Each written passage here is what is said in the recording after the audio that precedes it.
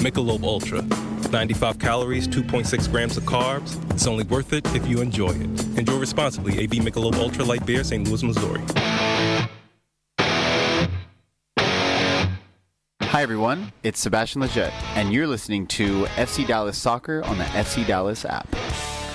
Welcome back to the FC Dallas pregame show presented by Toyota.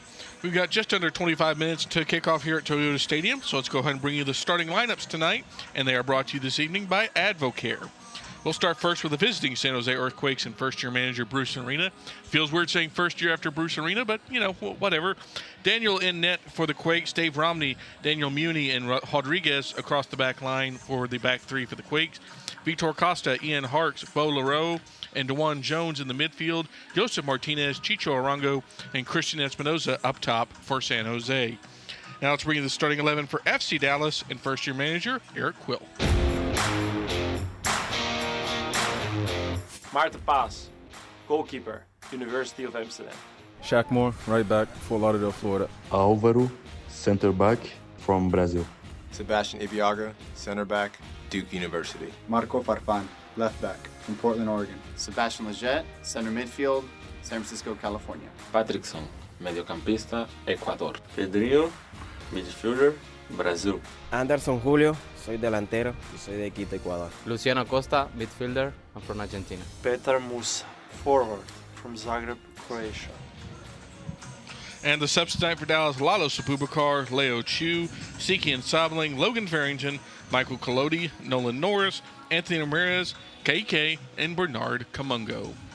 As we bring in the voices of tonight's contest, it's Ryan Figert and Steve Davis. And Ryan, it's the same lineup as Kansas City. And on one end, hey, they scored 4 goals. You got to win on the road to get, another road win.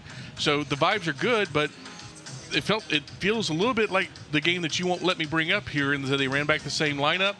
Is there any danger of that potentially happening again tonight? Yeah, you're referencing the game that we played in San Diego, who we'll see on Saturday as well. I think there is absolutely a risk of that. I mean, you're playing the best attacking team in the league statistically tonight. They've got over 5 more expected goals than any team in Major League Soccer. But I think that, that there's a certain mindset that Eric Quill wants to install, and that we're going to go with our front foot as well. We're not going to react to what's coming to us, especially at home. That's what they want to instill. It's what they've been unable to do this season, is assert that dominance at home. Not just 4 goals against Kansas City, but over 4 XG. That was their highest number in a single game in over a decade in terms of attacking performance. That's how good it was at Kansas City, so you see why he's running it back, even though there are definitely some risks. Meanwhile, Steve, on the other end of this, Dallas, Eric Quill has said, I want to reward guys that play well. I want guys to earn their spot. Well, you go out and play like you did in Kansas City with 4 goals. It's kind of hard to take guys out of the lineup in that case, isn't it? I think, Sam, we're learning a little something about Eric Quill. I think we suspected this anyway. He's old school. There is this school that says a team that goes out and wins a match, that same 11 deserves a chance in the next match. So we're learning something about him. But look, as Ryan just said, it is a risk. I feel like there's going to be a lot of rinse-repeat from the things we said the last time out. Alvaro, how is he going to do against...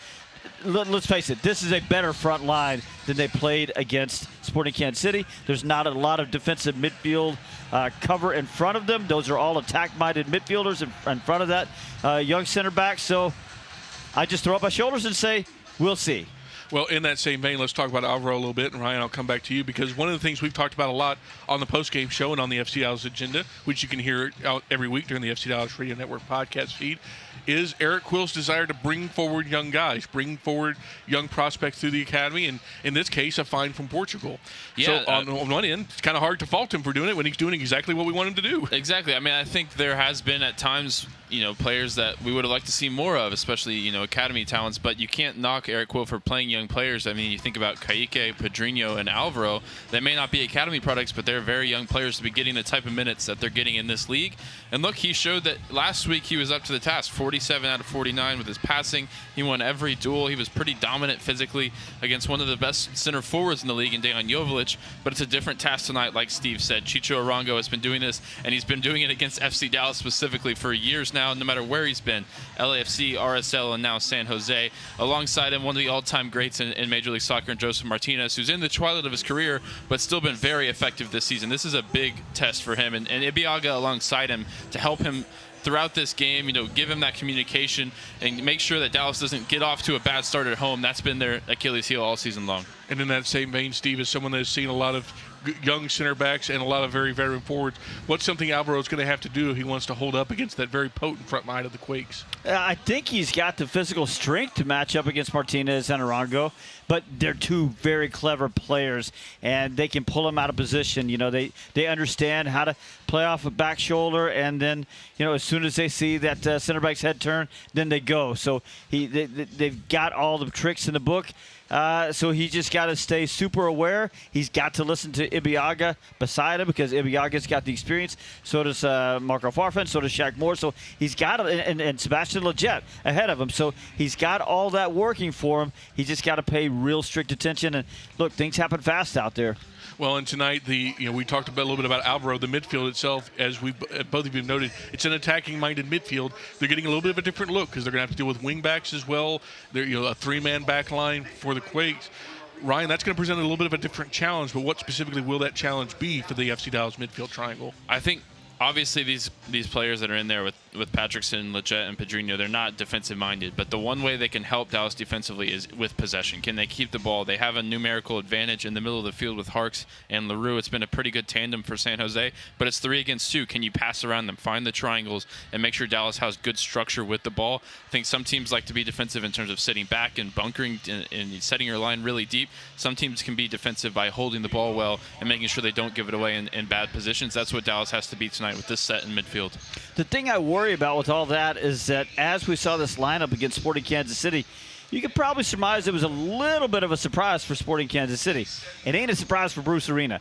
He's seen it once before. I'm sure he had 2 different plans. Hey, what if they bring a true defensive midfielder back in? What if they make a couple lineup changes? But he's seen Eric Quill. He knows Eric Quill. He's probably suspected he just might run the same lineup back. So here's what we're going to do to make the game more difficult for Alvaro. Here's what we're going to do to make the game more difficult for them defensively so that they're not just holding possession and playing defense by holding possession against us. And it feels a lot, Steve, if they're going to be able to hold that possession, Sebastian Lletget's probably going to be the key. He's the most veteran of those 3 midfielders. He's played in that 8 spot. He's played basically everywhere on the field except for the defensive line. Is it fair to surmise that this midfield will pretty much go as far as Sebastian Lletget carries them as long as he's on the field tonight? Completely fair. You said he's probably going to be the key. Nope. He will be the key. Absolutely 100%. But look, he's good in possession. We always talk about him being a smart player. We talked to him before the last match, and he said, he's never played 6 before, but he's just going to keep it simple. He's going to win the ball, move the ball. Keep it simple. If he does that again tonight, he looked pretty good doing it against Sporting Kansas City. Again, tougher test here, but he looked pretty good against Sporting Kansas City. So I'm not really that worried about him in possession. I'm a little bit more worried about the collective trio and do they have enough defensive bite. Well, let's talk about the offensive trio because they're probably going to need to track back again tonight. That's Lucho Acosta, Peter Musa, and Anderson Julio. 2 of those players had 3 goals against Kansas City, including the Acosta penalty. But we did see them with a little bit more effort on defense than we had seen in previous weeks. Ryan, that's probably going to have to continue tonight against a San Jose team that is very, very good on offense. Yeah, they are, and they're also weak defensively. I mean, there's a team that's had a lot of goals go in at both ends this season, and that means that you can't get caught cheating, but when you do get caught cheating, they're going to be vulnerable in the counterattack as well. So it'll be interesting to see, particularly, keying in on Lucho Acosta and his positioning. He's had a really good record over his career against San Jose, 2 goals and 8 assists in just 6 appearances all time. So he knows how to pick apart this team. Obviously, this is a much improved Earthquakes team to what he would have faced over previous seasons. But his positioning, I think, will tell me a lot about where he and Musa and Julio are in terms of buying in defensively, but also picking the spots and knowing when to counterattack. It could be a 3 against 3 break at multiple occasions if both wingbacks get pushed high up the field for San Jose tonight. Against those 3 center backs, I like the Dallas front 3. I know it's easy to look at this game and predict a lot of goals because San Jose gives up a lot of goals, but I will say this. San Jose with Daniel in goal, who is in there tonight, he's a very good keeper back there. It's a lot different San Jose team than when they have Earl Edwards in there. It's a big drop-off when they go from their number 1 to their backup goalkeeper. Before we get to San Jose, Steve, obviously Anderson Julio kind of had the weakest of the 3 games, but when you have your 2 strike mates have 3 goals, that's a fair thing to say. But it feels like if San Jose's maybe going to pick on a member of that front line, it's going to be Julio, who at times this year has shown some deficiencies on the defensive side. Yeah, maybe. I don't know. When I look at San Jose, I think Christian Espinoza, assist leader in the league. I mean, he has been an absolute force, a productive force in San Jose on a lot of bad San Jose teams through the years.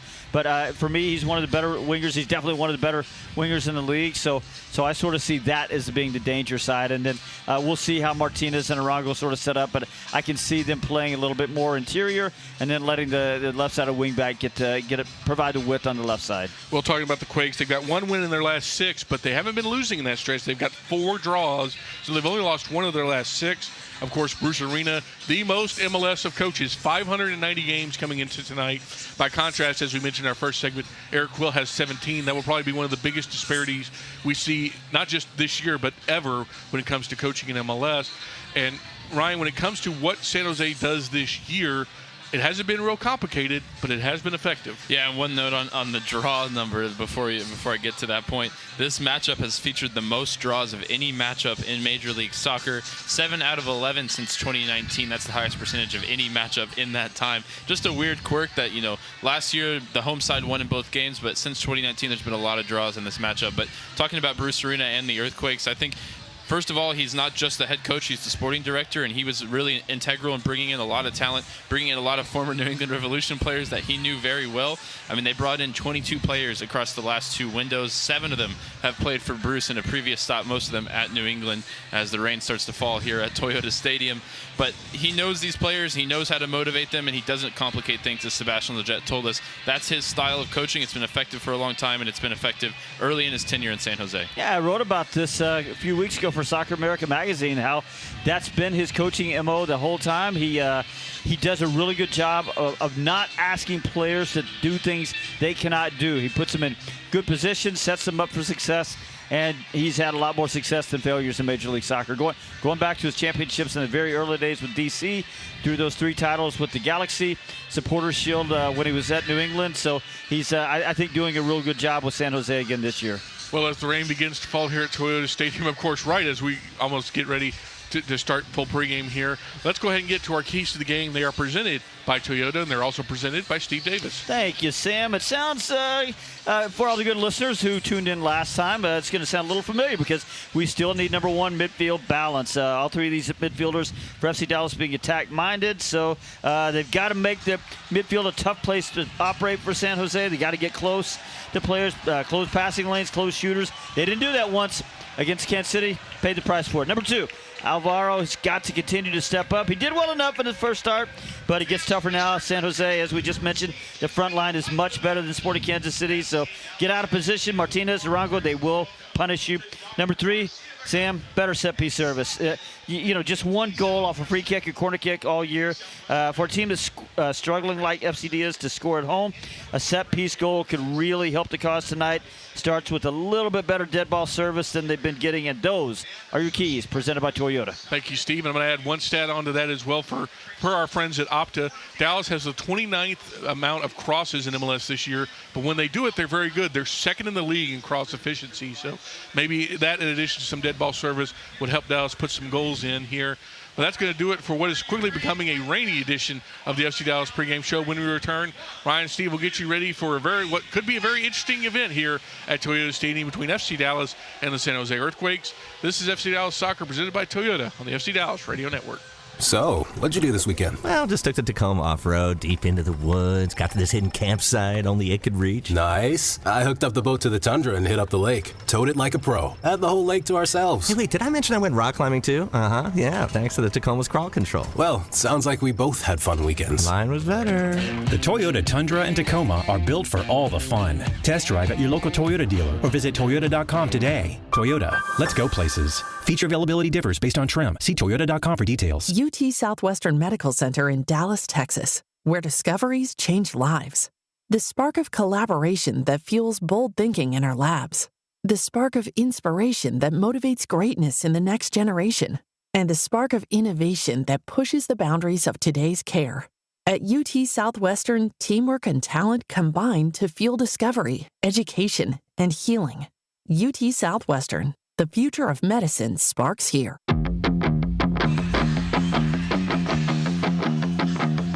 Hi everyone, it's Marta Paz, and you're listening to FC Dallas Soccer on the FC Dallas app. Well, I'm not Ryan Figert or Steve Davis. I'm sorry to disappoint, because that's must be disappointing for plenty.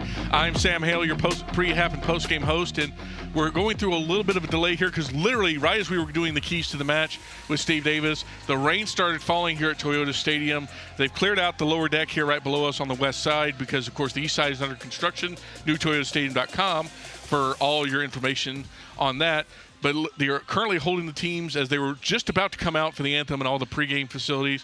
So it looks like we're going to go through just a small delay here at Toyota Stadium. Unclear exactly how long, because we've seen some lightning, we've seen some rain, all that fun stuff.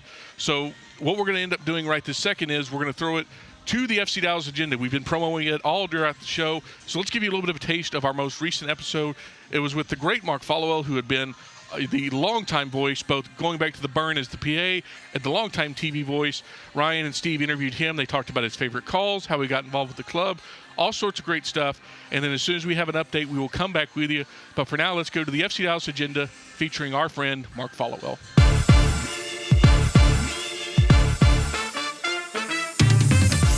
Welcome to the FC Dallas agenda, where this week, with the team off for the international break, we've brought in a legendary voice to grace the podcast for the first time. It's Mark Followell, the TV voice of FC Dallas from 2012 to 2022, and the PA voice for the Dallas Burn back in the Cotton Bowl days. He joins myself and Steve for this wide-ranging conversation. We're going to talk through his career in soccer broadcasting, his favorite calls with FC Dallas, his impressions of the team this season under Eric Quill, and plenty more.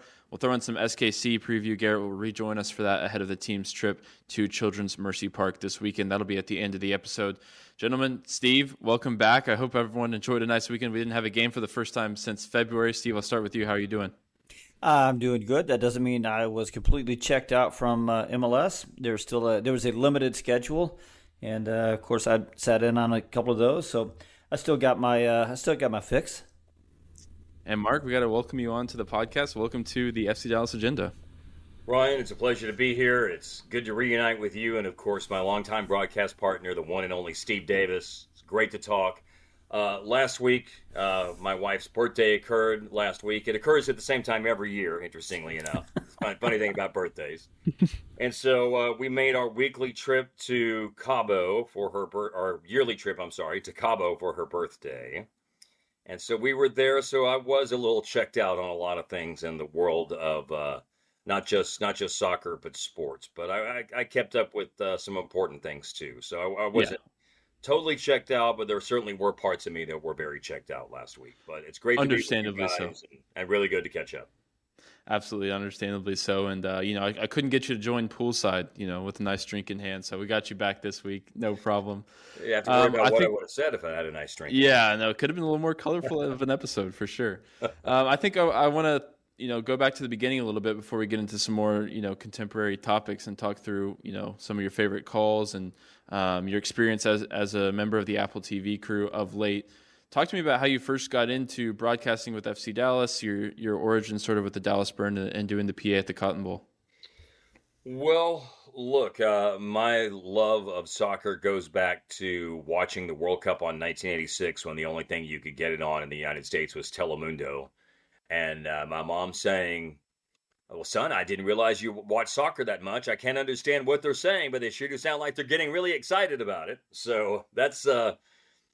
I've had an enjoyment and love for the sport that goes all the way back to then. The PA thing back at the Cotton Bowl was really just getting asked to fill in a couple of times. And, I've always been a fan of the enthusiastic PA announcer that tries to get the crowd into the game. Obviously, we do that at the Mavs a lot, as you guys know. And, I think I started filling in a couple of times, and I think it was a lot different than how it had been done previously, and so I got some more opportunities because of that. And one of my favorite stories of my time doing PA involves a person very near and dear to our hearts, the late, great Bobby Ryan. And as Steve remembers, one of the amazing things, look, there's a lot of interaction and access that teams around Major League Soccer have with the opportunity for access for players and season ticket holders, high-level supporters, that sort of thing. This is not, Dallas is not the only place where this kind of thing has happened. But back at the Cotton Bowl, we used to go to a place, Steve, as you remember, called the Old Mill Inn. And fans and media and players could all sort of intermingle there at the Old Mill Inn on the actual fairgrounds. It's not only in the Fair Park area of Dallas. This is a bar that's on fairgrounds property. You would walk right by the damn thing if you're going to the state fair. And we would go there after the games. And I saw Bobby after the game, and the game producer at the time introduced me to Bobby. Michael Grant was his name, and he introduced me to Bobby. And Bobby said, I said something about doing PA, and he goes, "Oh, you're the new guy who's like doing the lineups like real like enthusiastic and real crazy, right?" And I said, "Yeah, that's me." And he goes, "Well, hey man, we're noticing the players we noticed down in the field. We really like it, And so it was great to get to do those, to do that. It was obviously a labor of love. Nobody was getting rich off doing that, but it was a lot of fun. Those were good times, and the team was good too, of course, as you guys know. The club was good in those years. So that gave me a connection to the club, and then years later, because of people knowing that I loved the sport and had a connection to the club, when we lost Bobby, sadly, there was a need for a new play-by-play person, and at the time, Kelly Weller was the name of the marketing director for the team that reached out to me and said, "Would you be interested to work this around your Maverick schedule?" And I said, "Well, of course I would be interested in doing it." And my first year, we set up kind of a limited schedule to see how much I would like it. I shared the play-by-play duties with another person. And then obviously that morphed into doing it on a much more full-time basis, as much as my Maverick schedule and other things would allow. So that's the Reader's Digest version of a long history of a relationship with the Burn and FC Dallas. But I was one of those people, and Steve was in this group as well. I mean, we understood and were enthusiastic and excited in the mid 1990s when we knew professional soccer, a professional soccer league, was coming to the States. And so when I was working at the Ticket back in the day, I mean, I made it a point to go to some practices or do interviews with Coach Dave Durr over the phone. So that way, when we were at the Ticket and doing sports updates, there could be coverage of the Dallas Burn, and there would be scores and preview stories and sound bites and all that sort of thing. So, there's been a long appreciation and relationship with the club and what its presence means, not just within the framework of Major League Soccer, but obviously to the sport here in the Dallas-Fort Worth area. And I'm curious, sort of, when you came back to do the TV play-by-play, you had been doing the Mavs for a decade at that point, going radio and then TV. What was it like switching back to doing soccer broadcasting for the first time in a full-time sort of environment? Well, for me, the hardest thing that I always said is when I would do a Mavericks game. I'd done so many games and had done it for so many years. I mean, 2012 at that stage, really, that was about 13 or 14 years into my time with the Mavs of radio for a few years and then TV. And so I had what I like to say was a massive savings bank of information. So anything could happen in a Mavericks game, and I always felt like that I had this savings bank of information of past things that had happened to be able to contextualize what was going on in a different moment and maybe the context of how it fit within something in the past. Or, even how it related to what was happening in that moment. So building up a savings bank even though I had some familiarity with the club, building up a savings bank of information to be able to be someone who could contextualize something happening in the moment and what it related to and what it was comparable to and how this reminded us of some other moment in the past or something like that. I mean, that took a long time to get there. And so that was the biggest challenge, is you just didn't have I didn't feel like I had that savings bank of information to be able to put everything in the perfect picture frame and contextualize it the way I would have wanted to. But certainly I hope I developed that over the time. And obviously part of that was having great partners. It started with Brian Dunseth. I learned a lot from Dunny, and we had other legends of the club that were involved in the broadcast in my first few years. Dante Washington, Steve Jolly. I always like to tell Ian Joy when I see him doing games, it's like, hey, man, I helped you get your start, because Ian Joy's first soccer broadcast was he spent a few games working with us on the FC Dallas broadcast in 2012. And he's obviously gone on to a lot of great things. And I said, well, you're booked for stardom, man. I can tell after your first game, you're going to be going places. And we didn't even keep him for a season. I mean, Ian, was going to work with us for a few games that year, and he did work for a few games, but didn't work for as many games as he planned on because he was on the Brian Reynolds trajectory, quickly promoted on. Being fourth opportunity and then moved on from there. And, worked with those guys and worked with our good buddy Daniel Robertson, who was, that was such a neat story, the way Daniel kind of rose into some prominence, and Bob Sturm. And then, of course, our buddy on this broadcast, man, Steve and I had, I helped him and he helped me, and we had such a great synergy and relationship together. And, I've worked with a lot of great people and a lot of great sports and very, very knowledgeable people, and I have tremendous relationships with so many analysts I work with. But the beautiful thing about Steve is not only was Steve a great analyst, but was and still is a great friend, man. And when you get to work with your friends and people that you're close to, it really, really brings out the best in you. And so, as I look at my time broadcasting, with FC Dallas, however people feel about it, and I know some people loved it, but, nobody has a 100% approval rating. I'm sure I've had my haters out there too, but for the people that liked it and enjoyed what we did, I think one of the things that made me better was having such great partners. And Steve and I had so many good games and so many good years together. And so, it's obviously a wonderful feel. I'm awash with a lot of great memories and wonderful feelings sitting here talking to you guys. And Ryan, we got to know each other well, but obviously Steve and I we were in the foxhole together for a long time, man. So it's really, really cool to be here with Steve, man. Well, let me tell you, there's nobody better to be in the TV foxhole with than Mark Followell, man. I'll pay that back to Mark, because as he had people, helped him along the way. When I moved from writing to the radio booth and radio booth over to TV, Mark helped me a lot, and we had a lot of really good discussions. I remember just one, Mark, was I asked Mark, hey, what do you think about being critical? Where's the line? Because I want to be honest in these broadcasts, and I remember exactly what Mark told me. He said, Steve, you have to be honest, just don't make it personal. And as long as you don't make it personal, then you're on solid ground. And just little bits of advice like that was just solid gold along the way. I think it's awesome too, because now Steve has been able to pass on some of those same things to me and Garrett when we're in the booth, and we've had some of those same questions, and we rely on Steve to be our sort of external hard drive of the memory bank for some of those earlier days. He's got a savings bank, man. Yeah, he's external. I guess I'm showing my age, and you're saying it in a much more modern way. External hard drive, and I'm thinking about the little piggy bank, saving my little savings account that I opened when I was 7 years old. So I'm thinking about it in very older person terms. Your analogy floppy disks and thumb disks along the way, somewhere in the middle. Well, I think it's worth sort of going back to some of those memories. I asked you for some of your favorite calls over your time with FC Dallas, and the first one that you gave me, and we can go chronologically here, 2012. A late game winner from Ugo Ehimlu. So I'm going to go ahead and play these, and we can sort of react to them afterwards. Past the 3 minutes of stoppage time that was added at the end of the second half. FC Dallas is over an opportunity to rescue 3 points. Zach Lloyd plays it in. It's headed off by Ehimlu! Unbelievable! On the last kick of the game!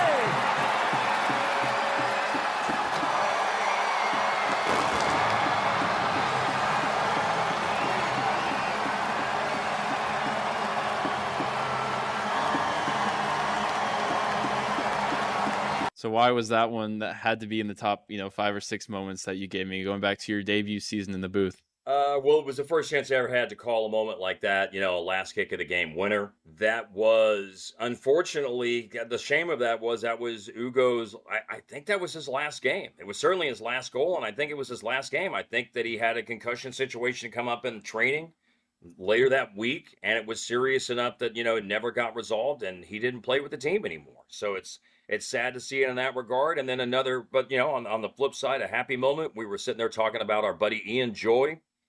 That was the first game Ian ever did with us. Of the handful of games he worked with us in 2012 was that game. But I look back at that fondly because it was the first chance to ever call a moment like that. And that obviously is going to stick with you in your memory bank. Hey, how about this, Mark? Because you're one of the guys that understands about the humanity of this business, and how crazy is it that both of those guys? I hadn't even seen that clip before you just played it, but Zach Lloyd to Ugo Ehimlu, both of those guys had their career ended early on concussions.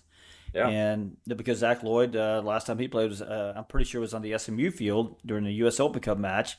Collision, went down. He never played for FC Dallas again. He might have played like one match maybe for Atlanta or something when they picked him up. But anyway, just sort of a weird note there about not to bring the party down here, but always another one of those lessons. You always have to remember the human element of the whole thing. And I thought Mark always did such a good job of that. Yeah, and the positive side of that is now actually Zach is back with the club, and he's coaching the U23 team who's playing in a new league. It's called the League for Clubs. So he's back involved with FC Dallas, and that's great to see. That team is actually flying. They're 4-0, and they're just killing everybody. A lot of the FC Dallas Academy products back from playing in college for the summer are doing a great job in that program. So shout out to Zach Lloyd back with the team, and he was involved at TST as well, which was a lot of fun to watch this week for those that were tuned in. Thank you for the note from Garrett, by the way, real quick. Garrett said Ugo played 5 more games in his career after that. But, yeah, wow. There was not very much in his career after that. And, man, I've bumped into him a couple of times over the years, and such a first-class individual. I could go on and on about it, but I know we don't have a lot of time. But Ugo was one of the best, and it was great to see him have that moment because in that area of the club, man, Ugo was a really, really important player for the team. Yeah, I mean, funny enough, I remember I was maybe – let's say 2012, I was 12 years old, so I ran into him somewhere in that time frame at a Subway, and that was the first time I was ever starstruck. I was like, I may have been the only one in the Subway who knew who he was, but I was like, could we get a picture? I was like so timid. It was, and of course he was so gracious, but that's my Ugo Hemelu memory. Moving on a couple years later, this one was the season opener in 2015, courtesy of El Super Raton Blas Perez. Line, at least make a service, no desperation need yet. Get the ball while you got some time. This is Ulloa sending it in. Bingham picks out the punch. Oh, it's a chance here and hit it in. Blas Perez deflected it in. A stoppage time winner.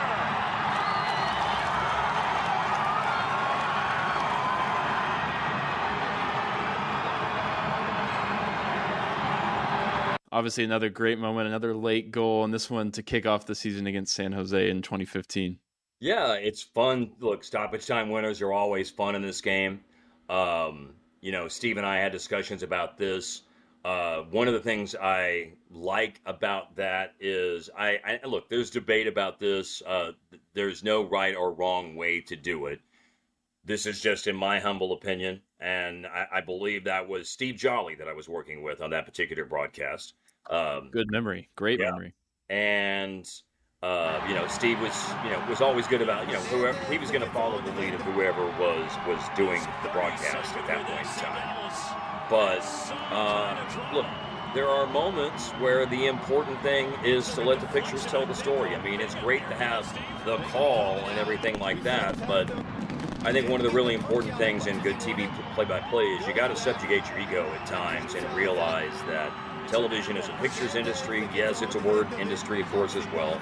But to let the dogpile celebration of the players and the fan celebration of what's going on tell a story for 20 or 30 seconds and let everybody kind of live in that moment, I think is really important. So, some people believe very strongly in that. Some people don't believe as strongly in that. And again, the beautiful thing about our business is there's no right or wrong answers. But I like that call because, we had sense enough on the broadcast to let the pictures tell the story there for a little while as well. And again, to the earlier point about that goal against New England back in 2012, who doesn't love a good stoppage time winner? Absolutely. And I think we got some more late drama in the next one. This one reminded me of the way that the team has been playing this year, where they go 2 goals down and then they, sit up in the chair, lock in, and come back and create these dramatic moments late in games. And this one was courtesy of Tesho Akindele, 2018, and he brought the team back from a potential defeat at home against Atlanta United and turned it into a memorable win. Here we go. Break needed, but not second half. Oh, good little flick. Barrios from Rudy, and Tesho with it. Tesho.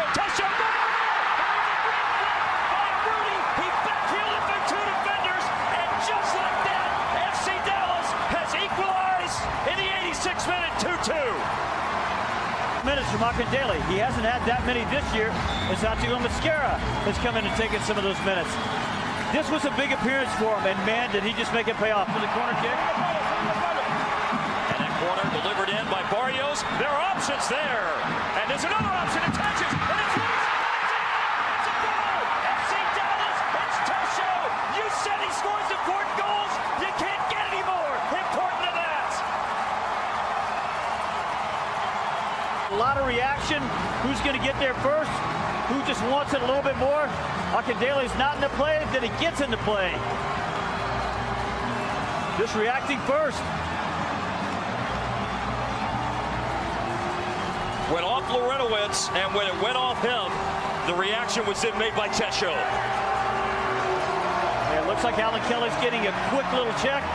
Make sure Tesho Akindele didn't come from an offside. Oh, there you go. The Tesho moment, the 2-goal comeback. That one's special, and that one, Steve's first entry into the Mark Followell top 5 here. Hey, man, really good analysis as part of that, because that was exactly right. That Tesho, I mean, gosh, there's so much to say about a lot of these calls and moments and things like that. Tesho was somebody I really liked, and it's almost like he kind of was such a team guy, he did his career a bit of a disservice, because rather than focus on one position, he was like, well, I'll do whatever the team needs. If I need to be a second striker or a lead or a true number 9 or a winger, whatever I need to do, I'll do it. And that almost in some ways maybe hurt his development of being really good at one thing. It's good to be versatile and a jack of all trades, and he had an excellent MLS career, but maybe it could have even been better if he had been zeroed in on one thing. So it's fun to see that moment of success. The things that stand out about that to me are, that was Atlanta United's cup year. So if you go back to, that's a July 4th game. Look, no matter who the caliber of opponent is, let's face it, guys, you don't win very many games when you're down a goal and you're well past the 80th minute. So not only did Dallas rescue a result, but they turned the game around in 2 minutes, basically, and went from losing a big game to winning a big game. And as Steve, as you know, Atlanta United, they were a damn hard team to beat that year, obviously, because that was their cup-winning season, and Joseph Martinez, among others, had such a great year. Did my eyesight deceive me there? Was that a great near-post run on that corner kick by Roland Lamar? He got the first flick, which started, that was him, and then obviously I think we mentioned Jeff Lorenowitz in the defending, and he couldn't clear it, and Matt Hedges was obviously in there reacting to it, and it was just a mad scramble, and Tesho got to it. But I believe the one thing that I totally forgot about there was that on the corner kick delivery, I think Roland Lamar had a very nice near-post run that created, he got one of the first touches, or at least he's there. Somebody, maybe Aruti is there as well, but there were 2 different players there who make a near-post run, and I think that last on the pass, Roland Lamar was part of that. Hey, Mark, that quick story you told about Tesho, I know we're going to talk about Apple a little later, and I think Apple, the broadcast, has brought something, and I think the pictures are great, but it does sort of underscore, the local broadcast.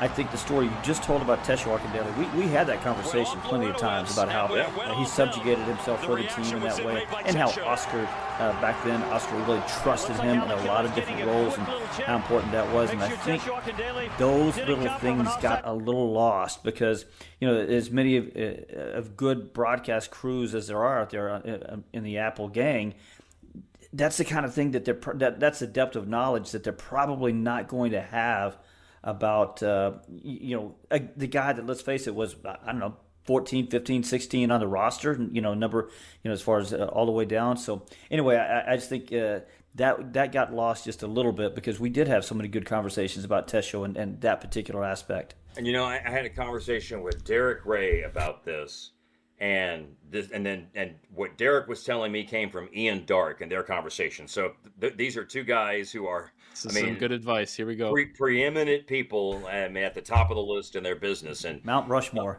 Yeah, when you're talking about game prep and knowing, things about the teams. And Derek said, obviously, I think if you follow Derek Ray on social media, you know what his prep looks like, and it's encyclopedic, to say the least.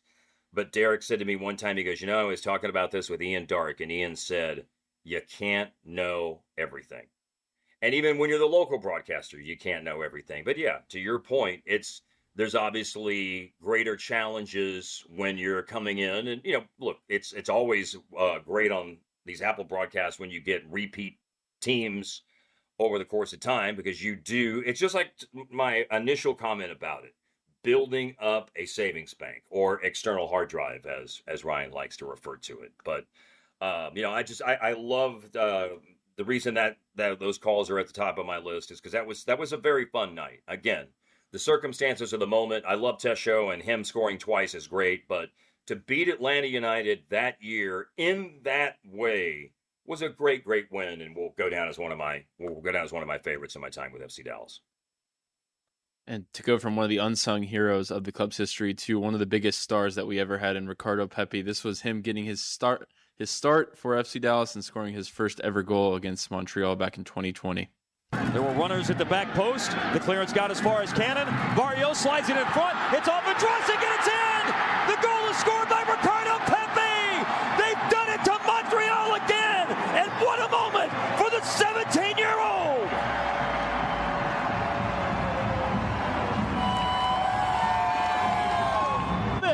To try to find a winner. Again, it's Michael Barrios playing a nice little ball for Zdeněk Andrasic. I think he was trying to score that one, but it doesn't matter. Pops up, lands at the right foot of Ricardo Pepi.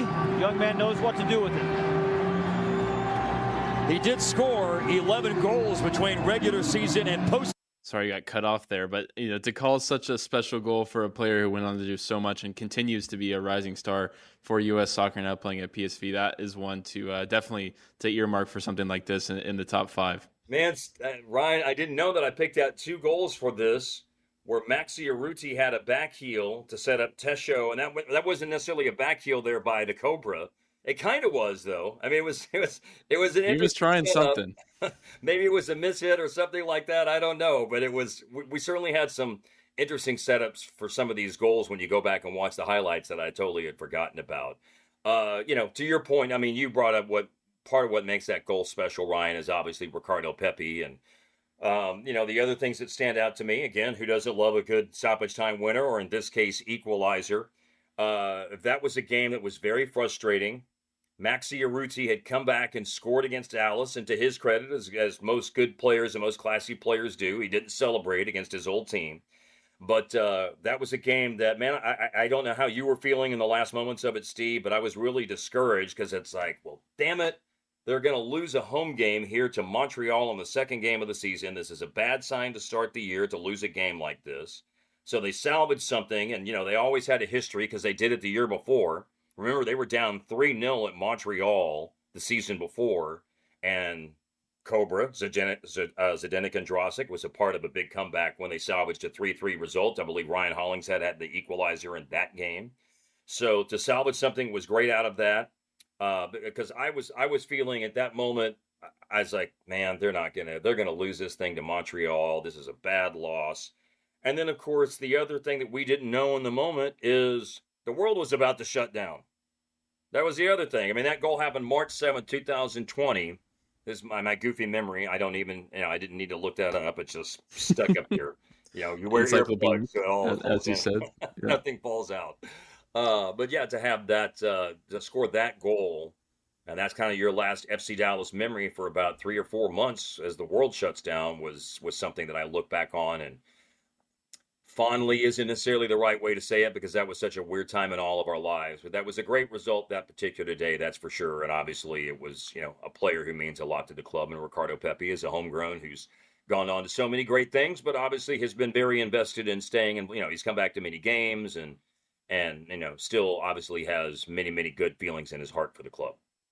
For sure. And I'd love to hear from both of you, honestly, about sort of, Pepi coming up, Paxton coming up, Jesus coming up. When you start, when did you start to hear about these names and whispers that, okay, they might be ready for the first team? Because obviously at that time, Pepi had come through North Texas, but before that with Jesus and Paxton, there was no North Texas. So they were kind of making this big jump up from the academy to the first team. Just in that era, it seemed like it worked a little bit different for these players trying to break through into the first team. And obviously, they've gone on to have so much success. That must have been, an exciting one to finally get that moment. I'm pretty sure you called Jesus' first goal as well for the club. Yeah, against Real Salt Lake in a rout, I think 6-2 back in 2017.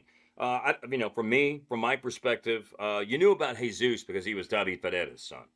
So, he had kind of some, his reputation sort of preceded him in that regard. I know in my own case, like I knew about Paxton when the club signed him to a homegrown player contract. Because to your point, just information wasn't at your fingertips in the same way. And look, we were already well into social media in that era, but still, there was still not. I don't think that sort of information and that sort of depth of analysis, scouting, reporting about that level of the club, or any level of the club, and for that matter, really existed yet. So knew about Jesus because obviously of his father's connection, but Paxton, I mean, I knew about him when the news came out that they were signing him to a homegrown contract. Mark, I believe, if I'm not mistaken, you were also at the press conference where Ricardo Pepi signed for North Texas. We were at BBC. That's right, and that's where you quadrangle. That's where you taught me about the Smoky Jackrabbit, which is a mezcal drink. That was after the press conference. That is because it was. I didn't teach him about. I said let's have this mezcal flavor. This mezcal drink. That's right. And it just So to the point we knew about Pepi then, as he signed with North Texas and then made his way up the chain.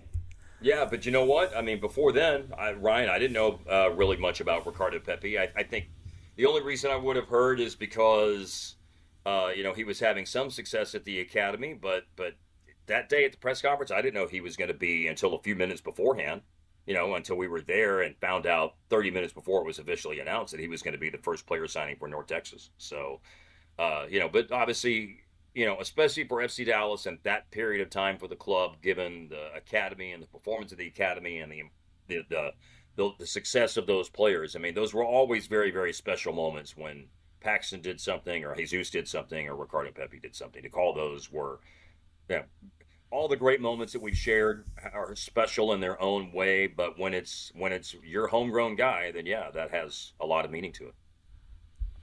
Just a couple more to go, and the last one I'm really excited for. But before we get there, Andres Ricarte, this one is iconic. I think when I think of your calls for the club, this is the one that comes to mind first, and it had to be in the list for sure. Here we go.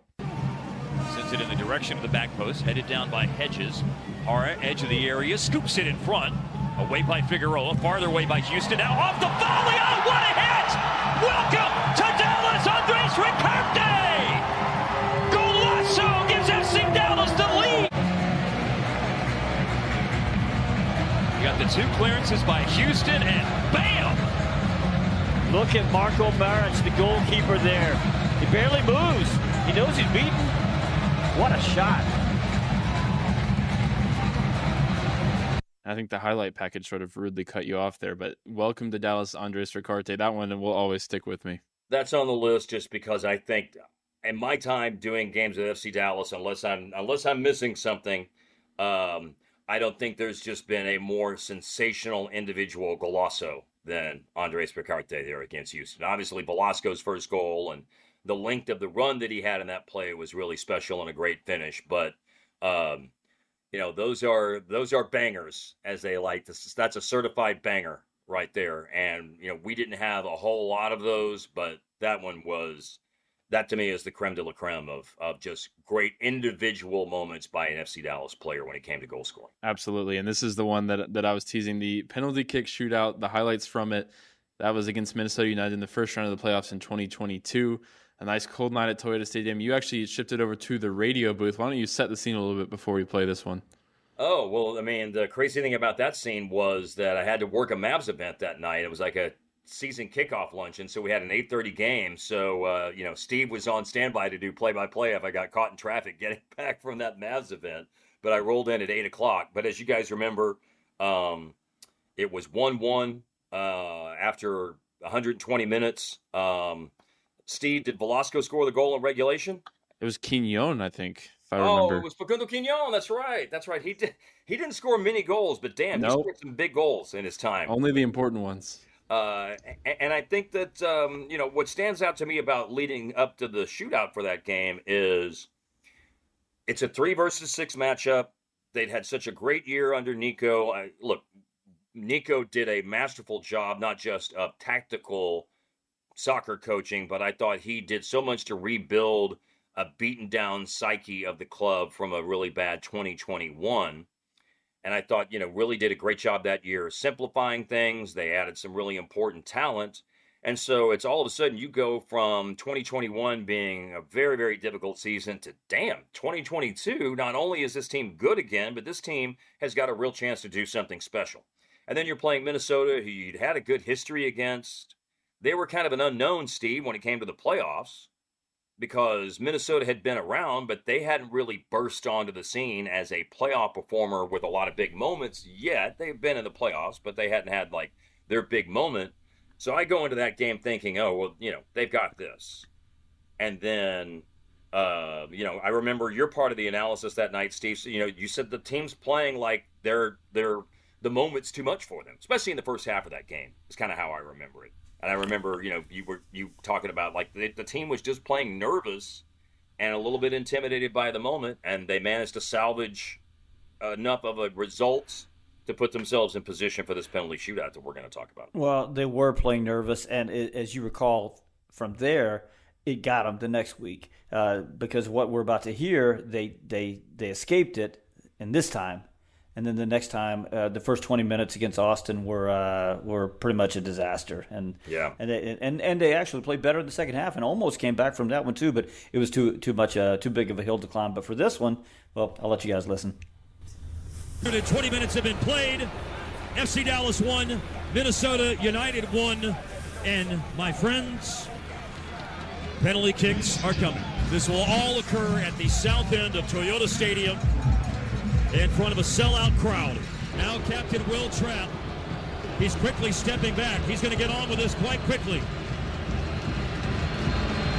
Trapp backs up straight away. This will be a right-footed attempt. Pass saves it! Pass saves it! Pass saves it! A dive to the right by Martin Pass.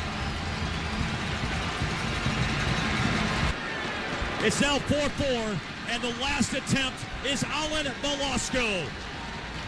If Velasco converts the PK, FC Dallas will win the shootout 5-4. Alan Velasco, with his right foot, he backs up 5 yards. The whistle blown by Ted Uncle. Velasco standing, still standing. Now here's his run up, and Velasco, a Panenka goes in! A Panenka goes in! And FC Dallas will move on to play Austin on Sunday night.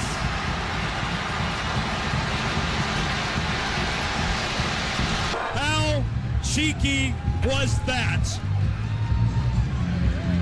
They are Austin bound with a little bit of panache, I would say, with 2 Panenka penalty kicks in a shootout 1-5-4, FC Dallas. A little bit of panache and a lot of drama. How about this, though? FC Dallas now, over the last 3 years, have had 2 penalty kick tiebreakers. They have not missed one yet. Woo! Well, was that Mabu or yours? I couldn't tell.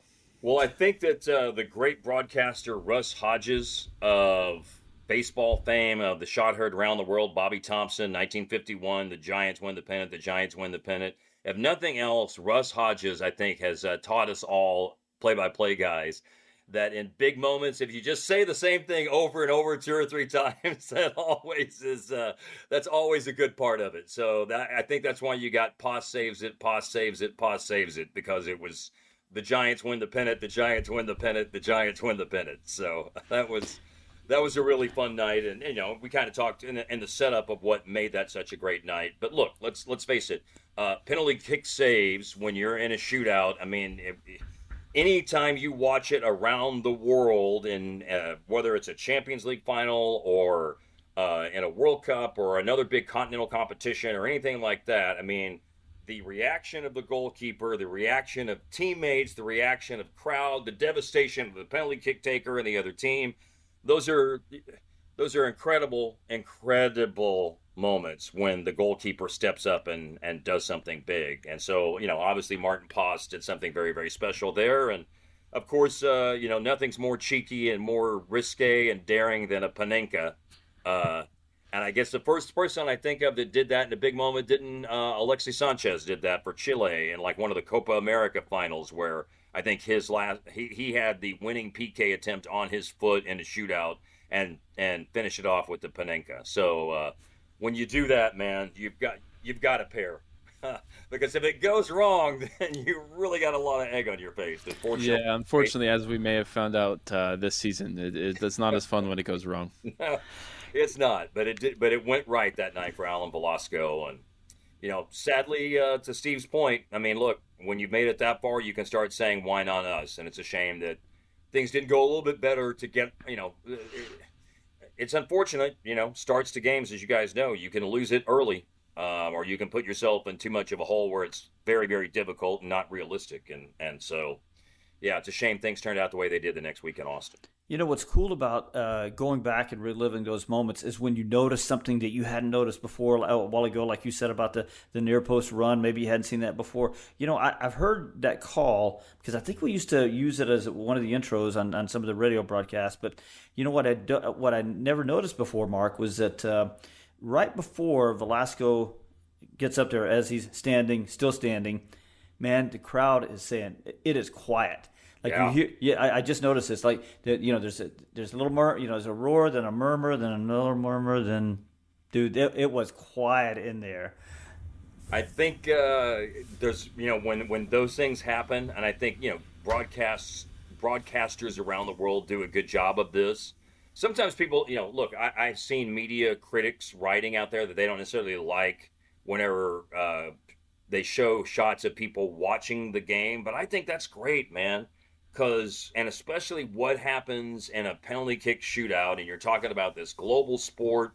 You're talking, and it's in so many countries around the world where you have a Latin American population, Hispanic population that's predominantly Roman Catholic.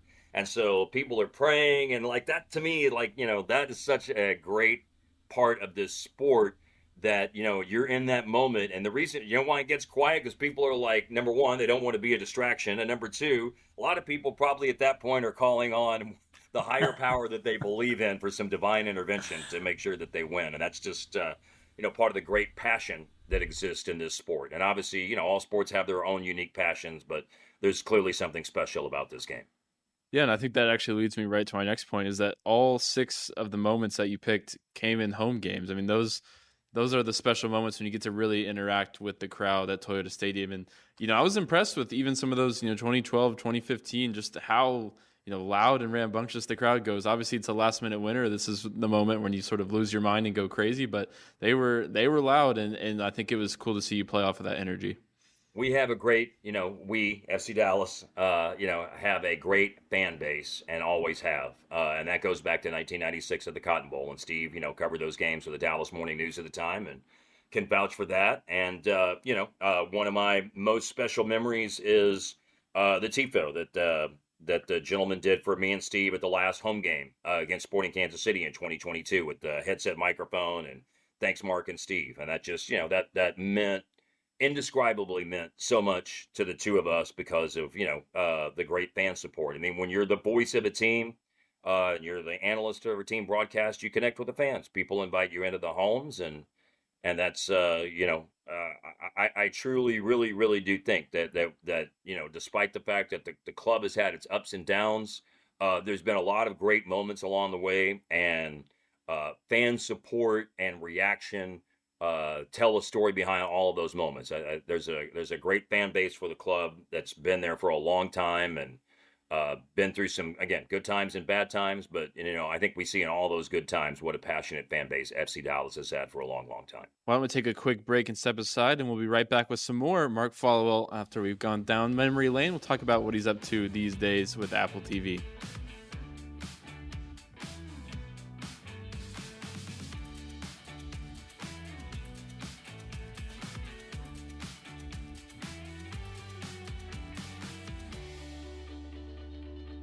Well, Mark, so many great years as the local voice of FC Dallas, and now moving on to the national scene in MLS Season Pass and Apple TV. A couple years into it now, why don't you talk to us about your experience, working these sort of national games, moving all around the country and even as far as Canada, working games and seeing different stadiums and working with different teams. Well, it's been a lot of fun. I've really enjoyed it. There's obviously, we have limited time, so I'll try to give you hit the highlights of it. For me, I think one of the most rewarding and enjoyable things out of the experience has been, I love the prep. And as part of the preparation is, the teams are great about, we get to talk to the managers, the head coaches every week. Sometimes we get to talk to a player, but that's just schedule makes that a little bit harder to fit in. But what I've really enjoyed, and it gets back to what we were talking about earlier, the idea of what makes you better as a broadcaster in these sports is when you build up a savings bank of information. And that doesn't just include, like we're talking about when you're the local team broadcaster, moments that you can contextualize. Another part of it, though, is that when you talk to coaches, you never know how some of these things are going to be able to weave their way into that broadcast or how they might weave their way into another broadcast on down the road. So what's been really cool and rewarding about that for me is I think just about, not even going into the past 2 years, I just think about this year alone. It's really cool to sit and spend 30 minutes and talk to Pablo Mastroeni, for example, who's seen so much and what he thinks about the game. And to talk to, to ask Caleb Porter what he thinks and to get a great answer and to get a good in-depth answer and about the game. Ben Olsen, who is an MLS lifer, and what he thinks and to hear his perspective on his team and where they are and what they need to do and what he thinks about these particular situations that come up into games. And the list goes on and on. I mean, Phil Neville, his reputation in the game is obviously as a global icon, as high of a level as he played the game. And to sit there and get a 30-minute Zoom call to talk football with Phil Neville, that's really cool. Greg Vanny. I haven't had a LAFC game this year, but Sharundalo is fun to talk to. Chris Armas is someone who's really very, very open and willing to go into tactics. Brian Schmetzer, it's like, well, you guys need to line up, he's very open in terms of sharing that for our preparation purposes, obviously not for public purposes, but for our preparation. And he's a really unique interview too, because he's been around long enough. And so he's really good at giving you a very thoughtful answer to your question, but he's just answering your question. And he's not going off on too many tangents. So it's not like he's giving you a 2-minute answer. But he's giving you a really good answer in 30 or 40 seconds, So, that's just scratching the surface. And there are coaches who aren't in the league anymore. I loved to talk to Vanni Sartini when he was with the head coach. For the quotes he put on the record, I can't imagine him off the record. It must have been quite a ride. It's incredible. And Jesper Sorensen's been great this year, by the way. I've had a chance to speak with him as well. And so, obviously I've had some Orlando games, so to reconnect with Oscar's fun. I've had an Austin game this year. Reconnecting with Nico's been great. When Lucci was at San Jose, did some of their games, so reconnecting with him. So to me, I think it's great that the games have been on Apple because Apple has given MLS a platform where the rights holder really deeply, seriously cares as an invested in the product. I've loved that part about the Apple relationship, and they treated all of us that are involved in the broadcast really well and given us a lot of support in that regard. But if you're asking me personally, what the neatest thing about it to me is it's talking to the coaches, man, and doing the prep and learning the game from people who have forgotten more about it than I'll ever know. And especially when you get, like I said, a Phil Neville who's played the game at the highest level, or some of these great U.S. players. Chris Armas, who just went into the Hall of Fame, Pablo Mastroeni, who was a great United States men's national team player. I've had a Chicago game this year, so it's been neat to talk. It was great to talk to Greg Berhalter, who was, engaging in our time together. So that's the cool part, man, is you're learning the game from people who know so much about it.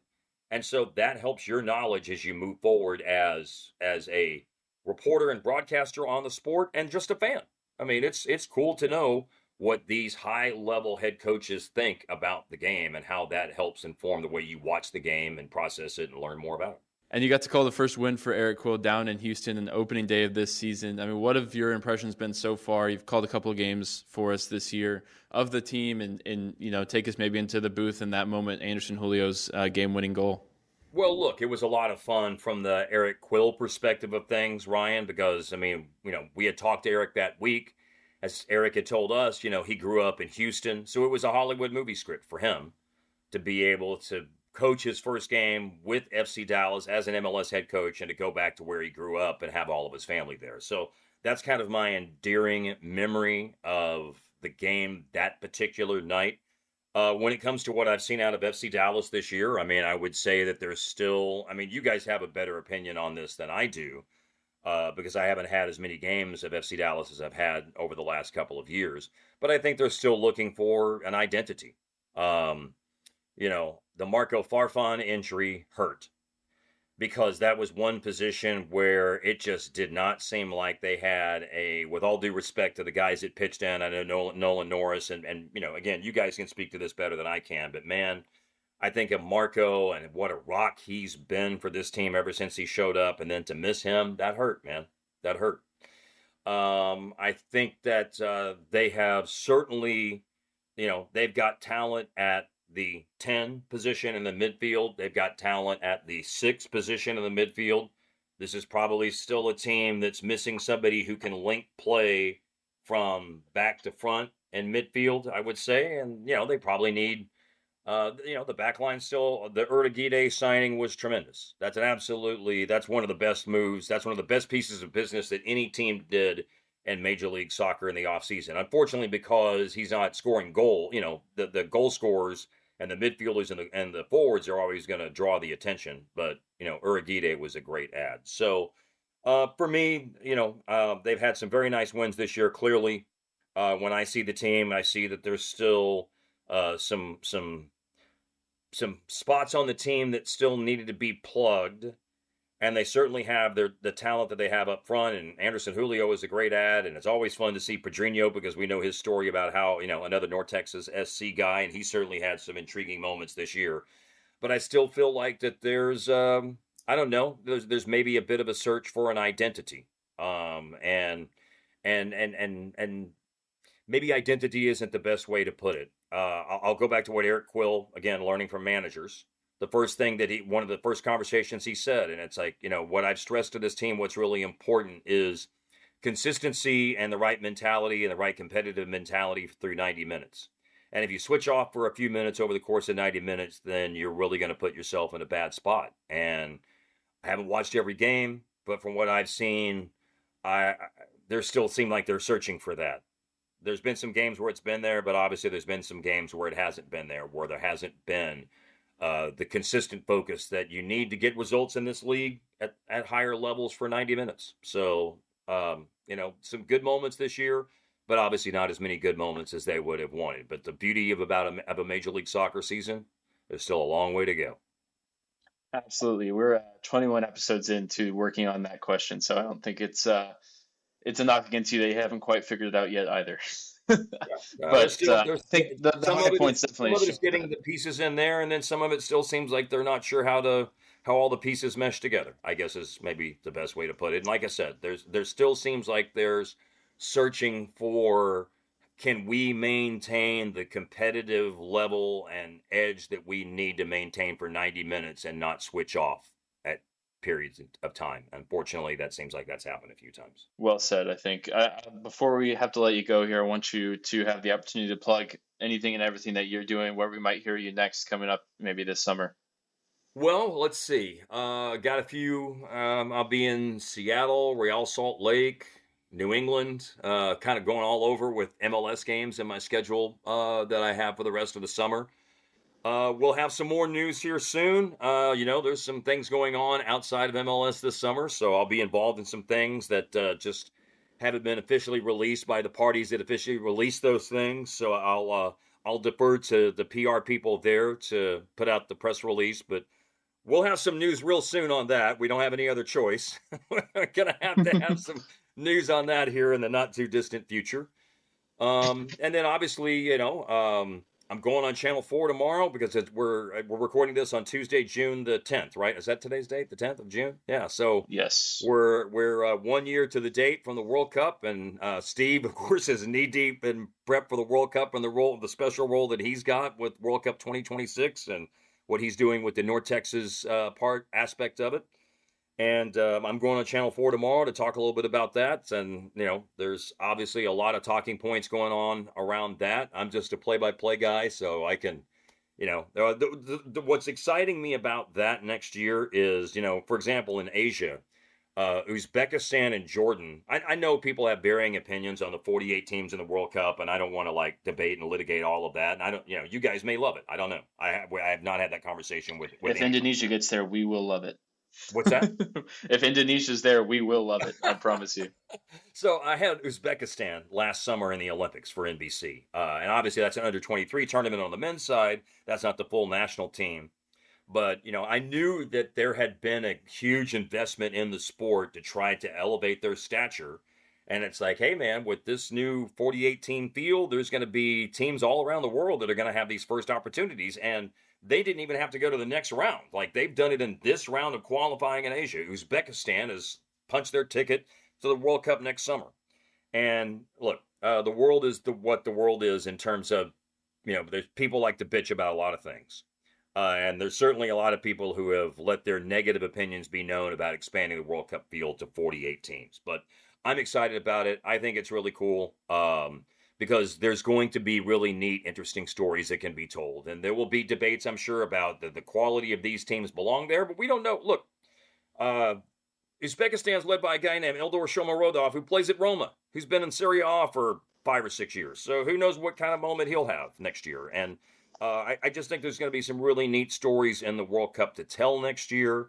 And so it's cool tomorrow to be part of one of many who are going to be talking around this country about it being 100 days away. Like I said, I'm doing a guest hit on Fox 4 News here locally tomorrow. So those are some things coming up in my summer. And Lord willing, and the creeks don't rise, as my late father used to say. I'll be out there at Toyota Stadium doing a couple of FC Dallas games in this MLS season before it's all said and done. Absolutely. We can't wait to have you back in the booth alongside us. Mark, thank you so much. You promised us 30 minutes of your time. We've gone almost an hour here. I don't think a single listener will be complaining about that. You've blessed us with the beautiful vocals of Mark Followill on the FC Dallas agenda. Not my strong suit, Ryan. And we will do it again at some point, I'm sure. Brevity, that's his thing. Nobody's ever said that. Well, we'll do it again some point at some point during the season. I'm sure we'll have you back on. Maybe next time you have an FC Dallas game to talk all the things going on. Man, I've listened to what you guys are doing this year, podcast-wise, and it's great. And I've listened to some radio broadcasts as well. Ryan, you're doing a bang-up job on play-by-play. Steve is great as always. And so you guys are great representatives of the club. And I would consider everybody, Garrett and Sam aren't on camera during the broadcast, but everybody on here is somebody I consider a truly good friend, and it's great to catch up with you guys. You guys mean a lot to me, and it's nice to have this time to chat, man. I mean that. Well, we're only here because of all the good work that you did, at least in my case, for sure, and in helping me along the way. So we're grateful for you and for your time today and for all the impact that you've left on FC Dallas over the years. And we'll talk again soon. Appreciate you guys, man. See you tomorrow, pal.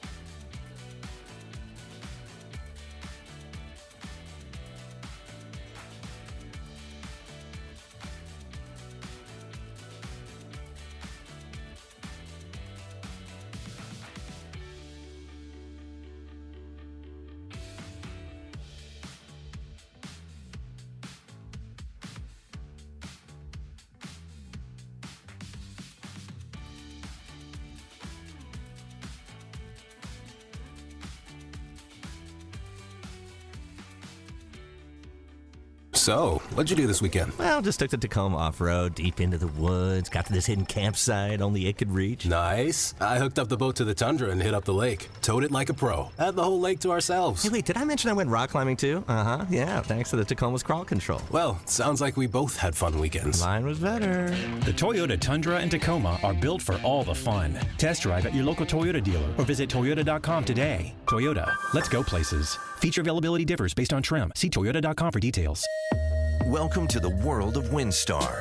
Wow, at the world of WinStar. Want to hear something incredible? That's Eleanor. Just 10 hours after being born, Eleanor was airlifted to Children's Health and met by our expert team trained in cardiac and critical care. At 4 days old, she received a stent to help her heart pump blood to the rest of her body. And today, she's a happy, healthy 1-year-old. That's incredible. That's children's health. Incredible together. UT Southwestern Medical Center in Dallas, Texas, where discoveries change lives. The spark of collaboration that fuels bold thinking in our labs. The spark of inspiration that motivates greatness in the next generation. And the spark of innovation that pushes the boundaries of today's care. At UT Southwestern, teamwork and talent combine to fuel discovery, education, and healing. UT Southwestern, the future of medicine sparks here. Hi everyone, it's Sebastian Ibiaga. Tonight's FC Dallas match is up next, right here on the FC Dallas app. Welcome back onto the FC Dallas Radio Network. Sam Hale, your pre-half and post-game host here. As we were in a lightning delay here at Toyota Stadium, FC Dallas versus San Jose Earthquakes never quite got underway as rain literally started falling just as soon as the players were about to walk onto the pitch. So we've been in a lightning delay for a little over an hour. So the good news is the rain is gone, and the better news is we have a tentative start time.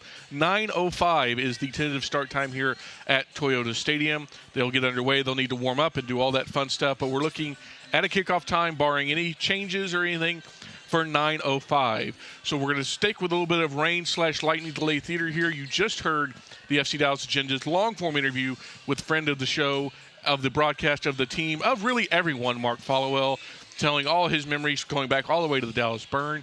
So what we're going to do now, before we come back and get you ready for the match in about 25 to 30 minutes, is we're going to play some more of the best hits of the FC Dallas Agenda, play some of our best interviews, some of our best discussions with players, coaches, front office officials.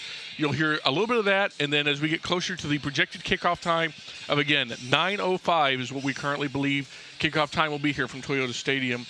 We will come back with previews, but until then, let's throw you to the best of the FC Dallas Agenda.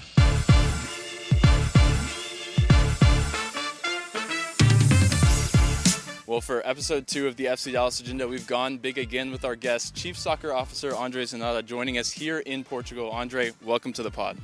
Thank you, Ryan. Happy to be here with you guys and sharing this wonderful place here in Portugal.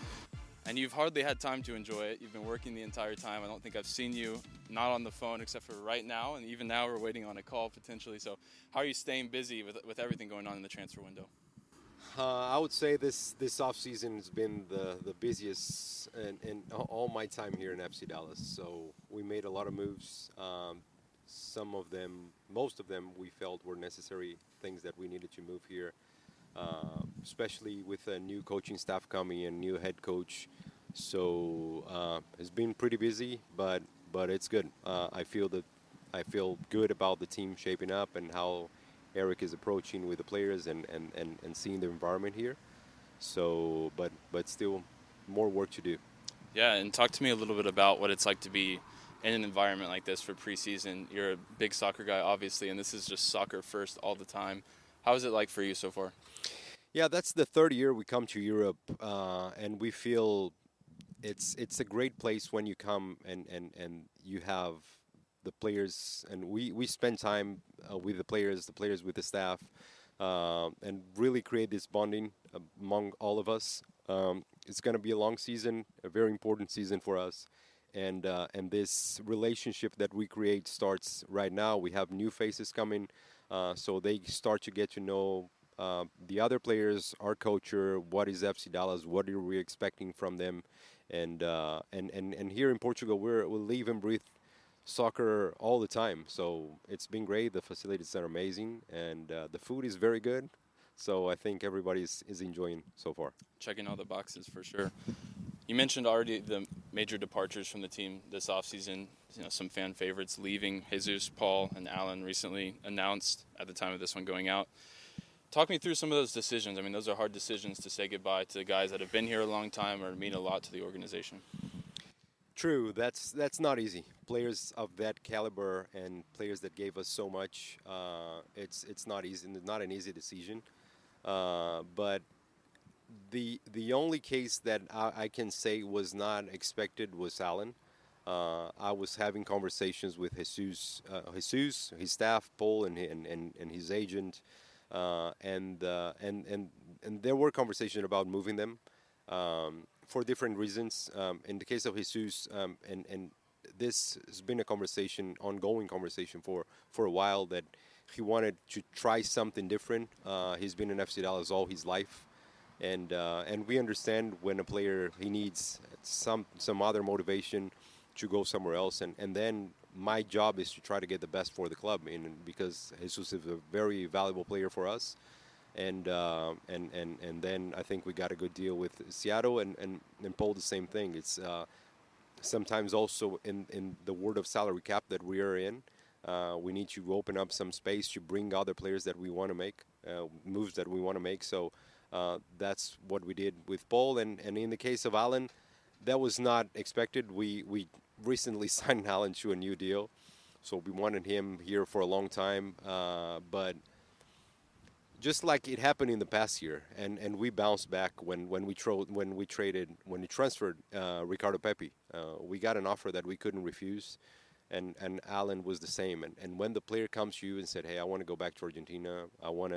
It's Boca. It's the team of my family," and you have to respect. Again, try to get the best for the club. It was a great offer, and the deal happened. So now it's time for us to bring those next players that will impact the team big time and make the difference this season. And in some of those moves, obviously you've acquired a lot of allocation money, and then with the case of Allen, transfer fees coming in. How does that help the team both in this window as you guys continue to make moves and going forward? So this obviously this helps a lot in the strategy that we want to do for the profile of players that we want to sign. It's always a challenge. The main window for MLS is right now the winter window to sign new players, and it's not the main window in Europe. So this conflict and the profile of players that we're targeting, it's not easy. They are most of the time key players in the clubs they're playing at, and trying to sign those players at this moment in the middle of the European season, for example, it's tricky. But we're working to bring high-level players that will really have the commitment and the competitiveness that we need for the team this year. So having this, all the the benefits that we had from selling those players will definitely help us. And one decision that you have to make is the 2 DPs or the 3 DPs, those two different models. What do you see as the trade-offs between making that decision one way or the other? So we've had 3 DPs in the past few seasons, and obviously those are players that really impact your team. They are top level players. Like we have Petter now. We know what he's capable of doing on the field. Unfortunately, 2 of our DPs, especially Allen, was out for a long time last season. This hurt us a lot. Jesus. We were playing on the 1 DP model for a lot of last season. Exactly. So, and when you have 2 DPs, you can have up to 4 U22 players, and you have up to 2 million GAM that you can also have, and this helps a lot as well in adding high-profile players. So we're in discussions about this. It's not we still have time to decide. We're seeing and trying to bring the top players that we want to bring, and then once we have finalized those deals, we'll be able to announce exactly what the plan will be. Working with Eric Quill, obviously a new coaching staff coming in, what are the characteristics of the players that fit best his style? What has he brought to you and said, I want guys that bring this to the team? So with Eric, and this is something not only for the first team, but it's a concept we are changing in the entire FC Dallas teams, from academy to first team, North Texas. We wanna be more vertical. We want to be more aggressive. We want to play forward. So that's the type of player we want to find. Players that are aggressive. They have a winning mentality.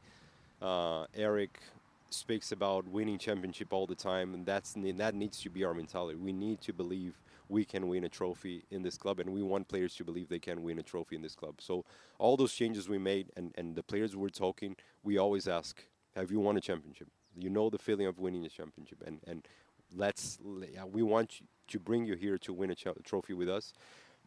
So especially that aggressive mentality, winning mentality, something that it's not easy to see, and once you start spending more time with the player that you know him best, but we're trying to get the best, but especially being more vertical, being more aggressive. Those profiles are what Eric wants for his team. And this is the third full-time head coach since you've been here with FC Dallas, obviously working with Lucci and Nico. What have you learned from those, experiences and those cycles that you're bringing into now the Eric Quill era? It's a good question, and obviously we always learn a lot with every coach that I worked with in all my career. You learn good things, learn not so good things, and things that you always want to improve. And me as a sporting director, as CSO, dealing with them, I feel, and obviously I need to adapt on their way and help them so they can do their best, because they are key for the FC Dallas project here, for winning trophies. Head coach is so key that I need to adjust and make sure they feel adapted as quickly as possible and feel at home. So Lucha and Nico, great coaches, great guys. They really helped to raise the level. I think every year with every coach, we were able to raise the level of the club, to raise the level of professionalism we need, and on the field, off the field, with the demands we have, with the infrastructure, with everything that we're doing, and now with Eric, it's another one that really has a high demand for professionalism. So this is it's every coach is unique, and now I know Eric from his time here. I know what he can give us, and I trust we're going to be very, very successful with Eric here. Talking about that, academy culture, the pathway as well. Plenty of promotions coming from North Texas. You don't have to talk about necessarily everyone individually, but talk about the run and what you saw from them as a part of the championship roster last year. Yeah, so very, very special year for North Texas. This is what FC Dallas is about, just developing players, getting players to play in FC Dallas, to go to the U.S. national team. And for us, promoting players to the first team is always something I feel so happy when we can do that. So with this great team that we had last year, we have so many talents that we want to also protect the club so we can continue their development, and hopefully they can contribute with the first team this year. Some of them will still be playing with North Texas, but it's all part of the process that we are continuing their development, but I'm sure those players will either here or somewhere else. They're going to continue their career in soccer at high level. And just as someone who's so experienced in the game, I'm curious, what is your philosophy on developing players? Because it's a common phrase, development isn't linear and there's setbacks. And how do you approach developing a young player from your role?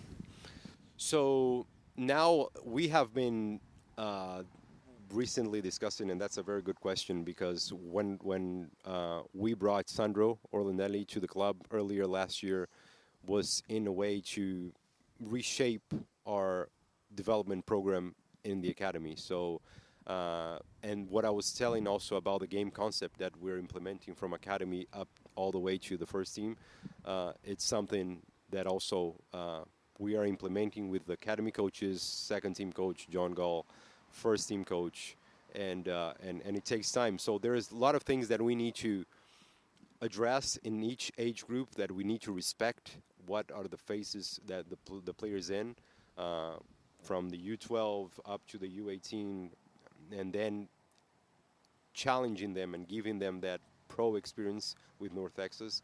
So it's respecting their age, understanding what is important from the basics up to the level of what we can demand from the player of a game standpoint. So everything is being very well organized right now, and I think we're going to produce even more players. So at high level. So I'm excited at the moment we are right now with the changes we're making, because I feel this will impact the club big time.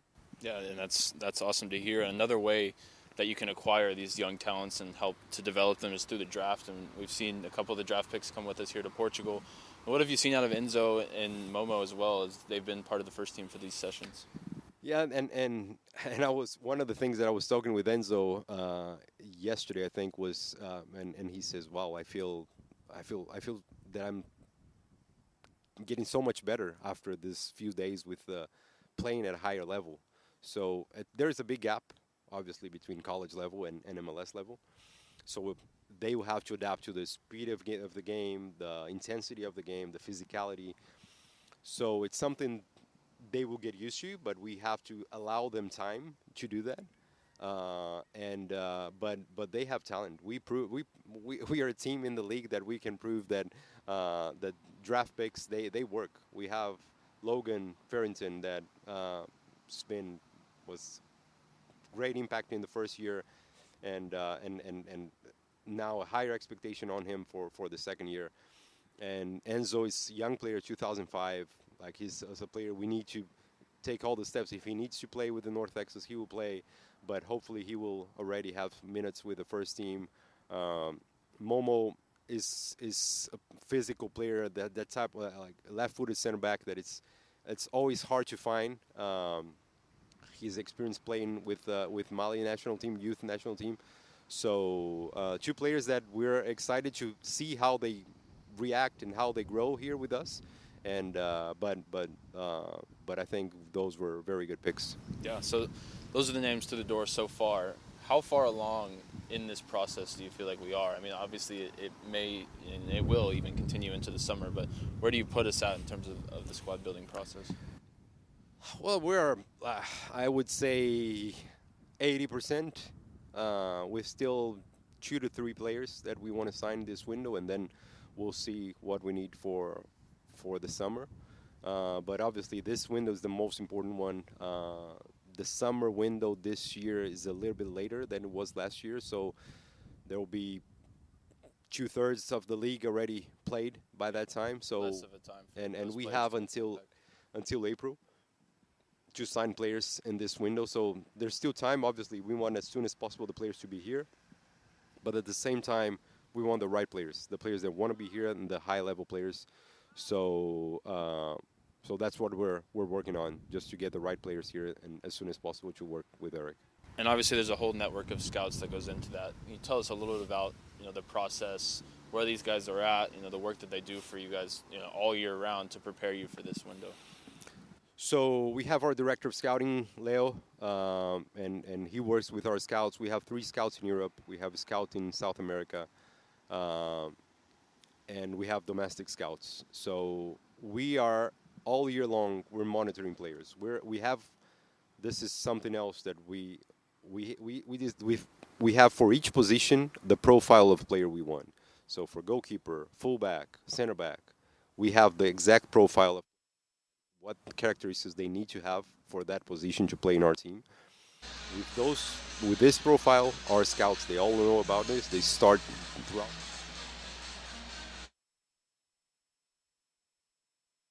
For each position. So whenever we get to this point, we're ready to attack whatever we need. And obviously, it's not always easy to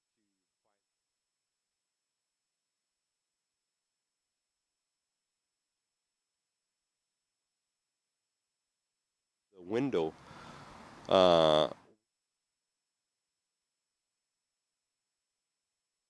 So, what'd you do this weekend? Well, just took the Tacoma off-road, deep into the woods, got to this hidden campsite only it could reach. Nice. I hooked up the boat to the Tundra and hit up the lake. Towed it like a pro. Had the whole lake to ourselves. Hey, wait, did I mention I went rock climbing too? Uh-huh, yeah, thanks to the Tacoma's crawl control. Well, sounds like we both had fun weekends. Mine was better.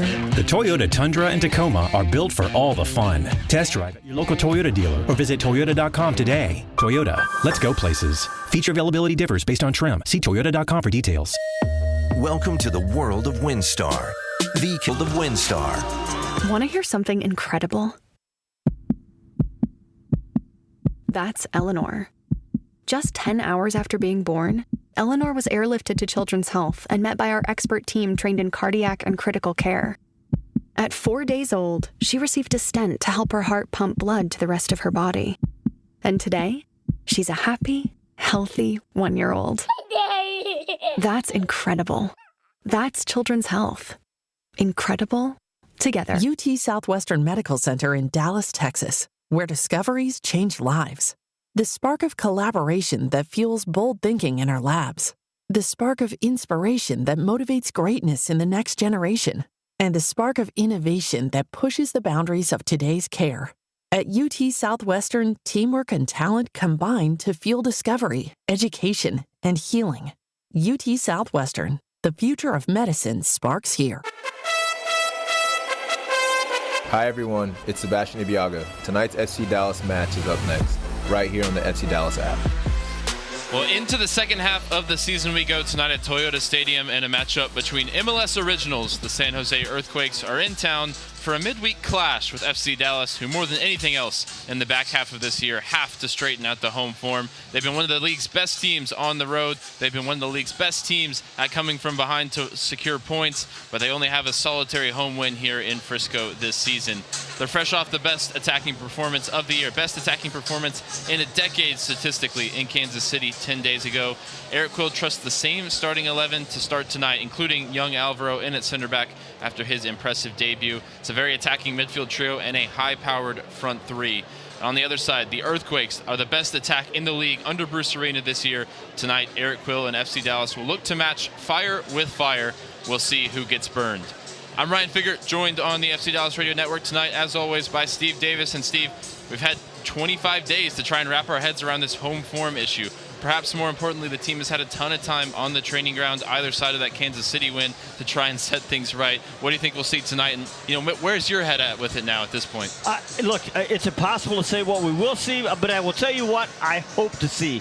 And I believe in Kansas City, we saw some of the effects of having a little bit more time on the training ground. Eric Quill going through some offensive pattern play that I think we saw some encouraging signs in Kansas City. Now, that was Kansas City. This is San Jose. I think it's a better team. It's Dallas at home, and this is a team with just 5 points at home and 16 points on the road. So what I will see tonight and what I hope to see, could be two different things. And we're starting a little bit later than expected, as of course you know if you're listening here live. An hour and a half of a delay just about, as we were scheduled for 7:30 start, and we think we'll be underway in just under 10 minutes. We'll get you back through the lineups, a quick refresher before we get things going. First for San Jose and Bruce Arena in his first year with the Earthquakes, it's Daniel in net. It's Mooney, Romney, and Rodriguez across the back line.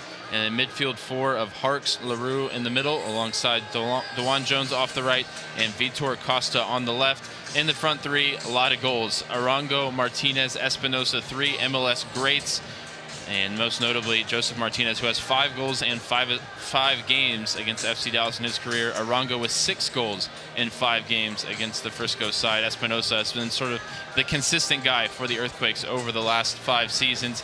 He's an All-Star in 2023 and perhaps a snub. We can maybe talk about that if we have time later, as the All-Star roster dropped for this year's game earlier today. But first, let's hear the starting 11 for FC Dallas and head coach Eric Quill. Marta Paz, goalkeeper, University of Amsterdam. Shaq Moore, right back, Fort Lauderdale, Florida. Álvaro, center back from Brazil. Sebastian Ibiaga, center back, Duke University. Marco Farfan, left back, from Portland, Oregon. Sebastian Leggett, center midfield, San Francisco, California. Patrickson, mediocampista, Ecuador. Pedrinho, midfielder, Brazil. Anderson Julio, soy delantero y soy de Quito, Ecuador. Luciano Costa, midfielder, I'm from Argentina. Petar Musa, forward, from Zagreb, Croatia. Well, that very 11 got the game started in Kansas City 10 days ago. 4 goals over 4 XG for Eric Quill and FC Dallas. On one hand, it seems obvious to turn to the same group and look for that same level of performance, but now San Jose has seen this 11 before, and that poses a different set of questions for the team tonight, Steve. Yeah, it certainly does, because, it might have caught Kansas City a little bit off guard, seeing that kind of a lineup without a true number 6 in there, a really attack-minded midfield. It's not going to catch Bruce Arena off guard. I'm sure that that he has game planned for this. Probably game planned for a couple of different lineup scenarios, but I'm sure this is one of them. So he's going to have an idea about how he wants to attack that really attack-minded midfield for FC Dallas. And something maybe he didn't game plan for was the rain delay. This can always, of course, affect the team and the players physically more than anything, maybe mentally trying to stay active and switched on. Do you think either team has the advantage? FC Dallas waiting in their own home stadium, or is this just something that we'll have to see how it plays out? I'm not sure either team really has the advantage. I'm sure they're all just pretty doggone tired of warming up. They've had a heck of a warm-up time, haven't they? 2 complete warm-ups, really. So I'm sure they're just as anxious as we are to get this one started. Yeah, just over 2 minutes until we get things going here at Toyota Stadium tonight, well after the scheduled kickoff time. The main danger man that we're going to look to on the San Jose side tonight, Chicho Arango, the 30-year-old out of Colombia. 9 goals and 2 assists with the Earthquakes this season in 14 games. And that's right in line with his record across all 3 of his clubs in Major League Soccer. First with LAFC and then RSL. He's got over 60 goals in just over 100 games. And he's been one of the premier strikers in MLS for half a decade now. Look, a while ago I said that Alvaro playing against that Sporting Kansas City back line was very different than playing against the Sporting Kansas City front line. Very different than playing against this front line. You just outlined some of the reasons. But look, between Arango, Martinez, and Christian Espinoza an elite winger. Martinez, one of the all-time leading scorers. Chicho Arango, we know he can be a game changer. So it's not just one guy, it's all 3 of those guys together, Ryan. Yeah, and both teams setting up differently in terms of their structure and their formation today, but both teams with a front 3 that has a lot of goals in it and has a lot of MLS heritage, and Lucho Acosta in particular on the FC Dallas side. But the questions to ask both sets of forwards on either side is, can they help the team defensively? What have you seen from the Dallas side and maybe the San Jose side in terms of what to expect in that regard tonight? And then, no, look, they both have the same issue. They've got players up front that don't really like to defend. Look, Christian Espinoza, for as good as he's been on dead balls, service from the right wing, he doesn't like to defend.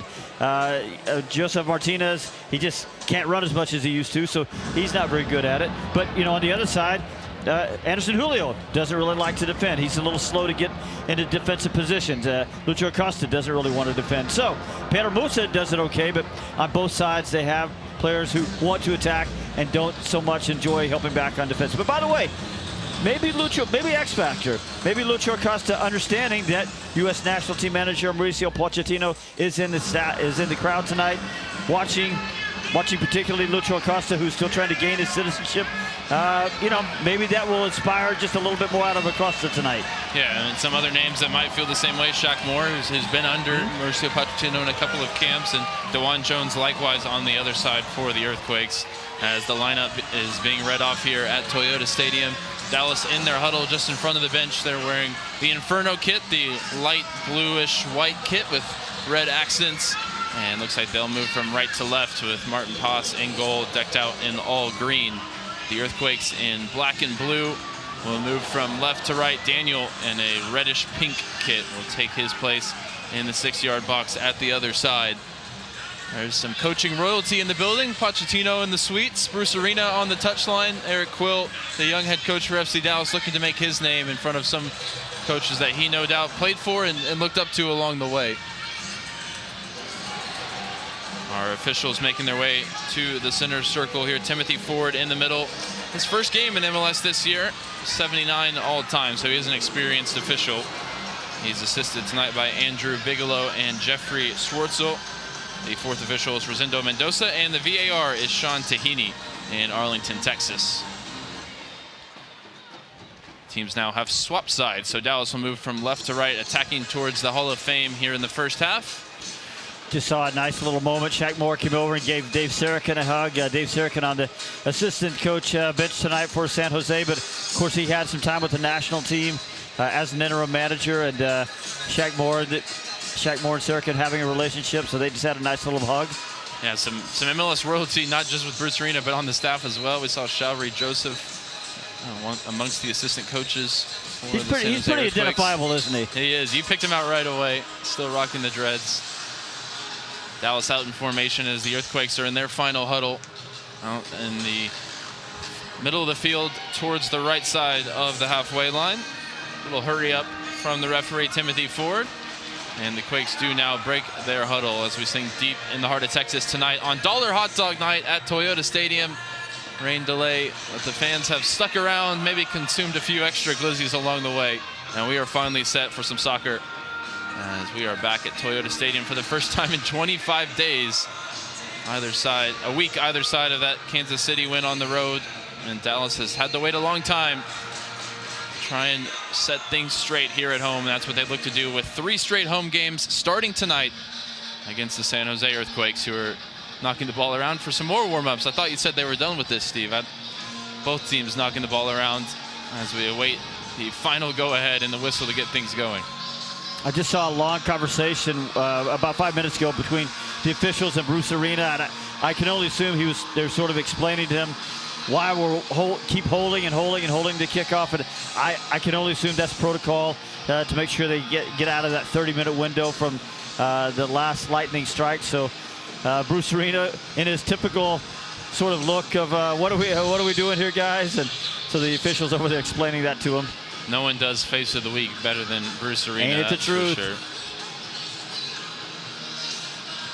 Looks like 2 fingers being held up on the sideline, pointed towards the referee, which may mean 2 more minutes. It didn't mean 2 seconds because the balls are still being knocked around on either side.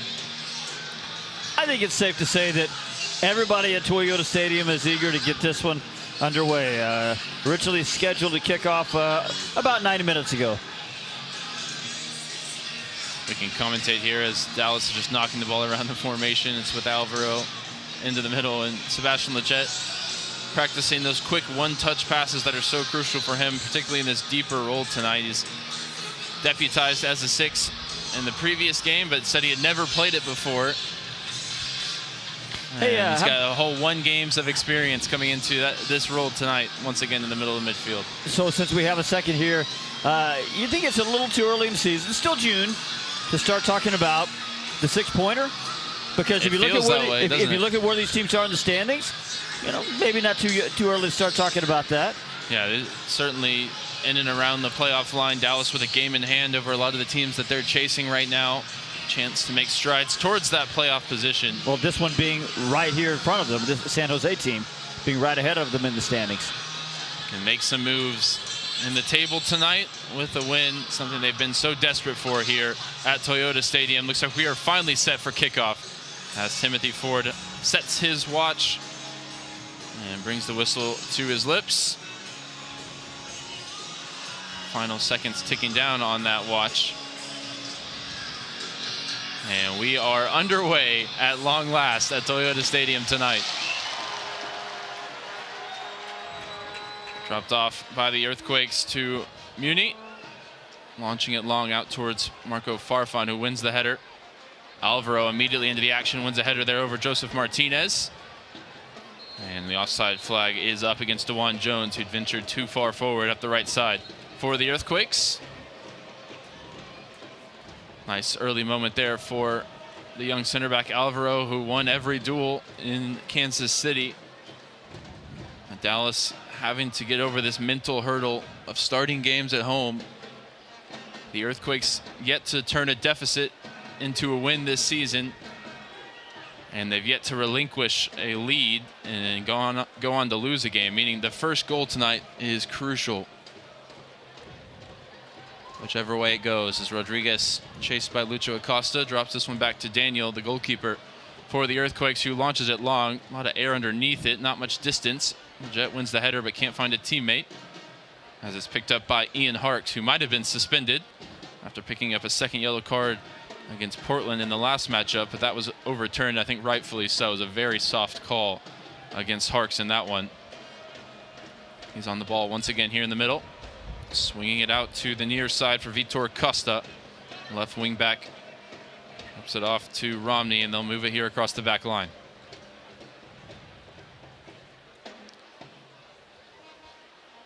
Now, the issue with what you said a while ago about scoring first and the importance is that Dallas hasn't been a really good first half team this year. Much better at scoring in the second half.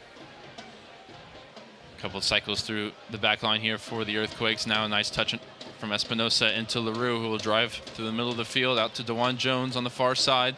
Bends the ball into the area. Alvaro wins the header. Flicked along and recovered by Vitor Costa. here on the near side.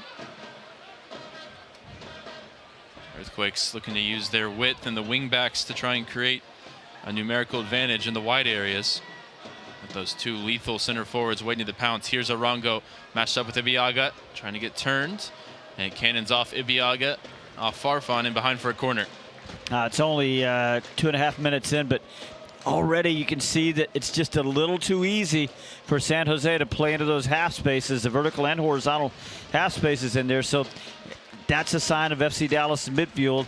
Again, nobody in there being really defensive minded. Dallas has to make it harder for them to play through into those spaces. It's going to be Christian Espinosa, second in Major League Soccer in assist coming into the night to take the corner. An outswinger swung in, header won by Ibiaga at the near post. Ian Hark's header at the top of the box, back out to Espinosa. Now off his left foot towards the back post. Muni has some space, nods it back in the danger area. Alvaro able to clear it straight up into the air. Arango fighting with Farfan and then bulldozes Leggett over inside the box. And the whistle goes for a foul there against Arango.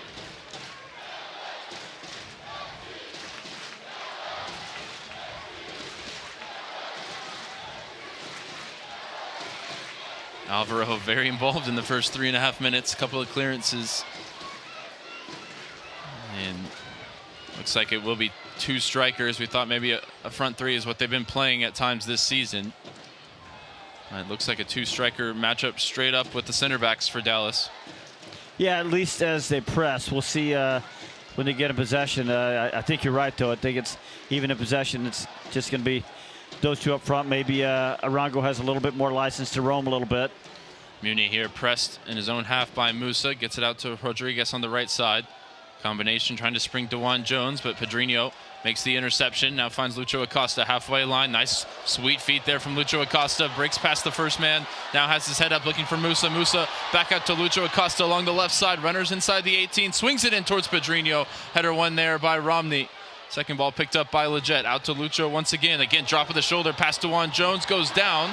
And looked like enough for a foul for me, but nothing given. And now Dewan Jones sprints up the other way into the Dallas attacking half. Finds Arango centrally. Running at Patrickson Delgado up the right side. He's got Espinosa for company. Out to Christian Espinosa. Able to get his way past Marco Farfan. Has to let go not to concede the foul. Espinosa wanted something more, but didn't go to ground. Stayed on his feet.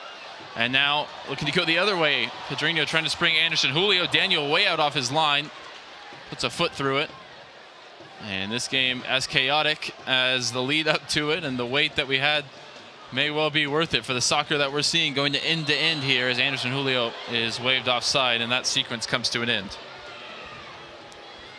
That through ball a minute ago, Dave Romney doing a really good job of just positioning himself so that Anderson Julio couldn't get to that ball easily, and allowing the goalkeeper to come out and knock that one away at every bit of 35, maybe almost closer to 40 yards there. Martinez back to Harks, closed down by Acosta, finds Arango. Rodriguez out to Dewan Jones on the right side. Farfan out to close him down. Espinosa back to Daniel Muni, and former Indiana Hoosier, in the middle of the back three tonight for the Earthquakes. We've tried to build through the super draft. Dallas, another one of the teams that likes to really lean into the draft to try and find those valuable pieces for your roster. Can be a little bit of a lost art in the modern era of Major League Soccer. Switching ball from Rodriguez, just cannons into the back of the head of Petar Musa, who goes down in the center circle, and quickly the training staff out to come and check on the Moose. Got him right in the back of the head, kind of side of the back of the head, and he never saw it coming, so that's gonna take him a second. Yeah, Rodriguez just underestimating the size of a Moose, I guess. He's a big man, 10 yards away from him.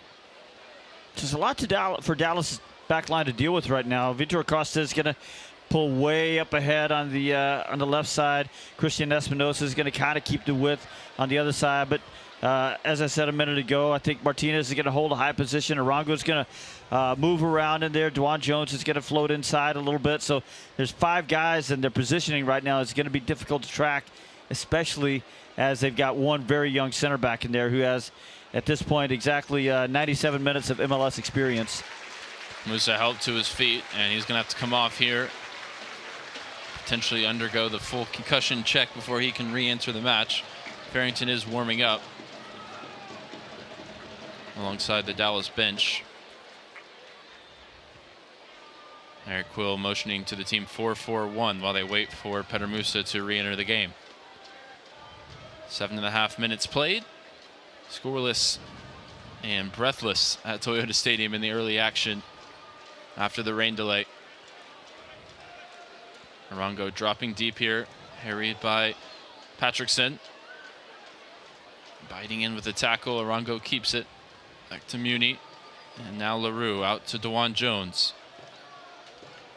Jones into Espinosa, back to Jones up the right side as Musa re-enters. Here's a cutback ball towards LaRue. Left-footed shot is wide.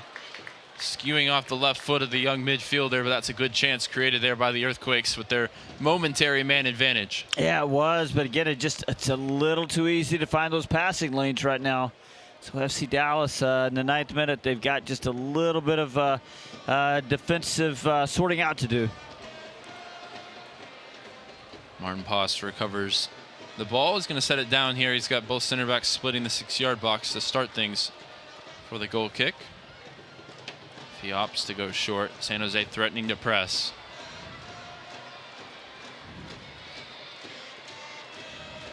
Dallas spread out all across their own half here. Poss will go short out to Ibiaga, and then Farfan further left.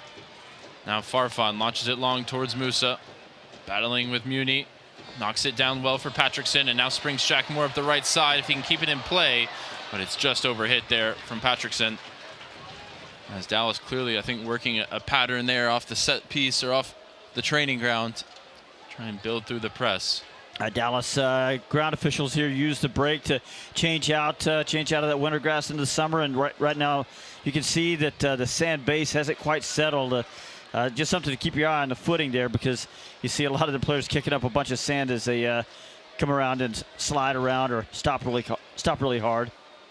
You know, the team trained in the stadium yesterday to try and get used to the new surface. Alvaro back to Martin Poss. Just outside the 6-yard box, he'll go long towards Musa. Musa contests there with Muni, wins the header, down towards Acosta, but Vitor Costa beats him there. And now brought forward off the outside of the right foot of Harks, but Martin Poss does well, quickly out off his line to intercept and pick that one up.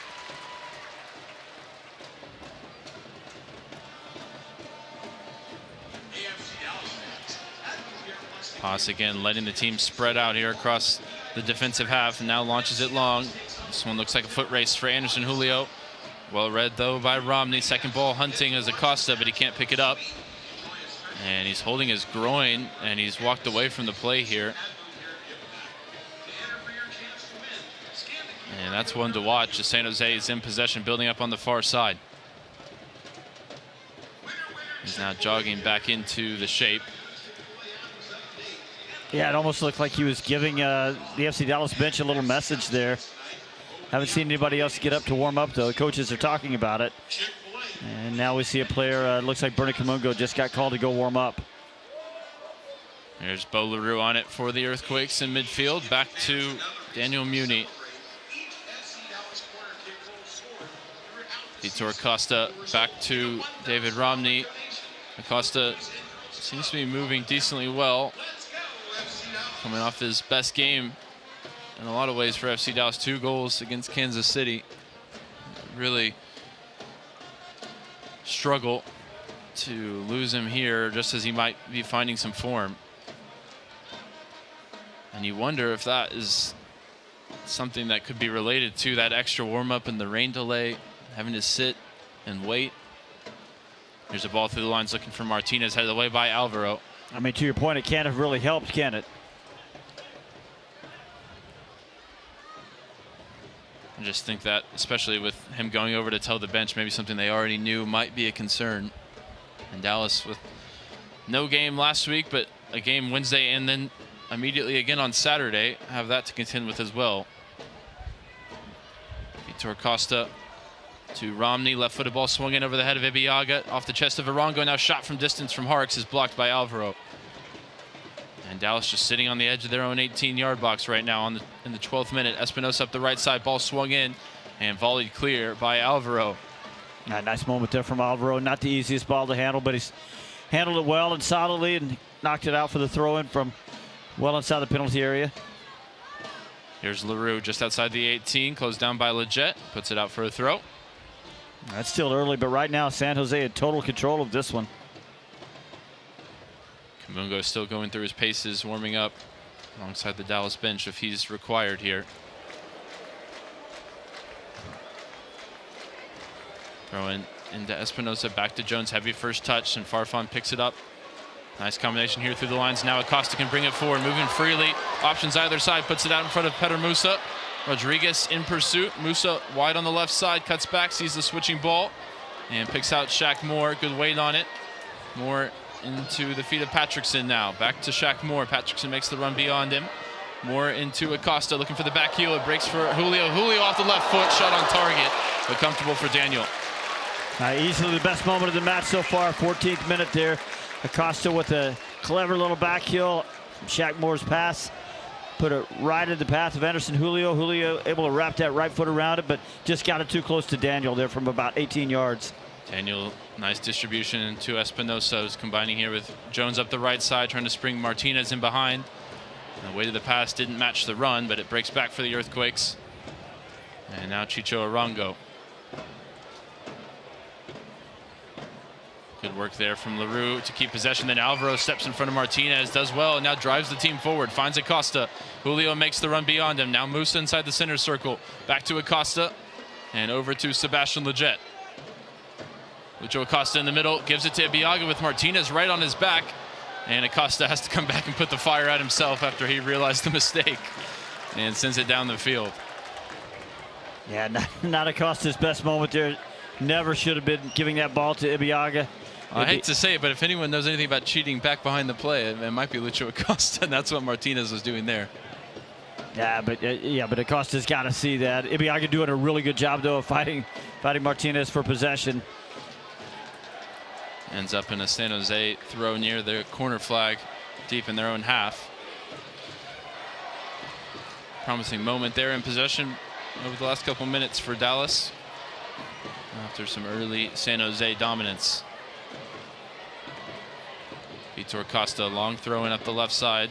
Alvaro able to beat Espinosa to the ball, and his strong form from Kansas City seems to have carried over here as Dallas build up the right side. Sebastian Leggett wide on the right, cutback ball in towards Pedrinho, and I think he was trying to flick it towards Julio as his lane to shoot was closed down, but it was deflected. And now the Earthquakes can bring it forward the other way. Alvaro sliding tackle. Another great intervention from the young Brazilian. Beats Espinosa to the ball. Sebastian Leggett popping up once again wide on the right. Combining with Shaq Moore. No real options for Moore as he goes into Pedrinho. Pedrinho tries to get it back to him. Romney intercepts. Now Arango has Alvaro out in space with two players to deal with, but he got the pass wrong, fortunately, for Dallas. And it's turned over to Martin Paz. Yeah, I think Alvaro got pulled out of position just a little bit there, but he's had some good moments so far. This pass over to Ibiaga. Dallas just not seeing the way to build through this San Jose pressure here early on. Patrickson back to Ibiaga through the lines, finds Julio. Julio gets turned here. Farfan goes on the overlap. Julio burst to speed past the halfway line. Musa ahead of him into the path now of Peter Musa, edge of the 18, onto his right foot. Peter Musa saved by Daniel on the dive down to his left. That was one you bet the house on for Peter Musa. A great save from a great MLS goalkeeper there in Daniel. I was ready to start talking about the goal there because as he chopped that back onto his right foot, had a lot of goal to shoot at, but hey, Daniel is a good goalkeeper when he's healthy. We just saw it. Alvaro committing the foul there against Arango, high up the field. Not one you mind to give up there, as Dallas had given away possession on the edge of the San Jose box. Really nice build-up, including the burst of speed from Julio. And the pass to set up the Moose. Usually clinical in that exact situation. A little too close to Daniel. Now Rodriguez brings it forward. Martinez dropping deep, combining with LaRue.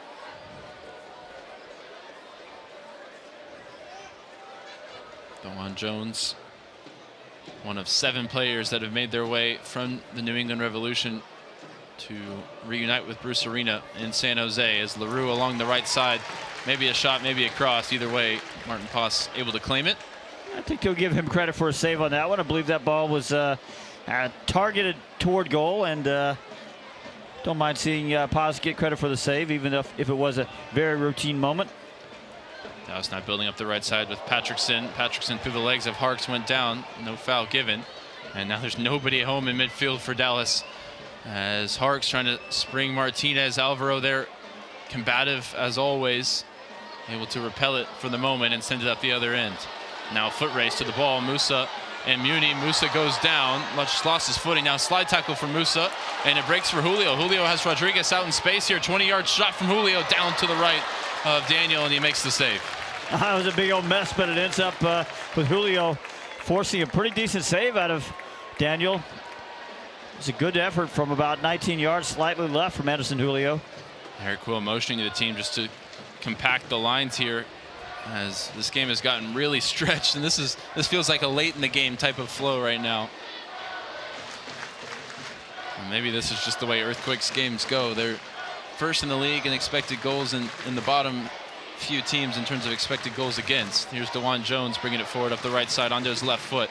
Chipped ball across, finds the opposite wingback Costa. Set back for Harks inside the box, trying to find Arango, and that one's intercepted. Now there's space to counter again for Dallas. Julio making the run as Acosta plays it in behind. Foot race to get to the ball there, but Mooney had the head start. And he gets it back to Daniel. These 3-man counterattacks both ways, but particularly for Dallas. They've been effective over the last 7 or 8 minutes. A couple of nearly moments as we've played 20. And what has become a late night special here on a Wednesday. Both Vitor Costa pushing up so far on the left, and DeJuan Jones pretty aggressive on the right. I mean, it's turning into a lot of 3v3s up there for FC Dallas. Another duel won by Alvaro against Chicho Arango. And Dallas regained possession. Now, Ryan, one player that really just hasn't gotten into the match at all is Pedrinho over on the left side of the midfield. Just can't find the ball. It's been a little slow to recover defensive positions a couple of times. There's a foot race on once again off the direct service. Musa and Rodriguez running there. Rodriguez with the head start, using Daniel to get out of pressure. Now Arango at the other end brings it up the left side. Vitor Costa matched up with Shaq Moore, 1v1 into the feet of Harks, and Costa made a weird run, or maybe Moore just gave him a nice shove out of the way. Either way, the ball's behind for a goal kick. Well, the best way to experience FC Dallas soccer is with a season ticket membership, which has a host of benefits that make this the best option in sports, including a complimentary MLS season pass subscription, discounts on concessions at Toyota Stadium, and much more. You can find the membership that's perfect for you at fcdallas.com/memberships. Well, if you're just listening and you're not watching alongside the pictures on MLS Season Pass, you might feel like this game is being played on a basketball court, with the way it's been so end-to-end in the opening 20 minutes here. Rodriguez climbing up on the back of Acosta, who wanted the foul, nothing given. Then Alvaro goes flying in, wins the header against Arango. Again, nothing given. Eventually, the referee does blow for a foul there against Arango, as Alvaro picks himself up. I think Alvaro had a claim for a foul on that on the original action. Yeah, Arango kicked out with his right foot. Yeah, he did. Went through. And he got enough of Alvaro, and as Alvaro was about 4 feet into the air, you know, he went down pretty hard. 4 clearances, 2 interceptions, and 1 recovery for Alvaro in 20 minutes. He's on it once again here. A nice ball through the lines, finds Patrickson. A lot of space for the Ecuadorian. He'll bring it forward now into the San Jose half. 4 in the attack alongside him. Options either way. Ball through the lines, finds Acosta inside the 18. Acosta tripped up, goes down. Nothing given by the referee. Well, back to front, great sequence there. Alvaro playing the ball into Patrickson. Lucho Acosta, as he gets that entry ball in a good spot, he just couldn't get it out of his feet. Won a penalty and converted it last week. The referee won't hold it for a check here. Must have been pretty convinced that there was nothing given. Well, to be fair, I'm not sure there was enough there. I think, as I said, watching it again here, it's a really good ball, and Lucho Acosta finds a good space. There's just a little bit of contact. He understands the ball is under his feet. That's the best chance he's got. Here's Vitor Acosta inside the 18 at the other end. Cut back ball. Pedrinho intercepts it. And now Leggett inside the 18 has his ball deflected. And it's off the corner flag. Instead of a goal kick, it'll be a throw in deep in Dallas territory for Shaq Moore. Still waiting to see a definitive replay on that Lucho moment. As Dallas take the throw in towards Musa, wins the header, but Harks picks up the second ball. His volley forward is easily intercepted by Ibiaga. Put out in front of Farfan, who now finds Pedrinho. Can he start to grow his influence on this game? Been a bit of a bystander through 23 minutes.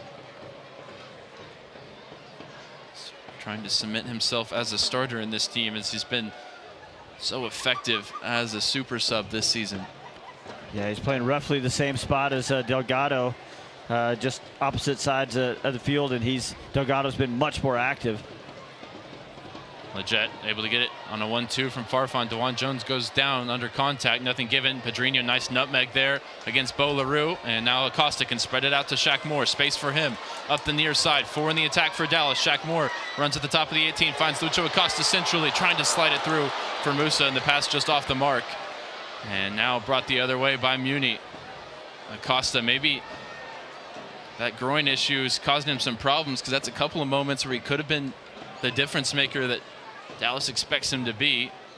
And I think Peter Musa had taken up a really good spot there, and Acosta just not accurate with the pass into him. And now at the other end, Arango shot from distance. That one just wide to the left of Martin Pass's left post.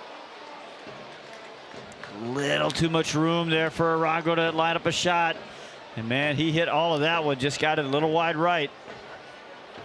6 goals in 5 career games against FC Dallas, looking to improve that record tonight.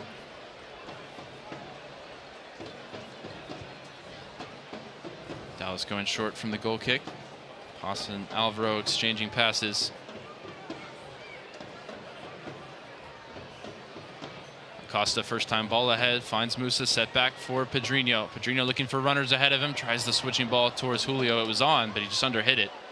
Easily intercepted by Rodriguez. As looks like Pedrinho and Patrickson have swapped sides, at least for the moment, in the Dallas midfield. Here's Espinosa through the lines.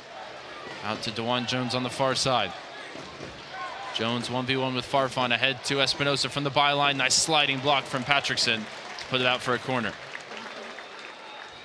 Now, whereas used the word bystander for Pedrinho a while ago, I think Patrickson's been nice and lively tonight. I believe this is the second corner for San Jose, both from the far side. And once again, this one will be taken by Christian Espinosa. 30-year-old out of Argentina. Right arm raised, out swinging service, this time towards the back post. Mooney gets the first contact, up into the air, and Martin Pass makes the claim. The Dallas players stayed down out of that contest. It's Shaq Moore holding the back of his head.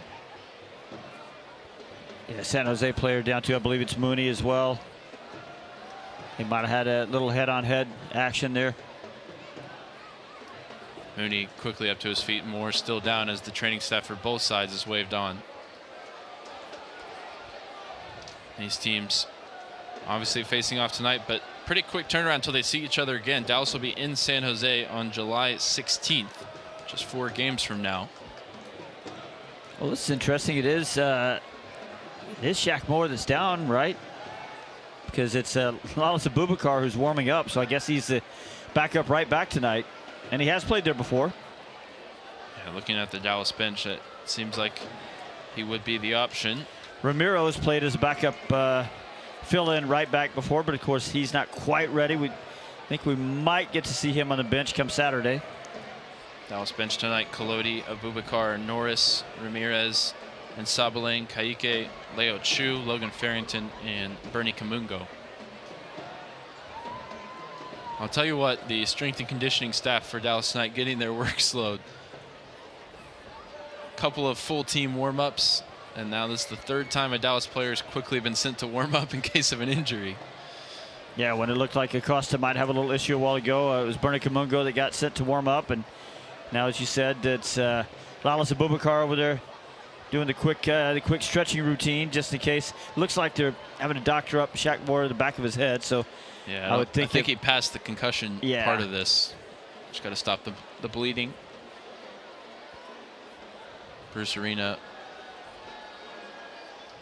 as he does, having a word with the fourth official. Just wondering why Shaq Moore is being treated on the field here, as opposed to Dallas playing with 10 men, as he's being treated off the field. No, there is the rule in place, but it is a little different around head injuries. Eric Quill watches on. What do you think he'll have made of these opening 28 minutes? Pretty disappointed with the first 10, and not unhappy with the next 18 or so. Feels like to me the biggest question he's got to figure out is Lucho at 100%, as he's come over for a conversation with the coaching staff. Well, it's sort of an exercise in math, isn't it? Because even if he figures Lucho is only 85%, you know, is that Lucho Acosta, former league MVP, not that long ago, is he at 85% still a better option than a younger player at 100%? He's had a couple of moments where he could have made the difference in terms of a goal and an assist, and didn't look at his sharpest by any means since that moment where he sort of motioned towards the bench holding his groin. Walking away from the conversation with the Dallas bench now. Abubakar still warming up, but Shaq Moore looks like he's going to be good to continue once he's waved on by the referee. Dallas again momentarily playing with 10 here in the 29th minute. As pass goes long towards Musa. Musa able to settle it there under pressure from Rodriguez. Finds Pedrinho. Pedrinho holding off the challenge. Back to him from Lucho Acosta. Drop of the shoulder from Acosta. Splits two defenders. Here goes Acosta. Darting run. Ball in behind for. Here's Petter Musa. Musa into the top corner. Oh, what a goal! Dallas with a shorthanded goal. Magic from Acosta and precision from Petter Musa.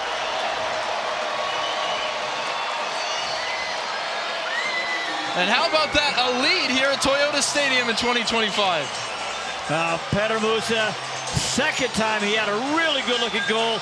This time he was able to beat Daniel. Look, that is a sweet turn and feed from Lucho Acosta. We just talked about how even if he's not quite at full strength, he can still be a game changer. Lucho Acosta, halfway through the season, hasn't had an assist. Well, you know what? He's got one now. 1-0 FC Dallas.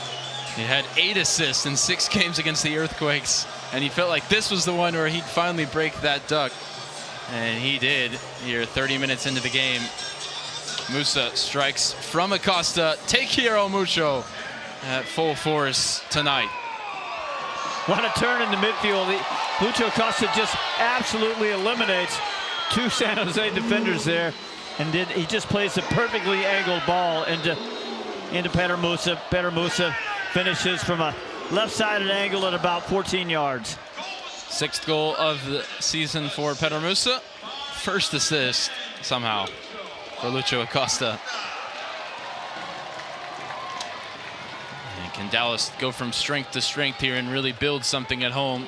They had 1 lead at home this season, thrown away against Chicago, and they had 1 lead against Kansas City. They were able to nurse to the finish line.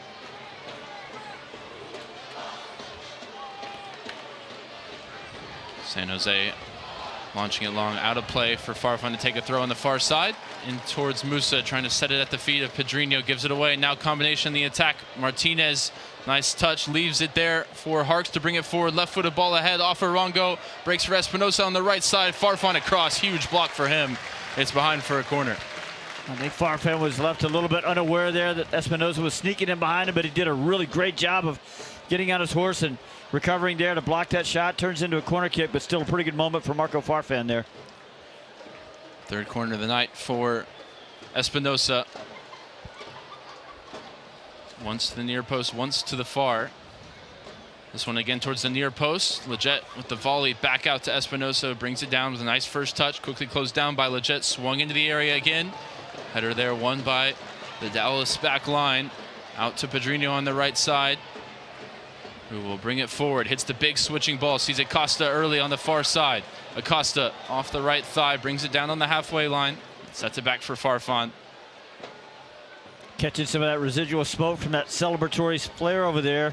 Got to tell you, though, it's a pretty sweet smell right now because haven't gotten a lot of that at Toyota Stadium this year. Only the 5th goal at home, but it's a big one.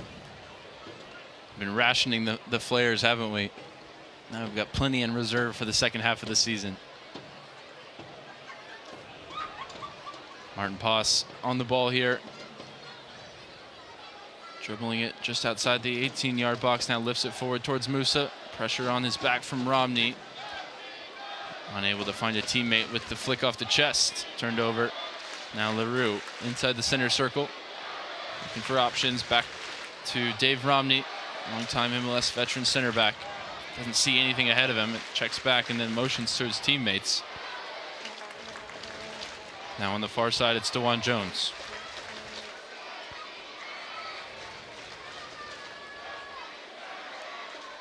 I believe that is the first goal for FC Dallas scored in the first half at home this season. Here's Bo LaRue looking to respond through the line centrally. Finds Arango inside the 18. Nice tackle there for Moore. Back out to LaRue. Low shot palmed away by Paas, and he covers up the rebound as well. Nice save there from Paas, having to go quickly down to his right side. And then spills that rebound just a little bit, but he's able to scramble and get there before Arango.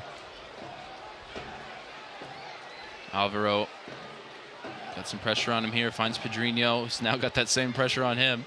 And eventually Alvaro just puts his foot through it. So 2 things here, Ryan. Dallas defensively, I think they've tightened up their lines just a little bit, which they needed to. And I think that switch, moving Patrickson over in that 8 spot, that box-to-box spot, over to the left, and Pedrinho over to the right in the same spot, I think it's helped over there because I think Christian Espinosa is the one you want to keep the ball away from. And so I think Dallas doing a better job of that now. There's a second ball on the field, and I don't think the referee spotted it just yet, as it will be now retrieved by Daniel Muni and played off the field. Espinosa on it in the middle. The game ball put in behind here for the run of Vitor Costa in behind Shaq Moore. Costa just lost his footing at the crucial moment there. Whether it was onside or not, it won't matter, as it sort of dribbled off him and behind for a goal kick with no shot or cross. I was a little surprised that Martin Paas didn't get a little bit more aggressive and come claim that one, so he got a little lucky there.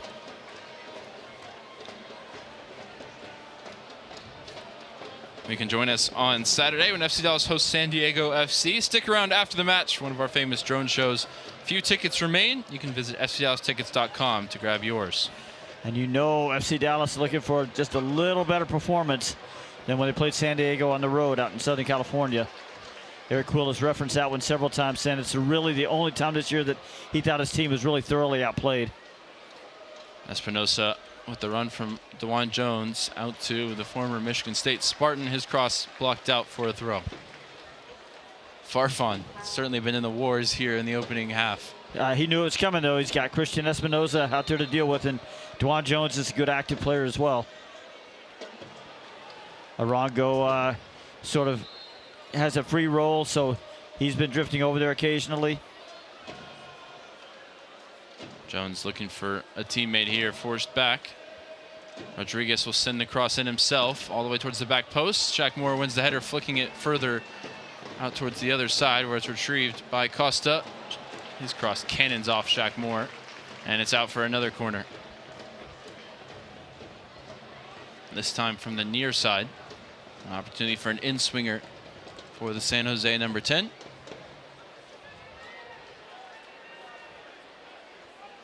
Good game so far. 6 shots for San Jose, 4 for Dallas. All 4 on target for the home team. Parks is going to offer a short option here for the corner. Costa's there to make sure that doesn't go unmarked.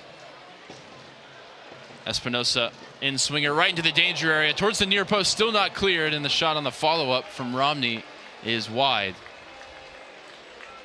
Espinosa's corner kicks, his dead ball delivery, so good. Put that one in a really dangerous spot. Really whipped it in there toward the near post. Yeah, got over the head of Julio and Patrickson, who were the two set to defend at that near post. Looked like it maybe should have been a corner actually off of Julio, but nothing given. Martin Paz, goal kick. Excuse me, Ryan. Martin Paz trying to go quickly with that one. It was intercepted, and then Martin Paz got lucky because Timothy Ford, the referee, had to judge the ball wasn't quite through moving, so called it back and is giving Martin Paz a second bite of the apple here. This time he'll send it long. Didn't quite get the direction that he wanted on that one. It's out of play. Out of the reach of Petar Musa. Costa takes the throw in into LaRue. LaRue to Martinez. Martinez sees space on the far side for DeJuan Jones, and he'll bring it into that green grass. Now closed down by Leggett.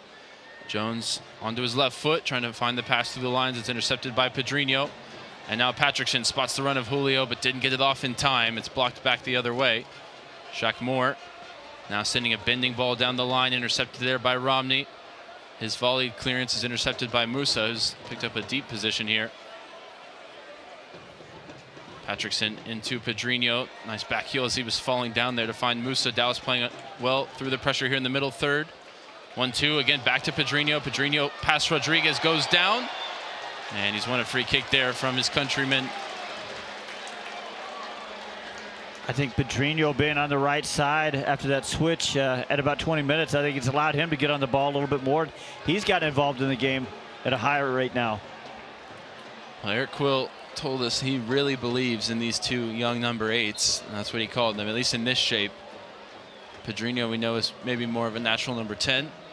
Patrickson, maybe we don't know what his natural position is. He's played a little bit of everything here in Dallas in a season and a half. Here he is between the lines, looking for options. Sees the ball on towards Petar Musa. Good weight on it. Musa brings it down with the left foot. But the touch caught up under his feet. Cannons off his right leg and out for a goal kick. And San Jose looked to go quickly. Rodriguez on the dribble up the right side. Into LaRue.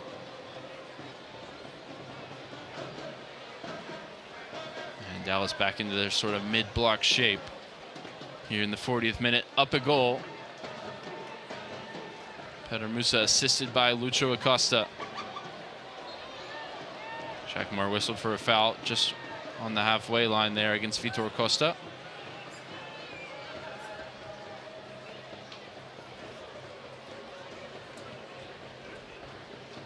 Diagonal ball out to the far side. Jones at full tilt to try and keep it in play, and he does. Now finds Espinosa, some space for him. Right-footed ball blocked by Pedrinho. Out to Jones. LaRue gets turned centrally, back out to Espinosa. And again out to Jones. Step over and tries to use the speed to get past Farfan. Does get the cross in. Alvaro wins the first header.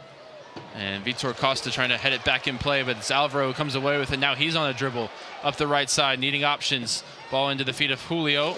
Julio can't keep it. And Alvaro momentarily out of position as this brought forward by Muni. Muni spots the advantage, goes right through the middle, finds Arango. Now Arango shot from distance, stings the palms of Martin Paz, and he picks it up at the second asking. Both goalkeepers busy here in the first half. A second ago, Alvaro on a nice moment. You know, he's dribbling out at full speed. And what I want to see Anderson Julio do there is either make a committed run to get him behind or come back and check to him. But he just wasn't giving Alvaro a target in there. And then when Alvaro sort of gives up the ball, you're right, they're all out of shape at that point. Musa, nice flick on here. Lucho Acosta drops for him well, 20 yards from goal, trying to find Julio, can't do so as Rodriguez gets in the way.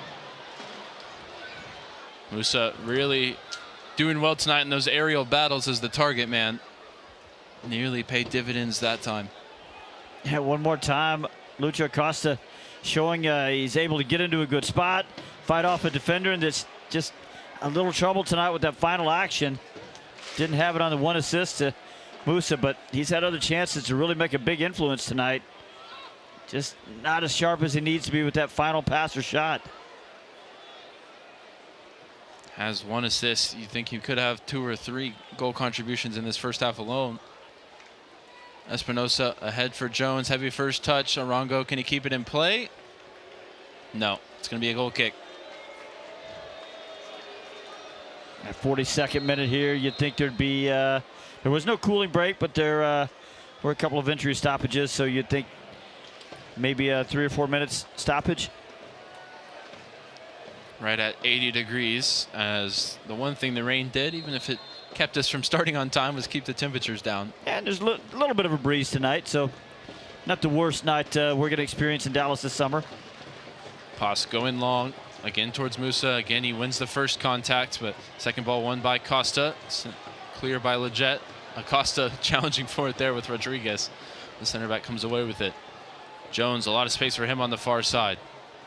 Now closed down by Farfan. Espinosa in behind Farfan, but that's just a bad pass from Jones. Missed it. Too much on it behind for a goal kick.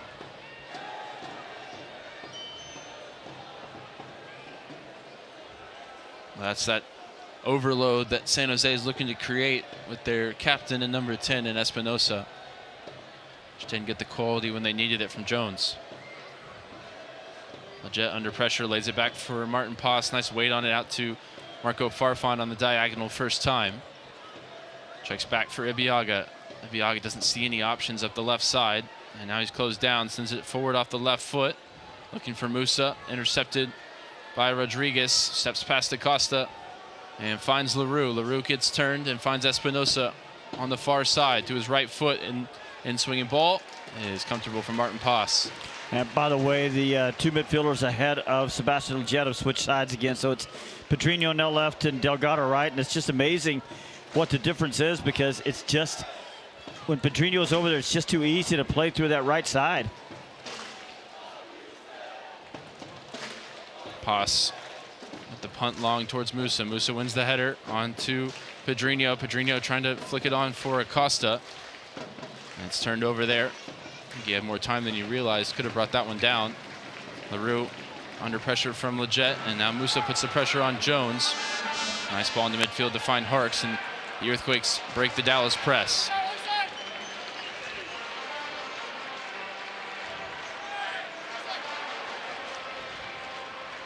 Jones on a dribble up the right side. Espinosa lifts in the middle for Harks. Headed on for Jones. Jones goes down. Little push there from Farfan. Didn't feel like there was much in it, but it's going to be a free kick in a really dangerous position now here in the 45th minute. Just about 3 or 4 minutes here. We're in the 45th now, but Dallas just really needs to buckle down and make sure they take this 1-0 lead into the half. And this is going to come from about 8 yards right outside the corner of the right side penalty area. About to find out how much stoppage time we'll play. But first, this free kick from Espinosa. Almost everybody for it. Only DeJuan Jones is back defensively. A lot of targets to aim at for Espinosa. Ball swung in, punched away by Paz, all the way out to Jones as we see 5 minutes go up on the fourth official's board. There's still a good chunk of this first half remaining, where Dallas can take the lead into the break.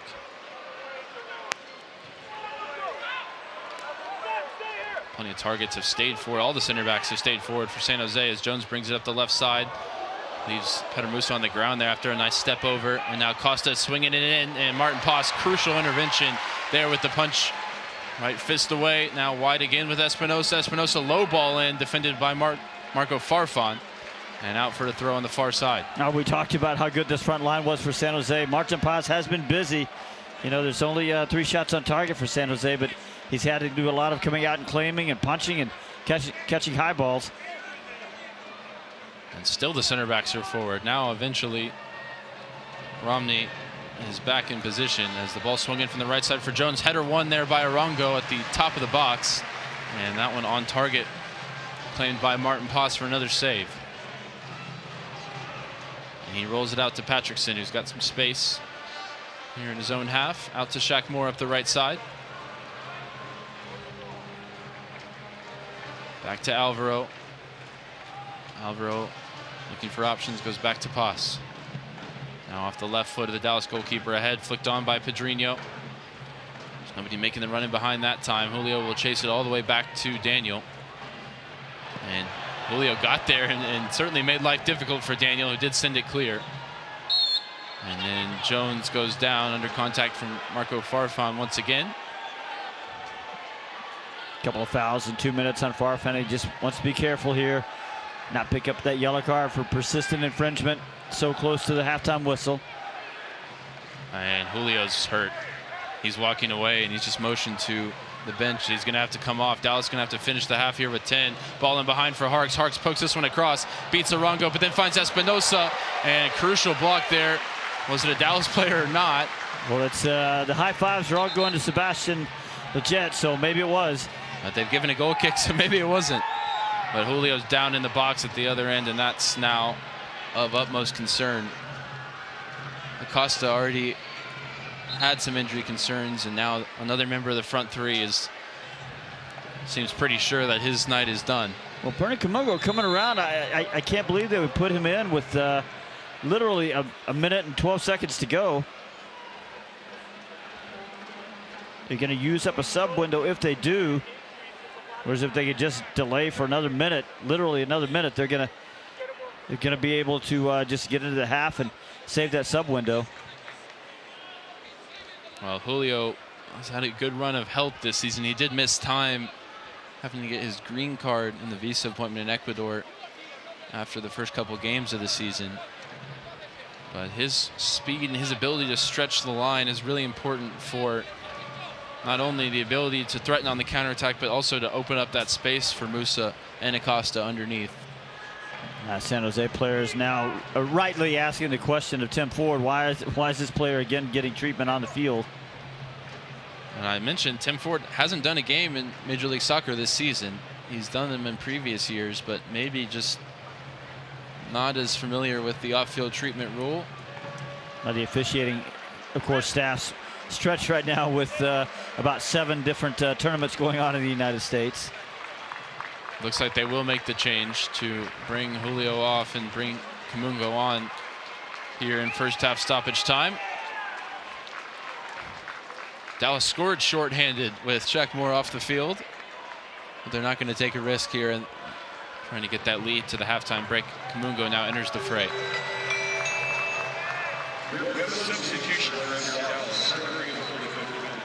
Well, look, big opportunity here for Bernie Kamungo, because with Dallas having another game in just 4 days, if Anderson Julio is going off, you don't really like his chances of starting the next one. Coming off of a goal last week for Bernie.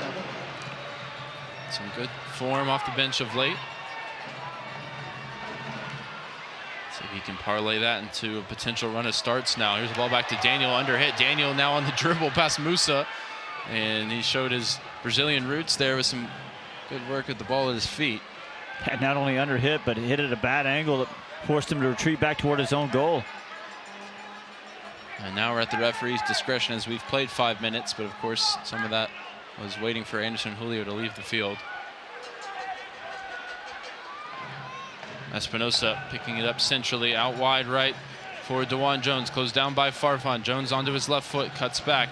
Looking for Espinosa at the top of the box. Acosta gets a touch to it. Lletget sends it not quite clear, but out to this near side. Shoulder to shoulder there between Kamungo and Romney. Kamungo comes away with it. And now Dallas building up the right side. Patrickson, ball ahead to the feet of Musa. Set back for Acosta. Acosta evading the sliding tackle there from Mooney. Goes down as Mooney tripped him up. And the yellow card is out for Daniel Mooney. But it's one he might have had to take because Pedrinho was streaking down the far side about to receive it from Lucho Acosta. Yeah, it was a tactical foul, and probably, you're right, probably a smart one. Dallas looking to make these last few minutes of the first half count. Go quickly with the free kick. Acosta out to Patrickson. Patrickson looking for options, finds Acosta against centrally, goes for the back heel, gives it away, appeals for handball, not given. Now Arango drives forward through the middle. Arango into the attacking half, 2 alongside him, 1 either way.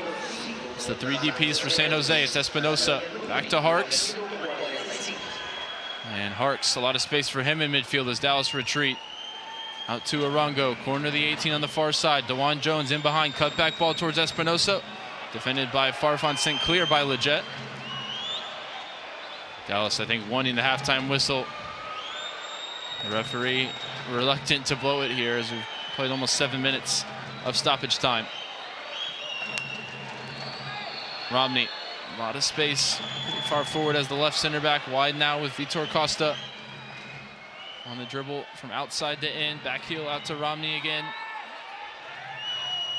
And now the referee does put the whistle to his lips and bring it into the first half, in which Dallas will take a lead into the break for the first time at home this season, and just the third time all season long in general. It is 1-0 thanks to a Petar Musa strike in the 30th minute.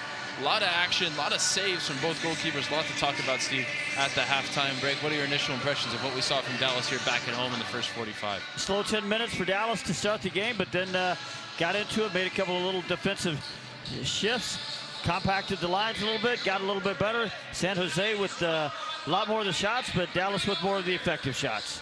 The one shot that counts. Petar Musa's into the back of the net. We'll talk about all that more on the other side of this break. It's FC Dallas 1, the San Jose Earthquakes 0 here on the FC Dallas Radio Network. So, what'd you do this weekend? Well, just took the Tacoma off-road, deep into the woods, got to this hidden campsite only it could reach. Nice. I hooked up the boat to the Tundra and hit up the lake. Towed it like a pro. Had the whole lake to ourselves. Hey, wait, did I mention I went rock climbing too? Uh-huh, yeah, thanks to the Tacoma's crawl control. Well, sounds like we both had fun weekends. Mine was better. The Toyota Tundra and Tacoma are built for all the fun. Test drive at your local Toyota dealer or visit Toyota.com today. Toyota, let's go places. Feature availability differs based on trim. See Toyota.com for details. UT Southwestern Medical Center in Dallas, Texas, where discoveries change lives.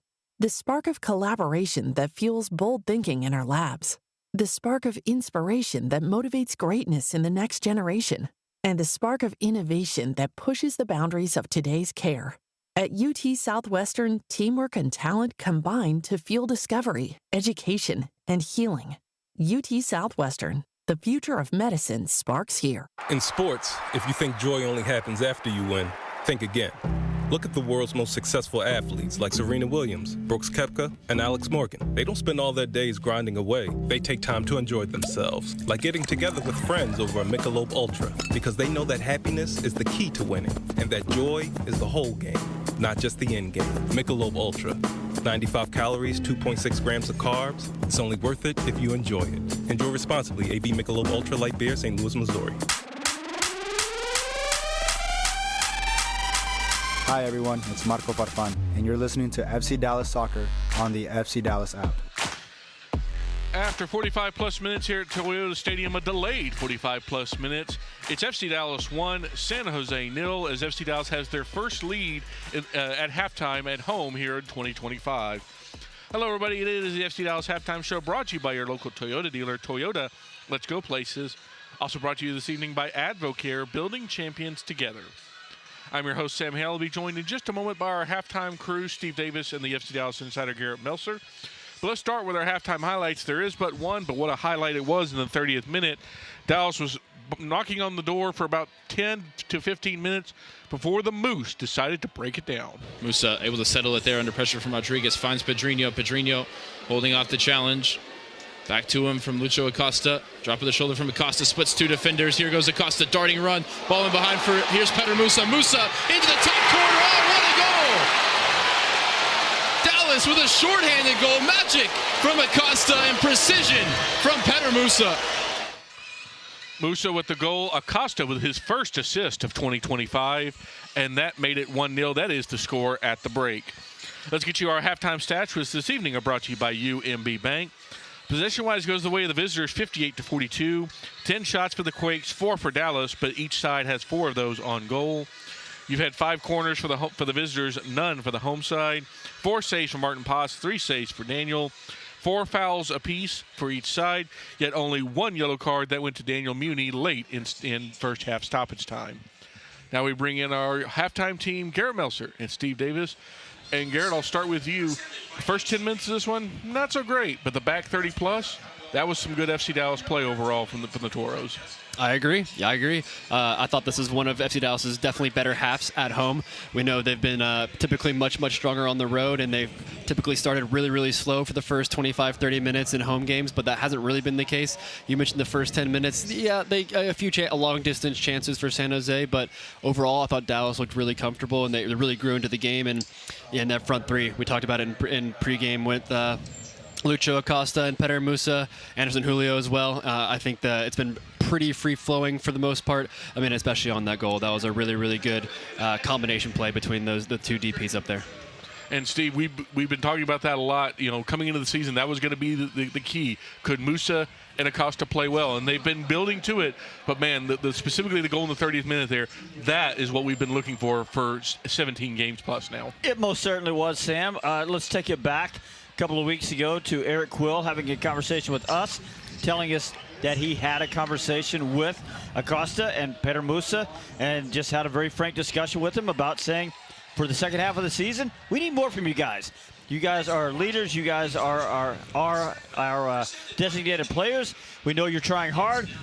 Still, I'm going to ask you to do more. Well, they did more in Kansas City. They're doing more tonight because everything that's been dangerous for Dallas, Anderson Julio's had a couple of moments, but most everything that's dangerous is coming through Acosta and Musa.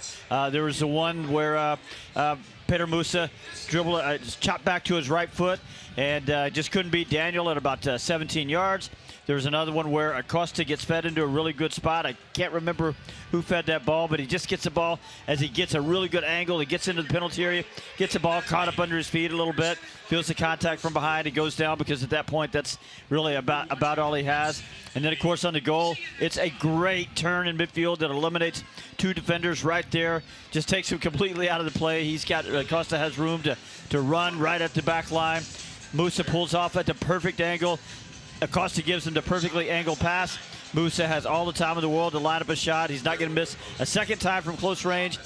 1-0, but it's all coming through the two DPs right now. And it's great work on Acosta. You talked through it there on the assist. But it's interesting. He was kind of covered by two men when the ball came to him. But he does that little hesitation, basically puts his weight on his right foot, but instead cuts left. That gets both defenders off balance. He cuts in between them, and it's the perfect weight of pass to Peter Musa right there, because actually the defender gets a little toe on it because Acosta had to play it so close to the defender so that it still got to Peter Musa in stride. It's just the perfect pass, and it's just really high-level play from a player who we know has a very high level in general. And you know, Sam, we talked about during the match how even though Acosta is having some good moments, I don't think he's at his best, you know, but he's still able to change the game in a moment. There are a couple of other times when he was a little loose with his passing or with his possession, but he's so talented that, you know, you'll take a couple of those moments when he can make a moment like he did on the goal with Musa in the 30th there. Two players I think stood out besides the golden two up top. And Steve, I'll start with player number one. This might be the best half of play we've seen from Martin Paz this season. He's faced 4 shots on target, 10 shots total. Some of those shots maybe not as dangerous, but we've seen him come out a little bit more. We've seen him a little bit more aggressive. All around, I think this is one of his best games so far. Well, that's the good news. The bad news is that he's having to be a little bit too busy. Yeah. But it's all coming from the right side. They overload over there. Arango sort of has a free roll tonight. Joseph Martinez stays up high, but Arango drifts. When he goes right, when Juwan Jones gets active, Christian Espinosa over there, we know how good he is on the wing. When they get that combination going, and we're going to have to say it again, when Delgado was over there, sometimes those two eights, those two box-to-box midfielders in front of Lletget, when it's Delgado over there defending, they're just better. When it's Pedrinho over there defending, he's just not finding the right spots over there defensively. It's too easy for them to play through the lines over there on the right side. So the crosses come in, and that's forcing corner kicks where Martin Paz has to come out and be active. It's through balls into the half spaces, and that's why Martin Paz has had to be very busy tonight.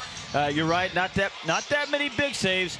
One where he had to go down quickly to his right, but a lot of coming out, claiming balls, a lot of punching. So I would like to see him not quite as busy in the second half. I would definitely prefer that, but at least he's doing well when he's called into action. Yeah. Garrett, the other player that I think is deserving of some flowers, Alvaro, once again, I mean, the guy played 100-plus minutes last week and didn't look out of place. We all wondered, was there a repeat in him?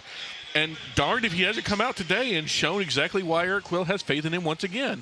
I was hoping you'd ask about Alvaro, Sam, because I think he's been the standout defender so far through 45. He's blocked at least 3 or 4 shots that I can remember off the top of my head. He's winning headers as you'd expect at 6'5". He's looked not quite as comfortable on the ball as maybe he did in SKC, but hasn't really needed to be fair. He's been fine, but Sebastian Lletget's been dropping in a lot to create the plays from back there.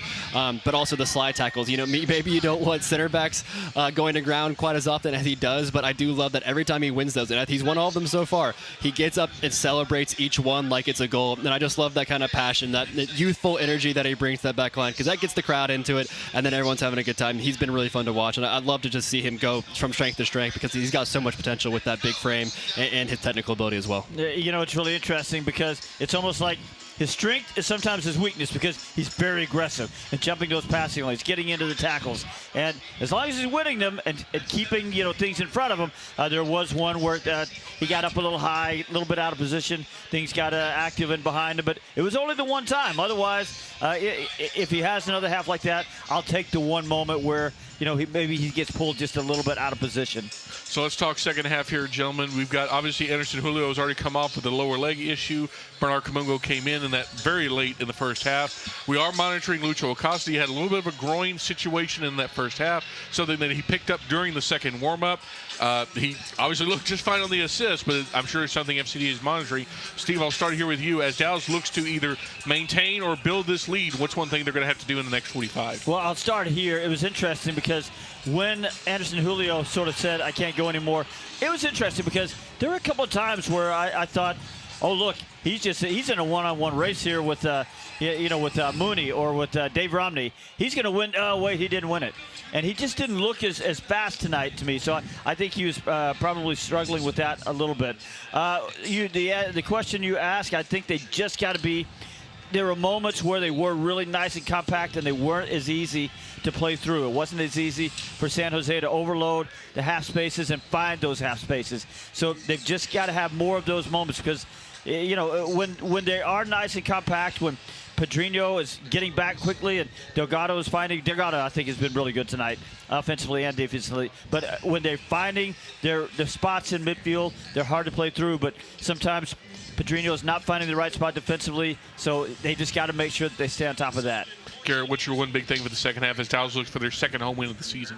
They got to keep up the energy. They showed really good energy for most of that first 45. I think maybe when stoppage time kind of came in and they had, scored the goal a couple minutes earlier, they kind of dropped back a little bit, started giving San Jose a bit more of the ball in FC Dallas's half. And look, we know FC Dallas has had leads at home that they've let slip this year. Think back to the really rough one against Chicago early on. That can't happen again, and I think keeping the energy up will be really crucial to making sure that doesn't happen. And a guy who is very, very good at that is Ka'ike off the bench. He missed out last week through the one-game suspension. He's very fresh, and we know he's got tons of legs. He'll run all day. I think he's a guy that I would love to see 60, 65 minutes in. Well, Eric Quill does have some good options, and the good news for him for the first time this year, he has a lead at the half here at home. It's 1-0 FC Dallas against the San Jose Earthquakes. That's going to do it for the halftime show. When we return, Ryan and Steve will get you ready for the second half of action here. It's impromptu MLS After Dark from Toyota Stadium. You're listening to FC Dallas Soccer, presented by Toyota, here on the FC Dallas Radio Network. UT Southwestern Medical Center in Dallas, Texas, where discoveries change lives. The spark of collaboration that fuels bold thinking in our labs. The spark of inspiration that motivates greatness in the next generation. And the spark of innovation that pushes the boundaries of today's care. At UT Southwestern, teamwork and talent combine to fuel discovery, education, and healing. UT Southwestern, the future of medicine sparks here. Welcome to the world of WinStar. The world of WinStar. Want to hear something incredible? That's Eleanor. Just 10 hours after being born, Eleanor was airlifted to Children's Health and met by our expert team trained in cardiac and critical care. At 4 days old, she received a stent to help her heart pump blood to the rest of her body. And today, she's a happy, healthy 1-year-old. That's incredible. That's Children's Health. Incredible together. So, what'd you do this weekend? Well, just took the Tacoma off-road, deep into the woods, got to this hidden campsite only it could reach. Nice. I hooked up the boat to the Tundra and hit up the lake. Towed it like a pro. Had the whole lake to ourselves. Hey, wait, did I mention I went rock climbing too? Uh-huh, yeah, thanks to the Tacoma's crawl control. Well, sounds like we both had fun weekends. Mine was better. The Toyota Tundra and Tacoma are built for all the fun. Test drive at your local Toyota dealer or visit Toyota.com today. Toyota, let's go places. Feature availability differs based on trim. See Toyota.com for details. Hi everyone, it's Paxton Pomacall, and you're listening to FC Dallas Soccer on the FC Dallas app.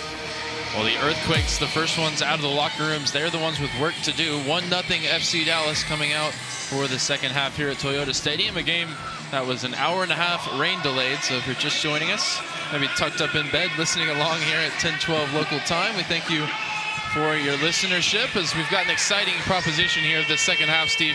A lot of action in the first half, saves for both goalkeepers, action in both 18-yard boxes, and a first half lead for FC Dallas, something that they've been craving all season long. I'll tell you what, if you're going to make the fans sit around an extra 90 minutes, you may as well give them a good show in the first half, and at least for the back 35 minutes of that half, Dallas really did that, and either way, there was a good liveliness about the match. Both teams trying to attack, which you would expect given that both teams put out attacking lineups. Yeah, how about this for a stat? This is just the second time in Major League Soccer this season that Dallas have taken a lead into the halftime break. The other was the win on the road at Real Salt Lake back early in the season when RSL had that red card as well. So it's been few and far between in terms of a halftime lead for FC Dallas, but when they've had it over the past few seasons, they have never gone on to lose. 23 matches in a row when leading at the halftime break that they are unbeaten. 17 wins and 6 draws. That's spanning quite a few head coaches at that point. As we get a look at the live standings, Dallas hopping San Jose if they can hold on to this result tonight. What's it going to take in the second 45? Any adjustments or any grit that we've seen from this team, Steve, to try and see this one out? Yeah, we talked about it just a second ago, how the one thing Dallas has to do is make sure they have more of those moments where they really keep their lines compact, keep those 3 midfielders really tight to this back line behind them, compact as far as horizontally across the field as well. Don't make it quite so easy for San Jose to play through on their right side. Both teams out in formation, ready to get things back going here in the second half. Moose's goal set up by Lucho Acosta in the first half. The difference through 45. And we await the referee's whistle to start the second set of 45 minutes. And we now do, as Acosta drops it all the way back to Martin Pass. So no changes for FC Dallas. Bernie Kamungo is going to stay on that right wing position. And Musa challenging for the ball in the air. Had a little bit of a stray arm, and he's called for a foul against, looks like, Harks.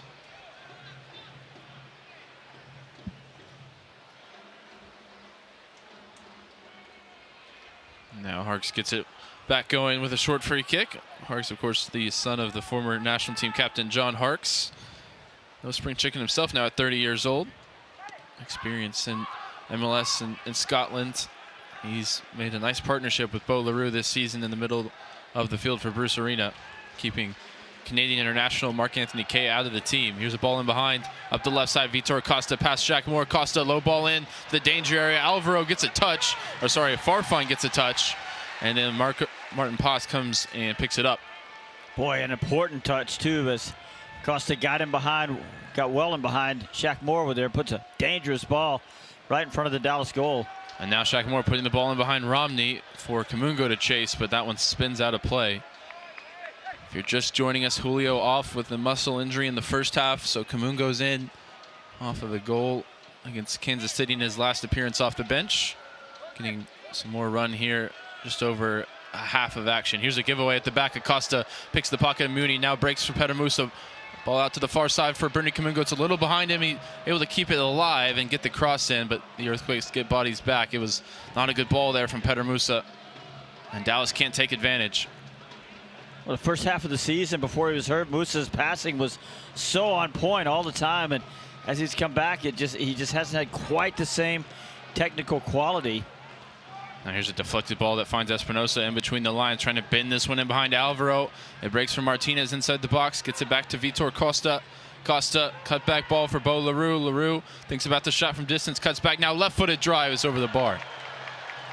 I don't know what kind of wizardry, who was it? Was it Espinosa that played that ball in? And it sort of, I think it bent one way and then bent back the other way and just fell really nicely there for Joseph Martinez. Well, we talked about the field in the first half, and now with it being watered at the halftime break, you can sort of see the spots all around where the sprinklers had popped up. I wonder if it's playing a little bit strange as the new surface implemented since the last home game is trying to bed in here at Toyota Stadium.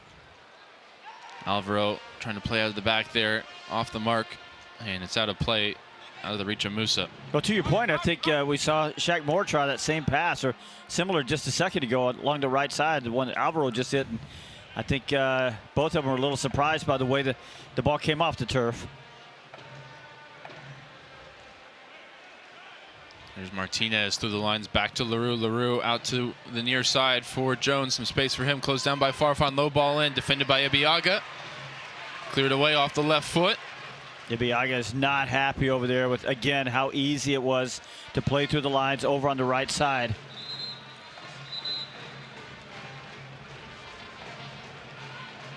San Jose takes the throw in.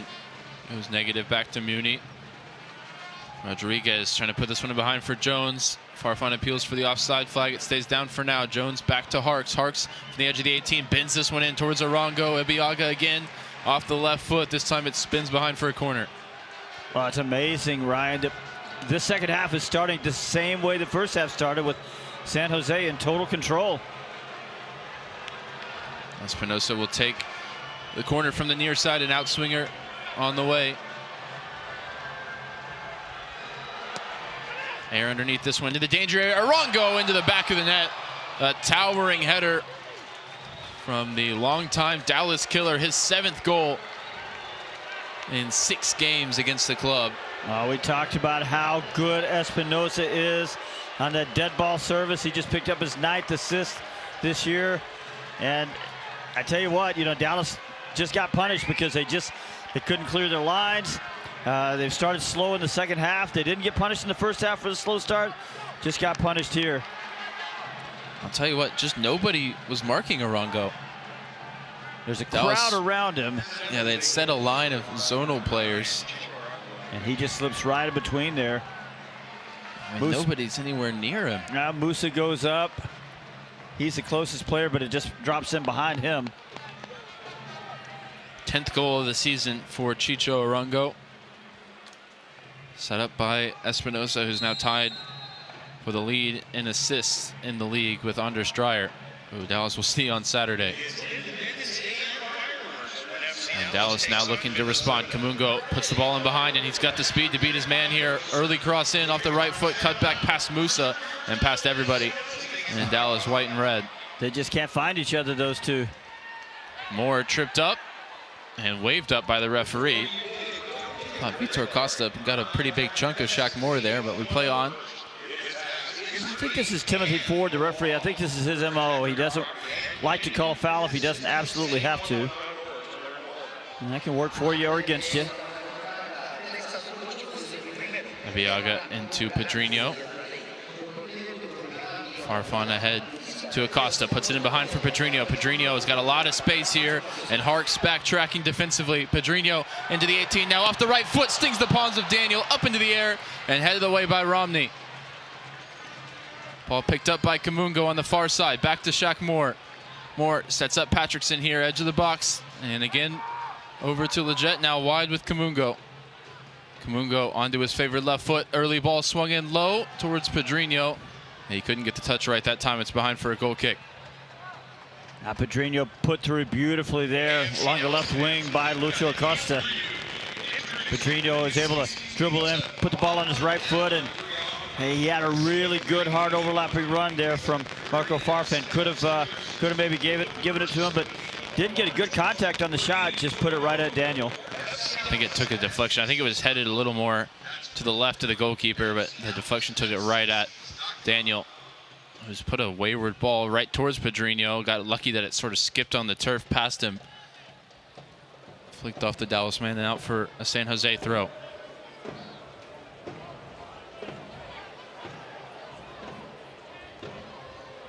Now tied up at 1 here in the 52nd minute. Both number 9s on the score sheet. Musa in the first half, Arango in the second. The Earthquakes rounding out a 4-game road stretch tonight, and Dallas starting a 3-game homestand. Crucial stretch to try and make their way up the table in the Western Conference, and a lot of that is going to come down to, can they pick up points at home? Something they've been unable to do very often this season. Pedrinho wins a free kick right in front of the Dallas bench. A good job there of getting in the passing lane, jumping the passing lane, intercepting the ball, and then didn't really have anywhere to go. Pedrinho, he's right in front of the Dallas bench, but does just enough to earn the foul. Takes the free kick, trying to hit a switching ball. A little bit under hit. Now Alvaro off the left foot. Great ball out to Shaq Moore. He's got a lot of space. He spots Musa at the back post. Bending ball. Does break for Petar Musa. First time flick looking for Acosta. Turned over to Jones. And then Musa just crunches DeJuan Jones there. And he's going to help his man up. Only yellow card in the first half went to Daniel Muni of the San Jose Earthquakes.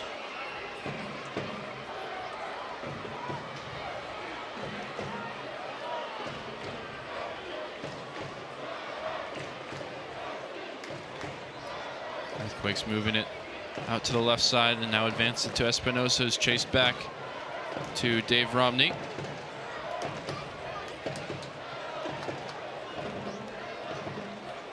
Rodriguez into the feet of Arango, the goal scorer tonight for San Jose.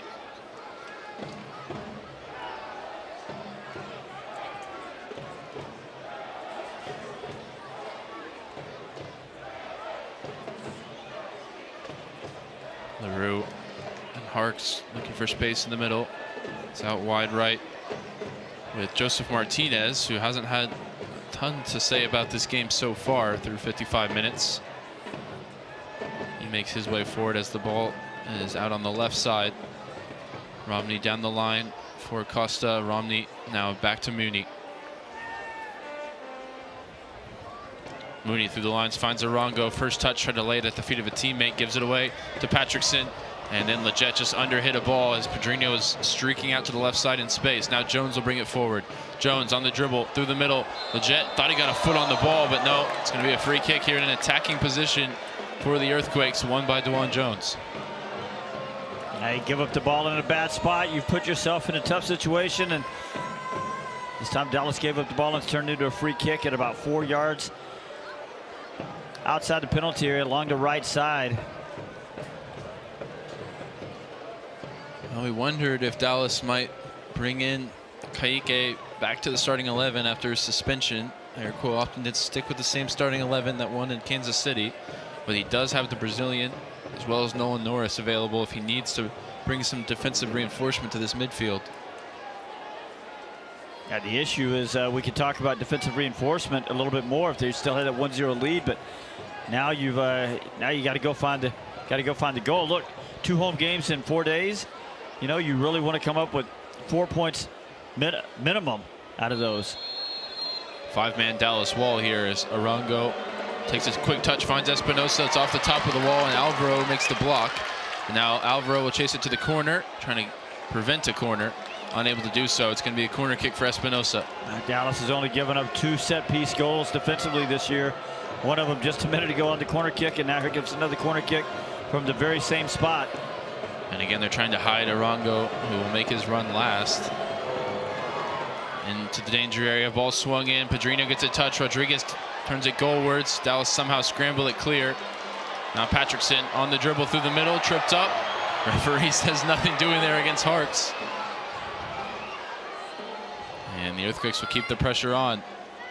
Arango, corner of the 18, skips past Musa. Ball in, low across the ground to the back post. Recovered by Espinosa. Another ball sent in, and there's Joseph to tap it home. The other Dallas killer in the lineup tonight for the Earthquakes makes it 6-6 against FCD as the Earthquakes now lead 2-1.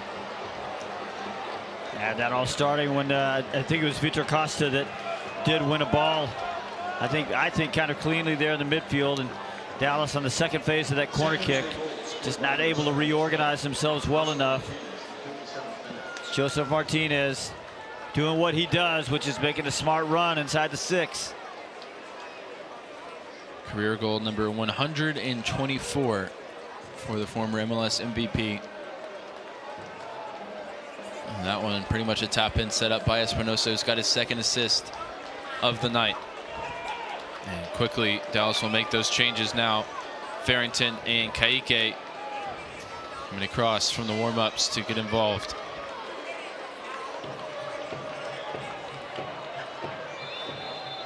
And what does Dallas have now in resolve? They've fought from behind numerous occasions. They're one of the best teams in the league at coming from behind. to pick up points. 16 of them from losing positions. Haven't done it as often at home this year as they have on the road. Can they show that same fight here in front of the fans in Frisco? Unfortunately, at home, they've given up some points from winning positions. Nice header won by Farfan, set back for Leggett. Can't keep it there, and Farfan has stayed down. And the switching ball from San Jose is straight out of play as Marco's still down, trying to stretch out what might be a cramp. Well, that's problematic because we're only in the 59th minute.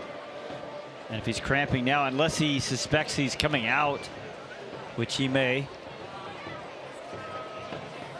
This is the one spot along the back line where Dallas do have some reserve in terms of Nolan Norris. Yep, and he just got called in from the warm-up area. Nolan Norris did. You don't have to just manage today. You've got to manage Saturday as well. Yep, and it would be smart to get Norris in right now if they're going to put these other two changes on, because if they wait and Norris has to come in, then they're out of sub windows. Farfan seems to be moving decently well up to his feet now. Well, he can move well, but if he's cramping at 59 minutes, tough to see him going the full distance. And when Dallas makes these changes to bring Farrington and Ka'ike in, then they'll be down to just that one window left. Farfan takes the throw into Alvaro on the other side. Quickly out to Shaq Moore. Moore into Patrickson. First time ball, trying to put it in behind for Kamungo. Not on the same page there. Wasn't making the run. And it's all the way through to Daniel.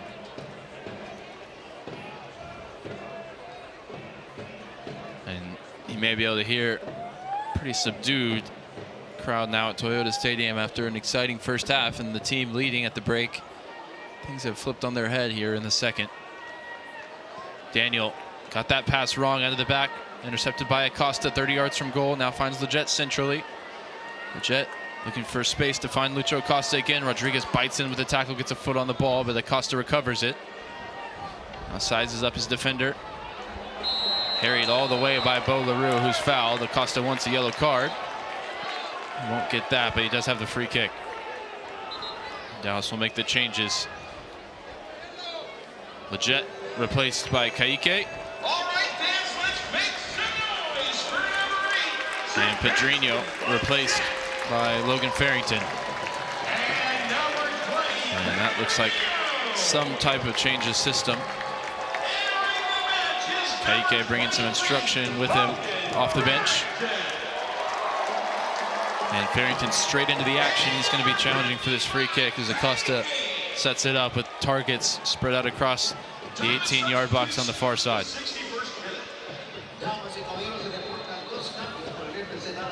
Acosta, Samara under it. It's a good weighted ball into the back post, and Alvaro got a volleyed effort towards goal off target, and the flag goes up.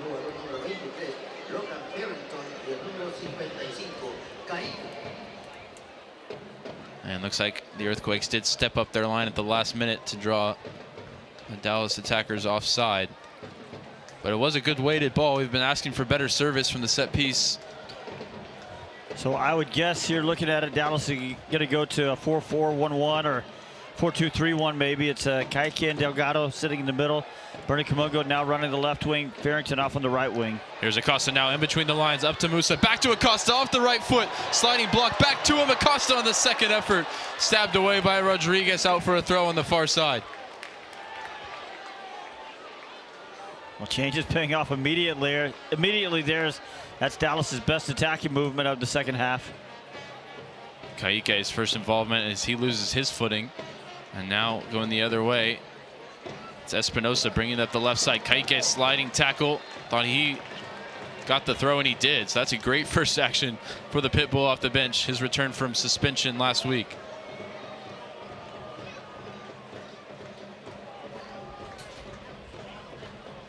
Alvaro out to Moore, into Acosta in the middle. Looking for the return ball to Shaq Moore. Vitor Acosta read it all the way. Intercepted, but Rodriguez gives it away in midfield. Patrickson some space, puts this ball over the top for the run of Farrington. Farrington brings it down, great first touch with the left, now corner of the 18, closed down by Mooney, sets it up for Lucho Acosta, now centrally, poked towards Petar Musa, who wasn't ready for it. And then Mooney sends it out for a throw here on this near side. Yeah, they're so often on the same page, and that time Acosta and Musa just weren't. The subs with a nice impact here early in their moments off the bench. Ka'ike looking to get in along the left side. Acosta puts it through. Ka'ike back to Kamungo. Now Lucho Acosta, corner of the 18. Gets his man up in the air. Kamungo goes for the back heel, back to Acosta, off the mark. And this one behind for a goal kick. That's looking like a really good little 1-2 there. And Kamungo just sort of got tangled up there with the ball underneath his feet. Couldn't get it out of his feet. I'll tell you, Dallas bringing some energy with those changes. Farrington playing on the right side, shifting Kamungo out to the left. This double pivot of Ka'ike and Patrickson was what they used to navigate all that time down a man against Philadelphia. I think with the ball, this is going to set up more like an old-fashioned 4-2-4. I think they're going to keep Kamungo up well high, Farrington high on the right side. Acosta will float in underneath Petar Musa, so more of a 4-2-3-1, but a very aggressive 4-2-3-1. Daniel sends the team up the field to take this goal kick.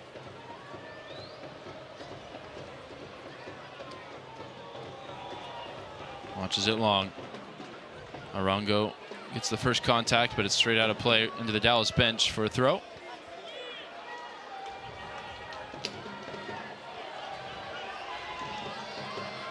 Farfan will take it.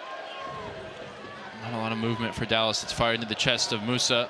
Can't keep it. Wanted a foul, nothing given. So Rodriguez goes back all the way to Daniel. Daniel hasn't been great with the ball at his feet tonight. He puts that one straight out at the halfway line. Farfan trying to launch it to Musa, who was hanging out in an offside position. There's no offside on a throw, so he's trying to catch San Jose sleeping. Farfan couldn't get enough on it, but it's out for another Dallas throw, which he takes. And he'll get a third opportunity now.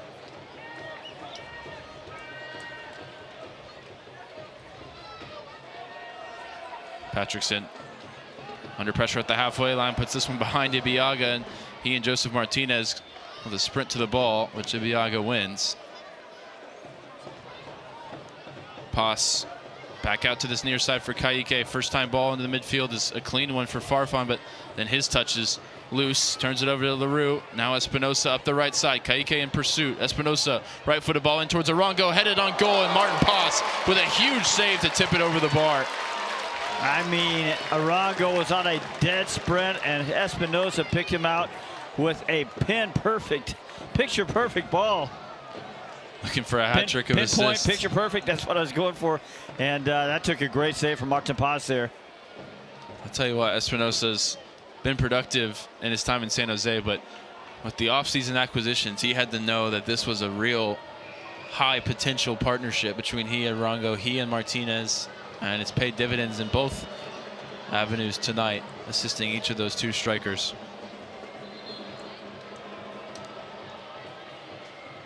And he'll take the corner this time from the far side. In swinger right on top of Martin Paz, who gets a nice punch to it, out to Ka'ike, and then he sets it up for Musa to just send it clear.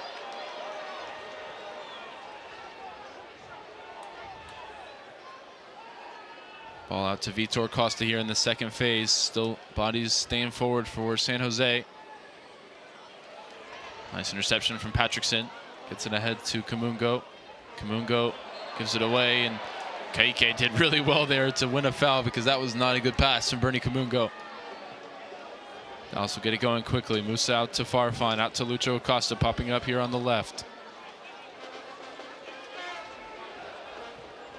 Acosta 1-2 with Musa, and then in behind for Logan Farrington to chase. Foot race to get to the ball, and Farrington gets there first. Forced wide here with Marco Farfan.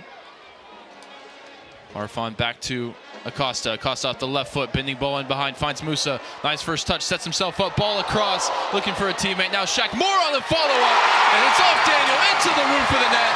A A second goal in Dallas colors for Shaq Moore as he leaps towards the corner flag. He's leveled things here at 2.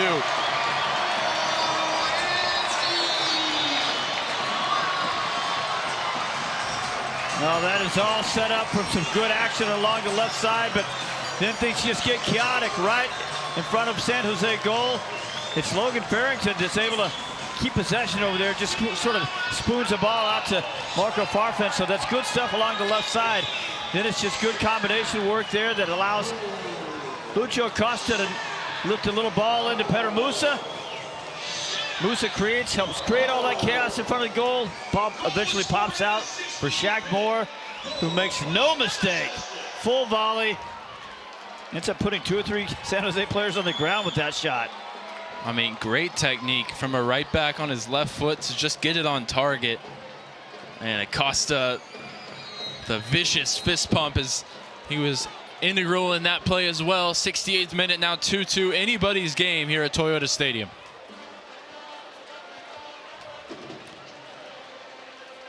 We thought on paper this one promised goals. Now we've got 4 of them, and I don't think we're done with 22 minutes plus stoppage time remaining. Oh, these changes for FC Dallas. Logan Farrington getting out on that one. Kaike with some good moments so far. So we've seen it several times this year where the changes come in and bring a lot of energy for Eric Quill's team. Nice defensive action there for Bernie Kamungo. Wins it back from Espinosa. Now Farfan caught with 3 Earthquakes players around him. Espinosa immediately protesting towards the referee as that one goes out of play. Well, that means Dallas can take a quick throw in right where he vacated. And Kaike trying to put this ball in behind for Farrington. Spotted the run, but got the pass off the mark. It's behind to Daniel.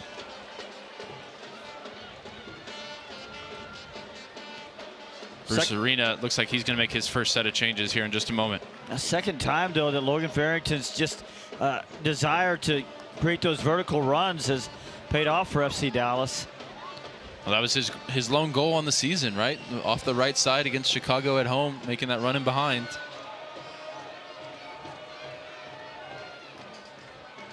See if he can recreate that magic tonight. Vitor Costa is going to win a foul from Shaq Moore, who didn't know much about it. Sort of blocked off the run. As Costa went for the 1-2. Looks like 2 changes coming for the Earthquakes.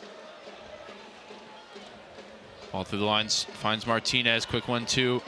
Arango out to Espinosa, Costa along the left side, low ball swung in, Martin Post covers it up. He's been busy tonight, and he's been in form tonight. Well, that time Dallas almost paid the price for keeping those players up so high. Logan Farrington, he's got a high position on the right side, and that time he just wasn't able to get back quickly enough. Post rolls it out to Patrickson, finds Acosta, 1-2 with Musa. Ball in behind for Kamungo off the outside of the left foot. Helped along by Jones, but it does break for Bernie Kamungo now. Finds Acosta. Farfan goes on the overlap. Ball in behind. Marco Farfan inside the 18. Cutback ball for Bernie Kamungo, who's just late to it. And he commits the foul there as he was challenging for it. Really nice build-up between the lines, just carving up San Jose, but unable to find the killer blow. Yeah, Marco Farfan getting forward aggressively up the left side is really assisting FC Dallas. That time, as he gets forward, gets the ball. I don't think it was the best cutback ball into Bernie Kamungo. Kamungo having to fight for it and then having to foul right in front of San Jose's goal in the effort to get that one. I think if it has a little more weight on it, maybe it takes Mooney out of the play. But he was able to get in front and draw the contact. Instead, he may be one to be replaced. They do have a center back up and ready in Floriani alongside Mark Anthony Kay, the midfielder. I mean, Ryan, what a game of big swings of momentum, you know, both ways. Yeah, we know that Apple loves to show the momentum bar of how the match, you feel like it's an absolute roller coaster if you get to see that tonight. San Jose starting halves well. Dallas growing into the game in both first and second half. And from here on out, we'll see. 2-2, 72nd minute. Daniel goes long from the goal kick. Header won by Ibiaga. Arango down, holding his head. Referee needs to bring a stop to the play here with Arango down with a head injury, but we play on and the Earthquakes in possession. And now he does spot it. Arango sitting down right now, holding the back of his head. Bruce Arena over in his coaching box, doesn't look happy, and begging the question, is Bruce Arena ever happy about anything? I mean, his maybe he player's got a allowed head himself. injury. He maybe allowed himself to be happy after the few MLS Cups or the Supporter Shields, but not for long.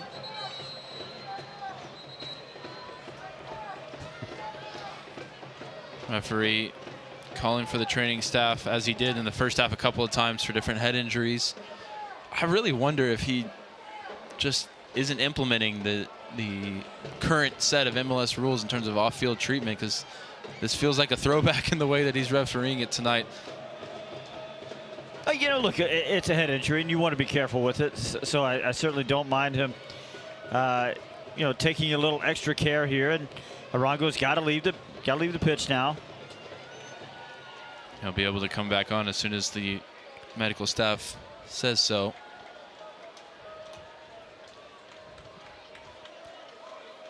It'll be a drop ball to San Jose to get things back going. And Arango will wait just to enter as soon as he's waved on by the referee.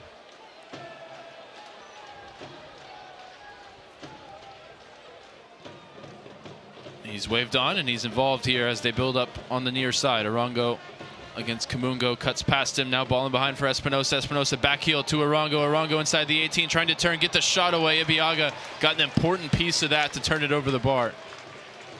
Former teammates at LAFC, Ibiaga seemed alert to what Arango was trying to do. Ibiaga's been so solid all season. You know, not just in his physical actions, but, you know, really being a mentor first to young Osazi Uriguide and now to the even younger center back beside him, Alvaro. Those two are going to be important in defending this corner. Espinosa from the near side into the 6-yard box, headed away at the near post by Logan Farrington. DeJuan Jones, the deepest player for San Jose, on it briefly out to Vitor Costa. Header one by Romney on the second phase, but it's off target and behind for a goal kick. The San Jose change is still waiting. Looks like they will now enter the match. This might tell us a little bit about Bruce Arena and what he's thinking about the opportunities here. Is he okay with the draw? Sort of maybe looks like it.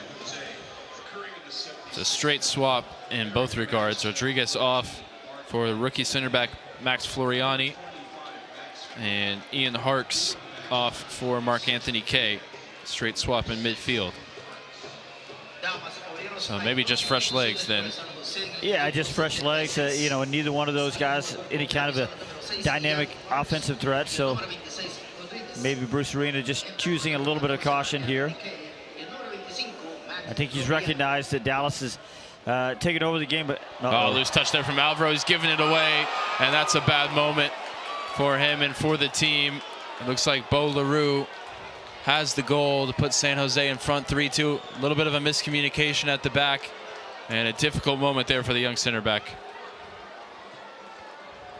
Well, you know, that's the thing with center backs. You really got to get it right 100% of the time. Alvaro made a little bit of a mistake against Kansas City, and you know, as good as he's been, he just takes a loose touch, then he tries to recover, tries to push it over toward Ibiaga. I mean, he's got time on that first touch. He just loses control of it. LaRue pops in there, takes one touch to create a little separation, and then he's got a really close range shot there and pushes it past Martin Paz without much of a chance. So FC Dallas got to come from behind again.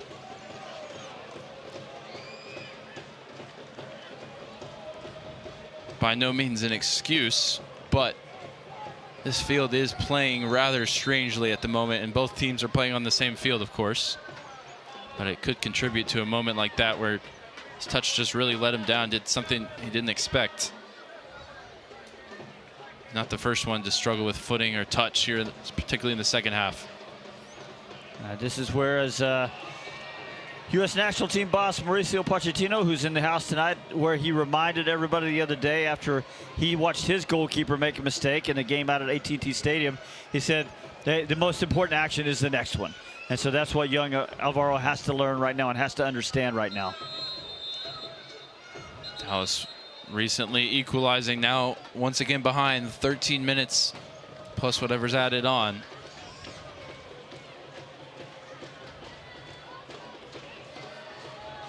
Daniel taking his time over this one, referee pointing to his watch. Let the Dallas players know he's keeping track. And Daniel just another awkward ball for Jones to deal with, barely stayed in play. They keep it alive up the right side. Arango, sliding tackle from Ka'ike, wins the ball. And then Kamungo goes down under the tackle from Arango. Arango then goes flying in against Ka'ike. Don't think he knew the whistle had gone. Now Ka'ike's about Arango's to get thrown out. Been slapped there, it looks like, by Ka'ike. Ka'ike sent off. Not what Dallas needed in this moment.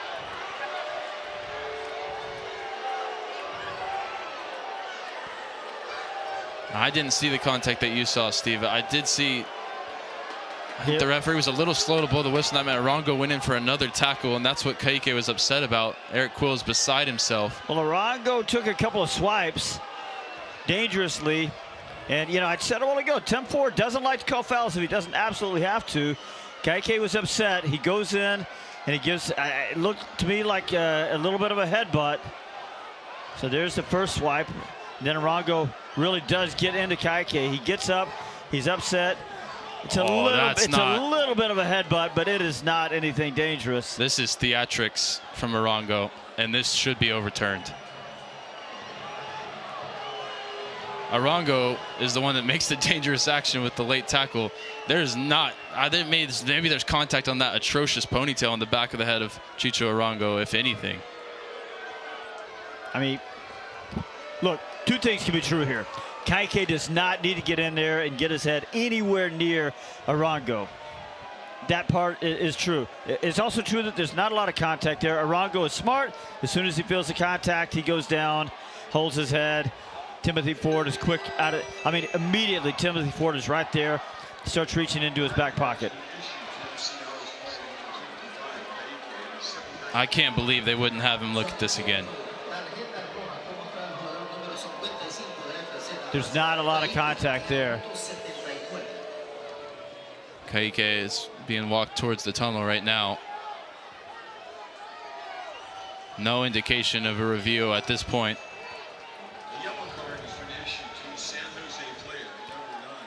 Yeah, you know, they're going to take a look at it. I don't know if there's going to be enough there to demonstrate that it's a clear and obvious error, especially considering that Timothy Ford was right there on top of it, and he immediately reached into his back pocket.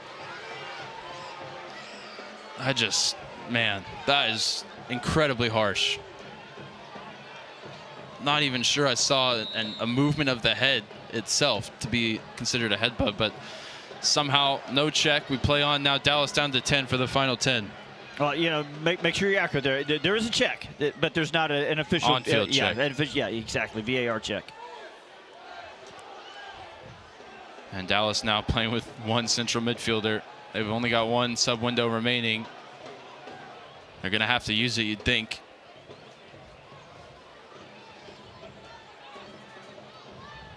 So now, just at a time when you thought Dallas was getting some players back, it would have might even get Ramiro back, available at least on Saturday.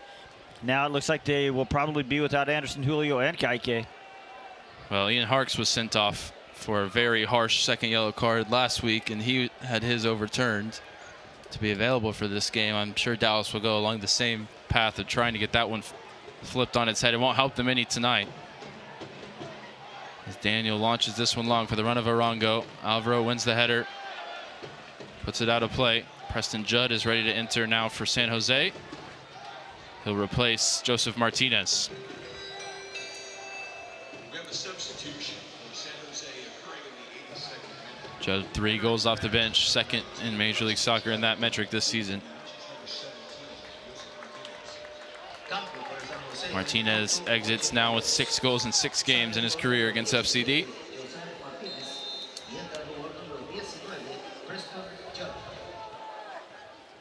Bo LaRue's goal, the difference right now. Ka'ike sent off, meaning Dallas plays down a man.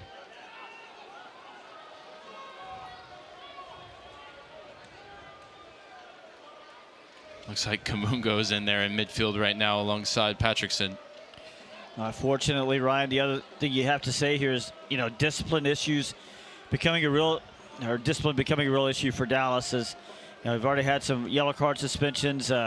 second consecutive home game where Dallas is going to have to play for a spell with a man down. Looks like Lawless Abubakar is going to come across and enter this game. Be interested to see what that looks like. We're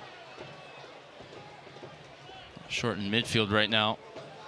I assume it means Shaq Moore and Marco Farfan. We might see them as maybe as wing backs. Dallas goes to 3 in the back. Right now it's San Jose content in possession, making the 10 men of Dallas work.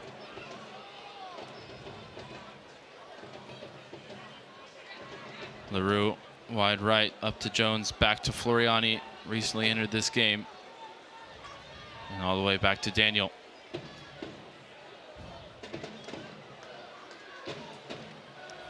Costa up the left side, finds Mark Anthony Kay. Drop of the shoulder there, good work from Kay. 1-2 with Costa. And a second 1-2. Costa here picks the pocket of Bo LaRue. Both Dallas DPs in the attack now. Costa inside the 18 from Musa. Costa, low shot saved by Daniel. And it might have to be a moment like that for Dallas here down the stretch.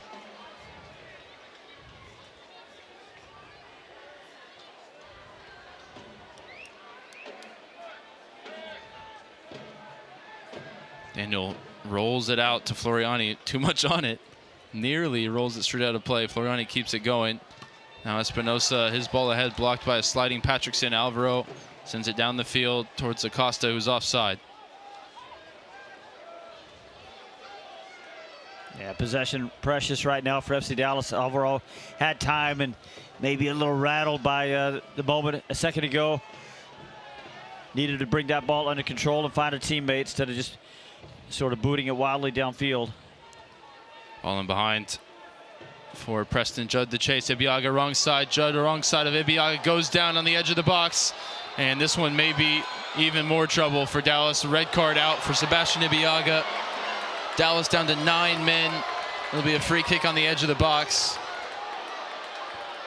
But wow, I mean, these 10 minutes couldn't have gone worse. You know, as soon as Ibeagha started to tug on Preston Judd, who was in behind him, I had a bad feeling. I mean, he's got to let go. He sort of gets the jersey and then he just won't let go. And, you know, Preston Judd, there's no covering defender around. Preston Judd is going right in on goal. Referees are evaluating distance and direction. Well, distance is close, direction is in on goal, and Ibeagha was in trouble there as soon as Preston Judd got on the wrong side of him. And does that change the plan even further with this substitution? Oh, I'm not sure what a plan is now. I mean, they're chasing a deficit with 9 men. Not many words to describe the way these 10 minutes have gone, besides frustrating in every regard. A giveaway for the goal. Ka'ike sent off, and now Ibeagha as well. Those will both be suspended as Dallas hosts one of the best teams in the league on Saturday. And this quest to build any form at home. And I'm not sure this 3-man midfield, the way it was constructed tonight, is going to work, but they're going to have to go with it again because now Ka'ike once again isn't available.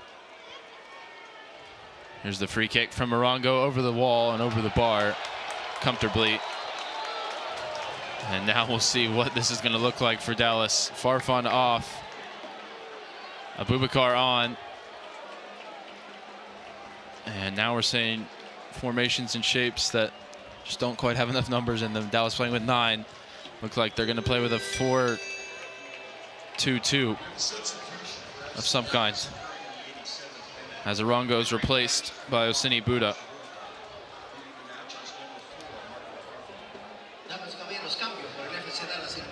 Three minutes, plus you think a considerable amount of stoppage time for some kind of miracle.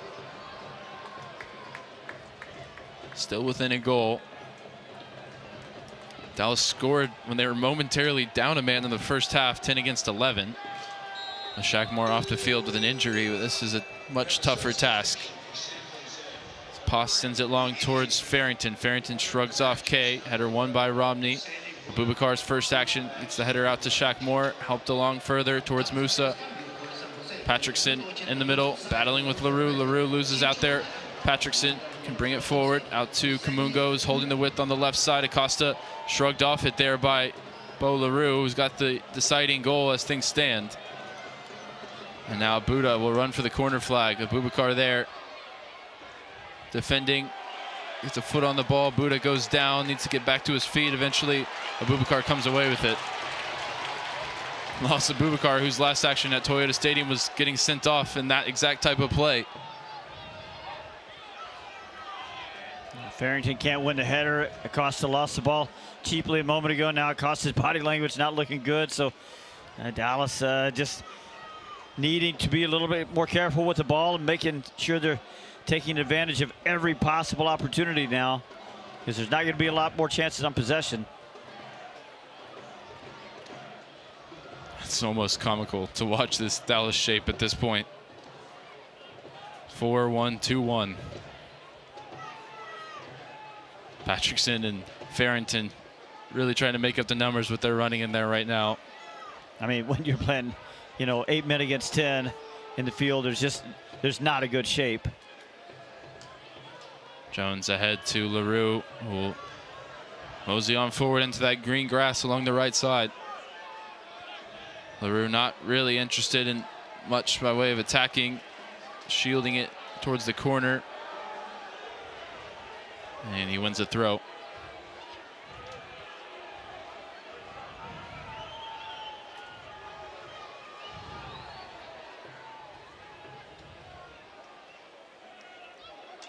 Mungo defending against Espinosa. Espinosa loses footing, then gets back up quickly, still on it.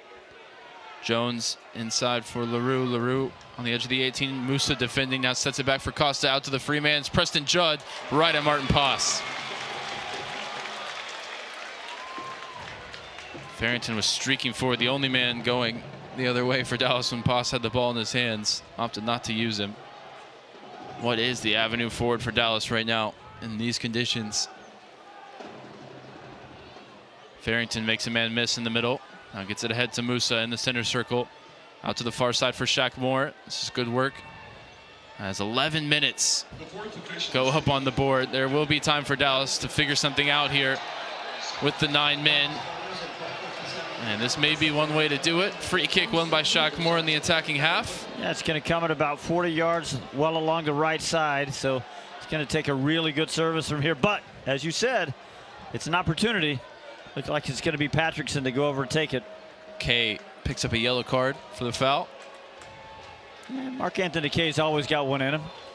It seemed like a take foul for sure. Patrickson on the ball. Shaq Moore back. Everybody else forward. Bending ball from the Ecuadorian into the danger area. Breaks for Abubakar at the back post. Alvaro challenges it forward as well.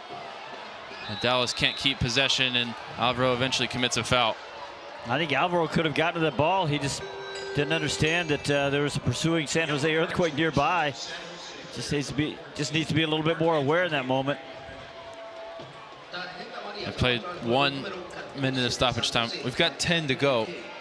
Stick with us. It's already late into the night here at Toyota Stadium, as we're past 11 o'clock here on a Wednesday.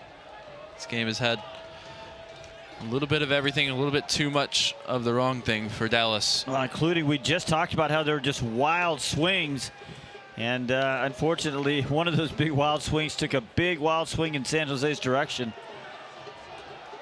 Thanks to a goal and 2 red cards. Daniel direct, and it breaks for Jones, but Kamungo's quick and gets there first. Now Paas launches it long off the foot of LaRue. Farrington in the middle. LaRue on his back. Farrington trying to keep hold of it, but Romney steps in.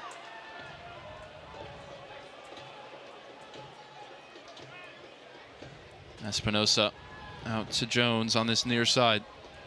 Peter Musa still putting in the effort. Got a foot on the ball there. Costa challenging with Espinosa. That's going to be a Dallas throw. And it basically was Peter Musa's pressure that won that throw in. And he takes it back to Kamungo.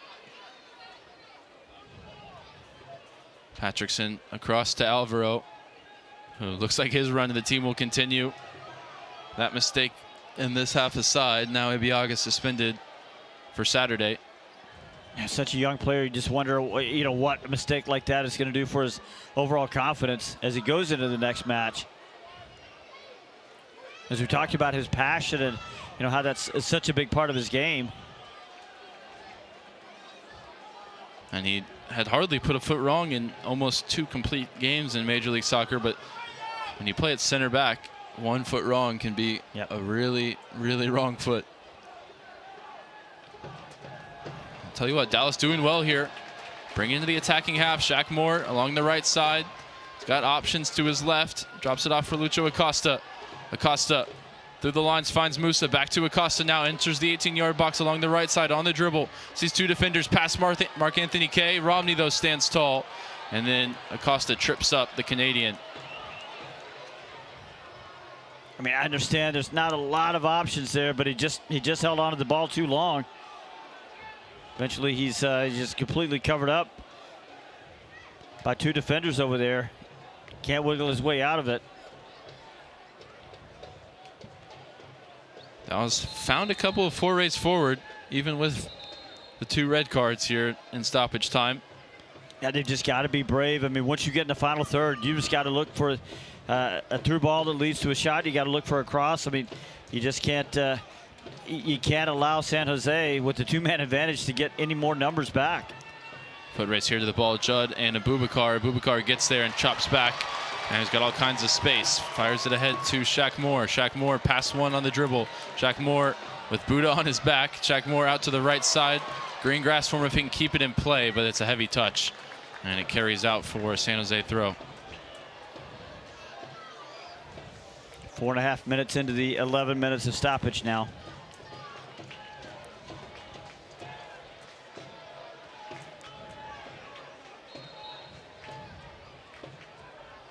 Costa, a couple of fakes, and then takes the throw into Espinosa. Delgado gets a couple of different tackles in there, and then goes to ground, tripped up by Buddha. I'll tell you, Patrickson in particular performing admirably under the circumstances right now. I think one of his best overall games so far. Caught on it and fouled again by Buddha, 2nd in quick succession. Michel waving everybody forward and wants Martin Paz to take this one and use it as an attacking set piece, even though it's in the defensive half. That's what Dallas have right now. Well, that's what you're down to. Patrickson, by the way, cramping. He's put in a shift tonight. Paz, air underneath it towards Abubakar on the edge of the box. He wins the first header, knocked down for Bernie Kamungo here centrally, 30 yards out. Closed down by Kaye, fires it out to Shaq Moore on the right side, bending ball in towards Alvaro.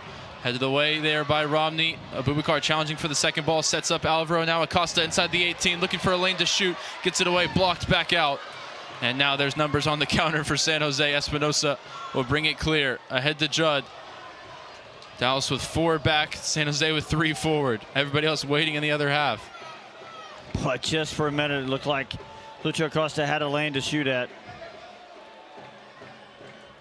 Farrington's made a huge sprint here, a huge effort to get across. Abubakar eventually gets a touch away from Preston Judd.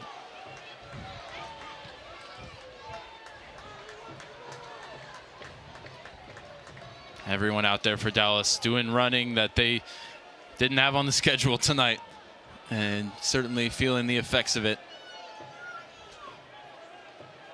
A lot of players cramping or stretching here down the stretch, as Alvaro does well, gets his body in the way there against Buddha. Now needs somewhere to go with the ball, eventually sends it down the line, and it bends out of play for a throw. A good moment there from Alvaro. Really good defensive positioning. He's able to get his body in there, as you said, and just take over the ball, but then he just needed to do a little bit better on the clearance. Second ball on the field, as we've got 4 minutes of stoppage time left to play. That's been taken care of, and that'll be a San Jose throw.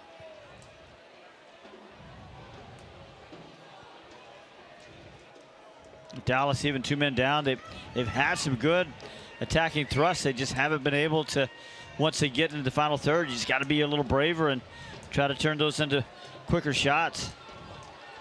Acosta leading the press, the one-man press. Looked to his right and sort of waved on. Nobody there. Floriani, heavy touch. Did he keep it in play? Eric Quill didn't think so. The linesman said he did, but it's recovered by Abubakar.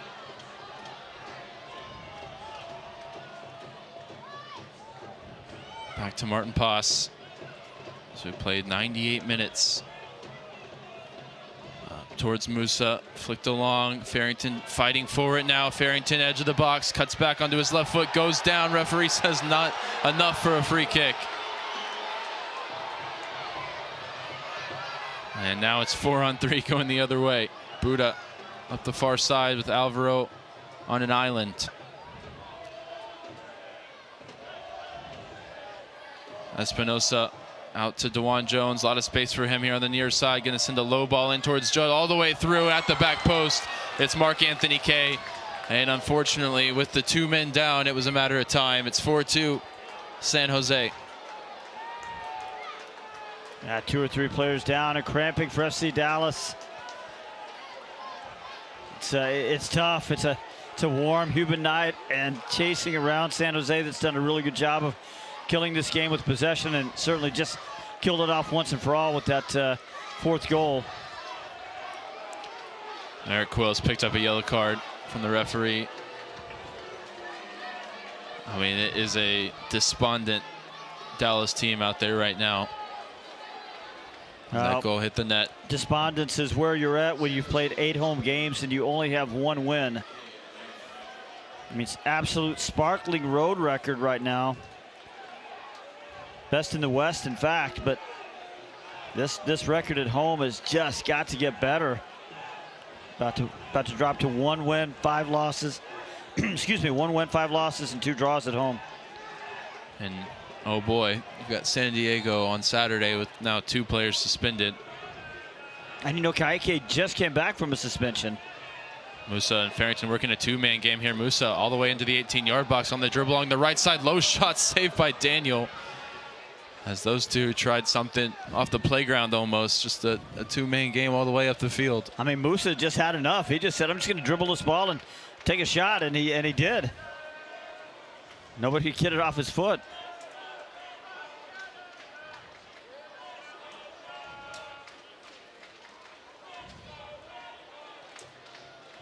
Final minute of stoppage time. It'll be a merciful final minute when the whistle sounds.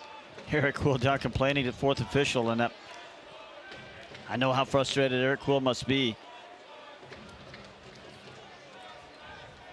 Jones back to Floriani, out to the other side. A lot of space for Romney. Game that promised goals. We got 6 of them. 4 conceded at home for Dallas. The last one with a little bit of an asterisk with the 2 men down. We'll talk about it on the post-game show, but it was always going to be a little bit of a gamble to, stick with that same lineup that we just worried that it just wasn't defensively solid enough. But we'll get into it. Well, this one mercifully ended by the referee a few seconds early. It goes the way of San Jose. 4 second-half goals for the Quakes, and they win this one 4-2. A lot to talk about, a lot to look ahead to on Saturday as San Diego will be in town. That is a daunting one. Thank you for joining us tonight, late into this Wednesday evening. We'll talk about it a little bit more in the postgame show on the other side of this break. Final score, San Jose Earthquakes 4, FC Dallas 2. So, what'd you do this weekend? Well, just took the Tacoma off-road, deep into the woods, got to this hidden campsite only it could reach. Nice. I hooked up the boat to the Tundra and hit up the lake. Towed it like a pro. Had the whole lake to ourselves. Hey, wait,